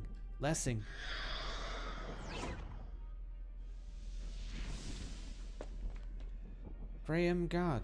Mayor is over here. He shouldn't have. I'm not dead yet. Ew, my threads are a mess, so it's hard to sense you even at this distance. And the professor, we were still connected earlier. The other liches and I were pulling on reality from our side while he was doing the same on the Genesis Horn from his end. It wasn't easy, but we managed to achieve a balance. Things are looking bad now. It's all gone wrong. They're no longer making any noise. And it's not just the dead. The music. It stopped. The Witch King, the Twin Empresses. Sturmland? Martha? The whole theater has fallen silent. Every piece of music, every sound has vanished. It is as if someone had used the largest scale silencing arts ever cast. Those who lost control of themselves in the chaotic noise have now lost their surface level agitation. Pain, anger, and other intense emotions fade from their faces, replaced by a deep fear. But this dread does not last for long. Instead, it expands into a blank space and, at its peak, a void. Something seeps out of the void. Something that's eroding and annihilating everything. Order collapses, chaos wishes to tarry but cannot. The calamity within the void, the vacuum that corrodes all of existence. Its eyes have noticed us. No wonder our threads couldn't stabilize the space on both sides.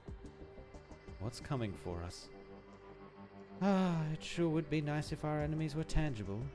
The scariest part is that they might not even appear. Kargarike gets its name from its emptiness. It's just a void. So place with nothing at all. Conversely, invading our reality, what do you think will happen? We need to get the old man and the others out right away, then figure out a way to block the passage. Ermengarde, can you and the old man still hear each other? We're cutting it close. In all this mess, I'll need time to find the end of the right thread connecting our two sides. But they'll never get out without it. Did they fail? Grimact failed. That's impossible. Get back here. Think, fool, think. About what's concerning you most. Grimact, I can't. She should have given you a final order. If she doesn't come back, if time runs out and the Gissert Watcher doesn't receive a new order, I see their last resort will be to annihilate this Zwillingstürme. For once I agree with her choice. It's one thing if we all die here, but we mustn't let the Thanyan and everyone else outside the country die with us. Wait, they're not moved just now. The people inside haven't given up. Let's hold on just a bit longer. Ermengarde, does this not count as a thread between the two sides? It'll have to. I'm trying my best, and if the connection stabilizes, the professor and I might be able to focus on the arts cast on the knot to stabilize the passage. We're counting on you, Ebenholz. I can feel Lessing and the others. They're close. And you think that's a good thing? Gargarike and reality are once again drawing near, like two bubbles stacked on top of one another. No, more like a bubble balanced on the tip of a needle. Even the slightest bit closer and the bubble will burst. So if I pull the knot and move further away, will you and Ermengarde be able to stabilize the passage? Stay away from the edge of the bubble. Sheep, little lamb, you're going to get yourself caught in the void. The knot trembles in his hand. Ebenholz can feel the hand gripping the other end, a hand already numb from too much time spent swinging a sword. His strength spent, his arts nearly exhausted, his wounds no longer bleed, and his pain gradually blurs. His duty and his will remain seated deep within his brain, pulsing tenaciously. Such concepts are difficult to describe after language itself has collapsed. Why did we come here? Why have we been fighting? Why were we born, and why will we die? The void greets him. There is no path either forward or out, but only nothingness to meet. Ebenholz is falling, and at the end of his fall, there will be nothing at all. No, there is something there. A warm shade of white, emitting a radiant yet gentle glow. Ebenholz suddenly realizes that while he didn't have time to find the cello-playing sancta, he has found the answer. The emotions and memories he shared with him were not bestowed upon them by any person, art, or even fate itself. The most beautiful part, right there with him, has always belonged only to them. A smile, a piece of music, a touch of hope.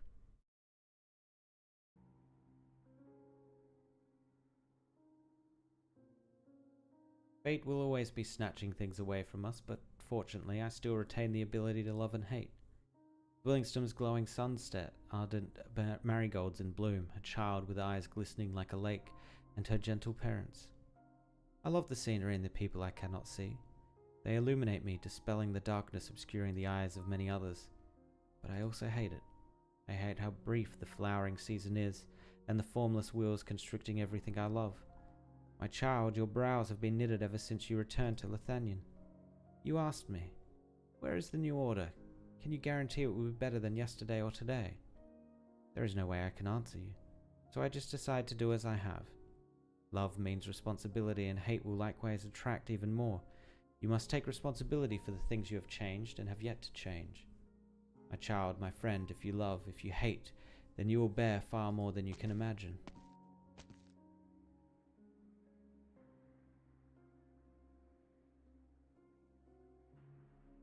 I doubt. Is doubt a form of cowardice or bravery? If cowardice, then why did I mix the flesh and blood of those monsters into our sacramental bread and wine, willing to place my hopes in a different faith? If bravery, then why did I retract my hand? Did the vivid and hideous living tissues frighten me at the very last moment? For 60 years I could not see that elusive paradise, While my life fell apart before my eyes, I did not want to pray, but it is all I can do. Who wrote the laws and who ensures their purity and integrity? I ask my faith and it stays silent. I dare not say that I've already rid myself of the delusions embedded in the depths of my mind. No, I still harbor my doubts. The monastery gets further and further away, and I find a handful of seeds in the folds of my robe. Oh, Clement, my son, I will find them a patch of moist soil, even if I were to die on the road. I doubt our laws, question my cowardice, suspect my bravery, and doubt pushes me on forward.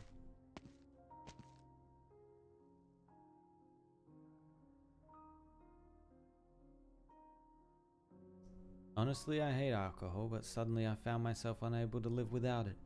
It's been a long time since Yulia's death. 3 years? 5? Twice in my life I've run away.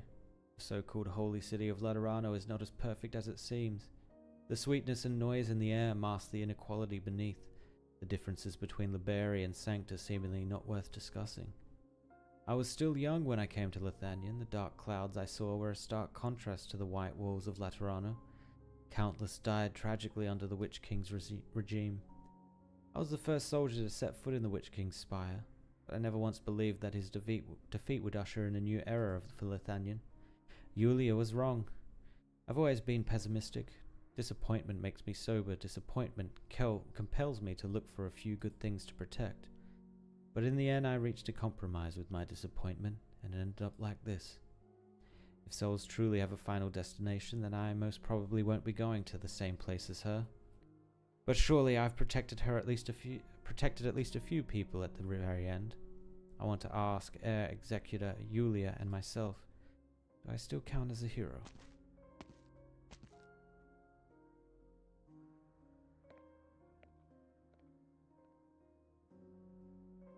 Am I walking? I never seem to stop. But where am I going?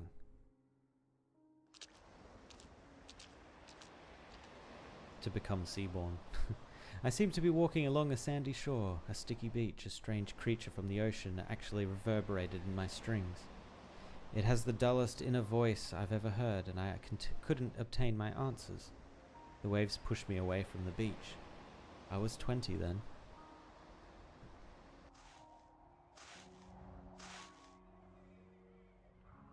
I seem to be walking over sand dunes. Soft grains of sand. Opposite me is a warrior known as the Zaidean, as old as the golden grains. With every note I play, history roars from the cracks in the warrior's armor. I was 15 then. I am walking. I never stop. I am walking on. Oh, this is the first time we saw her, right? I seem to be walking on grass. Out on a lawn in the rain, I am attending my first funeral.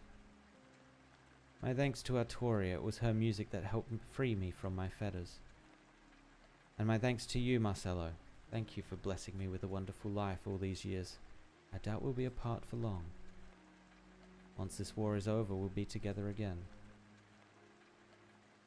I stand before the gravestone watching guests walk up one by one to pay their respects to my mother. I hear their voices clearly, sorrow, lament, regret, ridicule, hatred, glee. But why and how were they still able to maintain the most suitable sadness on their faces? Do we not respect life only by facing death with the truest feelings? I remember what you told me, Mama. I can still hear your voice from time to time. How much courage do I need to be able to struggle free from my ego day after day? To be brave enough to make that first step? Freedom is so hard to find. But death, why is death so easy? I had finished my performance by the time I awoke. Better, once again, I couldn't control my own music.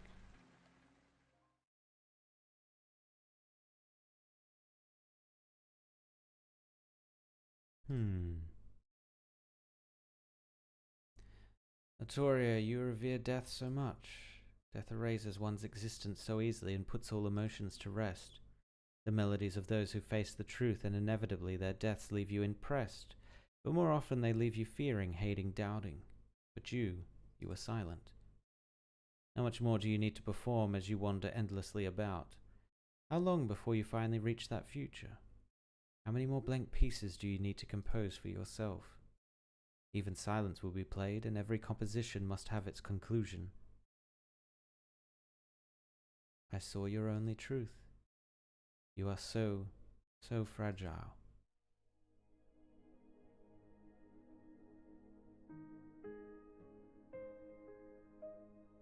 Artoria opens her eyes. She seems to have walked for a long time. Time is like a river and people travel along with the flow. But why is she, step by step, trudging back the way she came?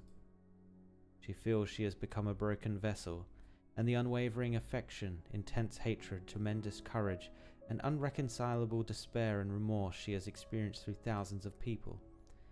They drain from her, drop by drop, until she is left with only her empty self. She finds herself outside Kagarak, in a plaza surrounded by a crowd.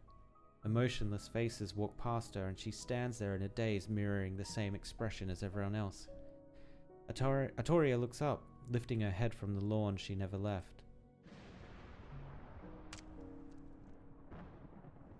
Dark clouds drift over her, and a glistening drop of rain falls on her face like a tear. A tear for the grief and vulnerability she could not admit in time.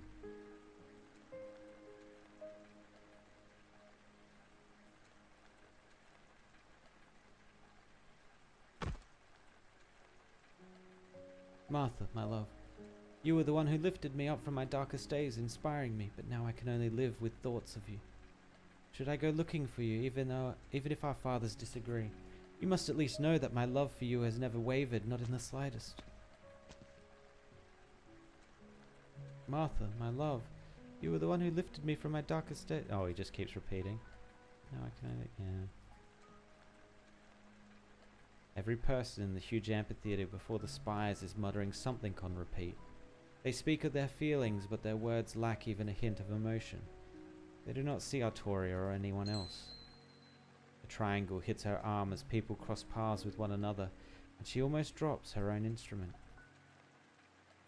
Grimact. Grimact. Michael, don't leave me alone. It's futile, Federico. Good call. The situation is out of control. Mass hallucination. This is the third time I've seen something like this, but the situation here is much more serious than it was at Sonata Spire. It's of a different nature. The Genesis Horn has crumbled after the Witch King's demise, and Kaigarik is about to collapse into reality. It's not a simple hallucination either, but rather, they are unable to resist the onslaught of chaos, and their various profound emotions are leaving them. What you're hearing from them now is the only emotion they have left, and their most intense. What are you doing, Artoria? The Gordon Gasach, the law, morality, exemplary aesthetics. Order cannot help them resist the all-pervasive chaos. Everyone in the plaza will turn into an empty shell of themselves, one by one, as they lose their very last scrap of emotion. We need to bring them back to their senses. You alone are special here, Federico. For most, how can there be will without emotion? Only with emotions, and emotions alone, can people preserve their ego. These people are blank, as you say, and you still plan to play their tunes. No, this time my performance is about me.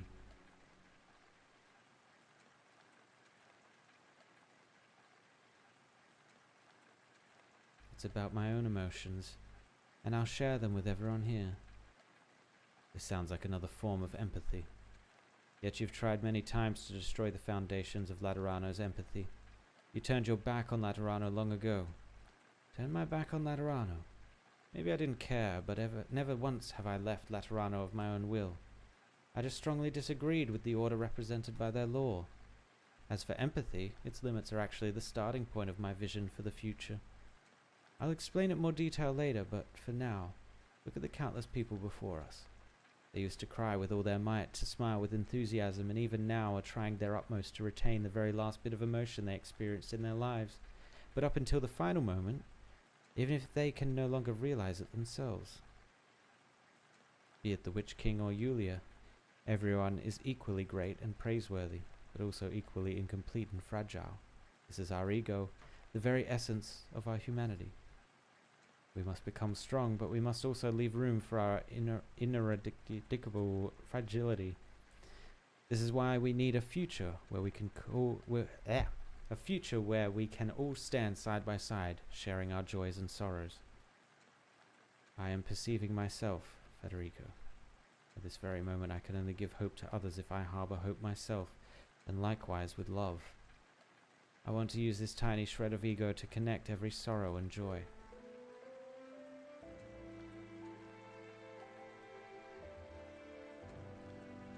The sound of your strings. People are coming your way. That young noble's face is showing an expression. Emotional reflux, an involuntary reaction. A hollowed-out soul needs time to re-accept everything. Operation Assessment, Artoria, your actions will help stabilize the situation. Executive Federico Giallo will assist you. I will allow no one to interrupt you until you have finished playing. After the briefest of pauses, Artoria grips her bow tightly again. The movement builds towards its climax, the scrub's strings resounding in a rapid flutter like a butterfly's wings. She manages a glance up at the sky and sees a giant crack suspended above the Twin Spires. An eye of darkness open wide, but still the sunset surrounds it, yet to be completely eroded. How beautiful the sunset is, like a blaze set aflame when the shackles are smashed open.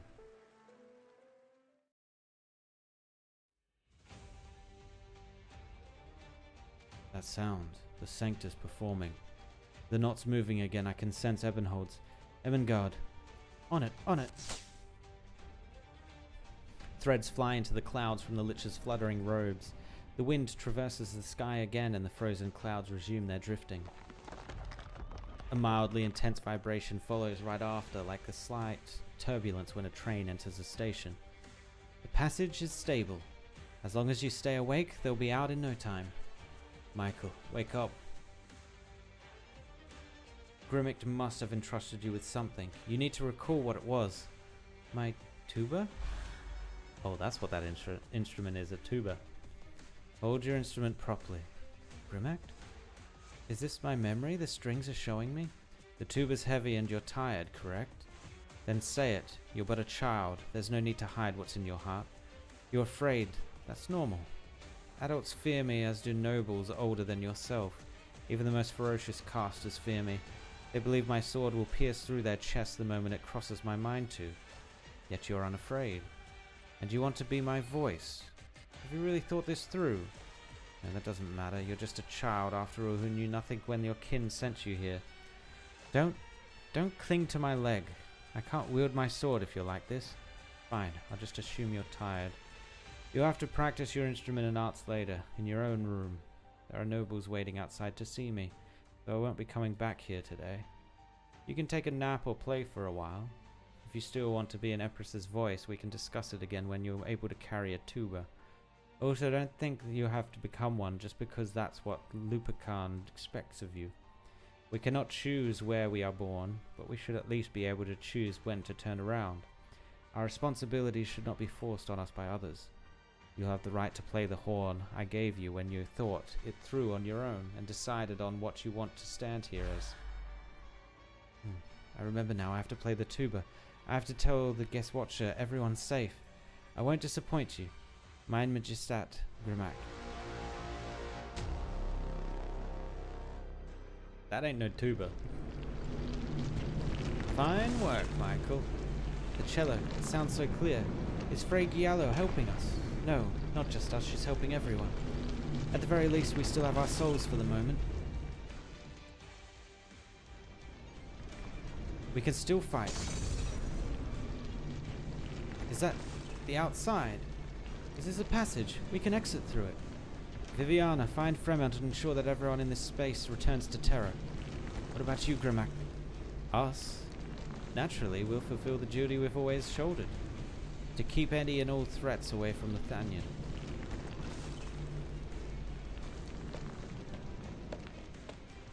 Finally, just the two of us now. The final melody has already resounded. Lieselette, your shield will cover the twin towers and everyone under the spires. And your sword. My fate has long since been decided from the moment I stepped into this place. No, from even before that. Once the Genesis Horn broke away from the plans Fremont and I had drafted for it and descended upon the center of Zwillingstürme, there were only one choice left to me. Indeed. Hildegard, is there nothing else you want to ask me? Well, sure enough, your response is pretty much what I expected.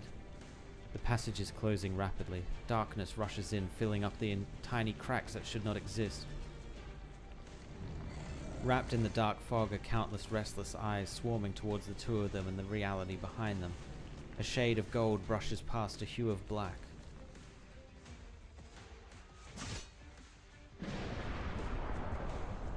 Herkam built a spire here, establishing order amidst chaos. As one who's inherited his power and even killed him, naturally I'll be able to surpass him in this as well. The eyes in the void, the threats within the chaos, the beings condensed from fear, the enemies who do not exist in reality. Demons. I, Grimact, Kaiserin of Lithanian, and her sharpest sword, hereby declare that you will never invade my country. A radiant blaze blossoms from Grimac's sword. The fragments of the Genesis spire scattered in the void reunite under the command of her arts, erecting a new spire. A monument stands between Kagarik and reality, blocking the eyes in the dark from prying on all living existence. The two spires in reality, the people beneath them, and the clouds above all bend into one under the light, becoming a blurry, warm ripple gradually drifting away from her. Grimac does not look back. Her arts, her sword, and her body have all become one with the pitch-black monument. They all say you are impossible to defeat. Be it here and now or in the distant future, I will be undone by chaos before joining it. This is my fate. But it is absolutely not the fate of Lithanian and her people.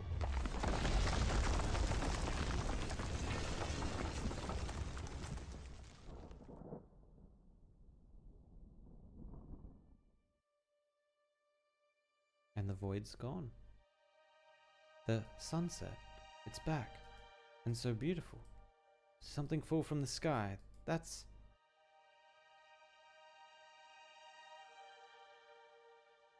The irregular dark clouds crack open. A clearly visible hue of gold shines through the grim sky, gracefully caressing everyone's face with its light. Lithanian's people wake up from their dystopian nightmare and are immediately greeted by dazzling clouds of rosy gold descending between the Twin Spires. No one knows who started it, but the people voluntarily begin to play the instruments in their hands. It is no longer the Golden Gesetz, or any other familiar classical piece. A brand new melody accompanying the multicolored radiance of Originium Arts echoes the excitement in everyone's hearts, flowing spontaneously under the rosy clouds. Did you see that, Federico? Lithanian's new hero. No, the birth of a new god. The one who killed Herkam for the second time, neutralized Lithanian's calamity and brought hope and vitality back to the people of this great land. Lithanian's sole Kaiserin, Ewignad, the eternal grace. She will replace the Genesis spire completely and become the sovereign of Lithanian's skies, more splendid than the gold of the sunset itself. Gold der Zwillingstürme. The people are ecstatic, and her wish is fulfilled. But this newborn god, she sheds a tear. The brilliance of her golden radiance snatches away everyone's attention, leaving the tear rolling off her face to remain in darkness for eternity.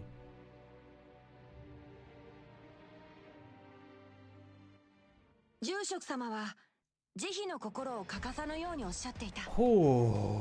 my god.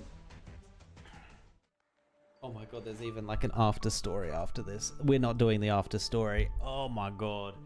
Not now, not tonight. Jeez. That was a very long one. That was incredibly long. Oh my god.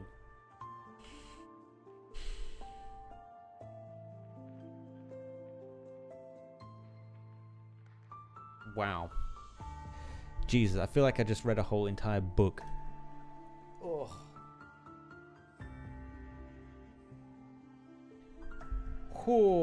I'm actually really curious what the community's take's gonna be on this one. I think the ending was good. I think the beginning was decent, but I think the middle was a mess. Gonna be real. I think the middle was a mess.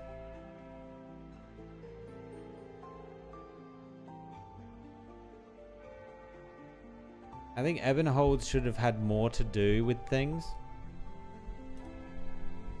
I think Viviana's story arc was fine.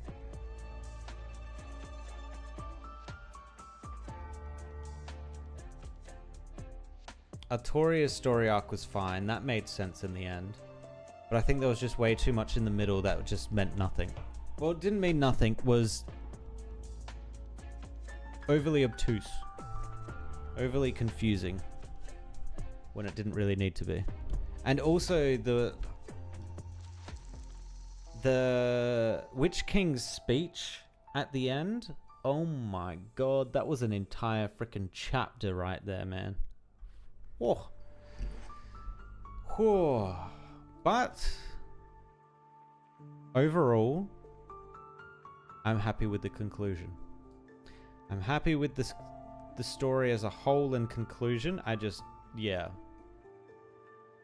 It almost lost me a little bit there in the middle. Okay. That is going to be it for tonight. I am exhausted. I am hungry also. The last thing I want to do... Actually, do I want to save it? Maybe we save it till next stream when the challenge modes unlock. Actually, I think the challenge modes are unlocked now. I'm just going to grab all these. Whew.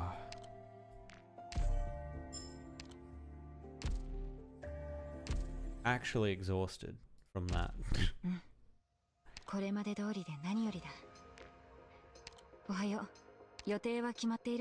Oh, I've got to wait for this anyway. Okay, so we're going to eat to our next stream. Our next Arknight stream, which is going to be when the difficulty modes of this open. Which is on the 7th, which is tomorrow. So this opens tomorrow.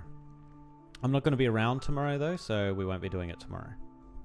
But yeah, that shall happen. Cool, cool, cool. I don't think there's anything else I need to do here. Cool. All right. I'm out of here. I'm going to get some food, go to sleep, and recover. Because, oh my god, that was long. All right. I'm out of here. Peace.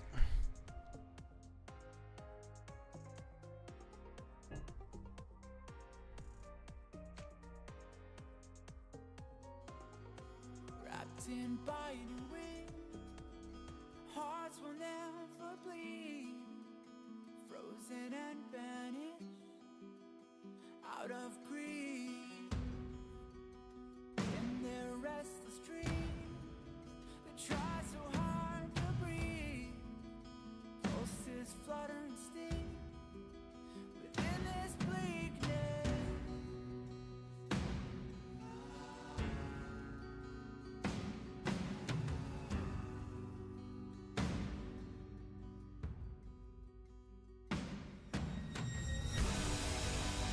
Pain will come with the blade.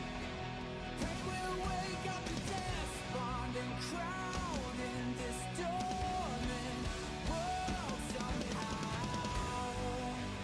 Unsheath the sword not to kill. Unsheath the sword to rend those clouds above the ground. Wake up, it's time to gather now. The only warmth remains in hands clasped so tight. The only fire exists in brave hearts. Seasons that refuse to change over the years will find their way back on track.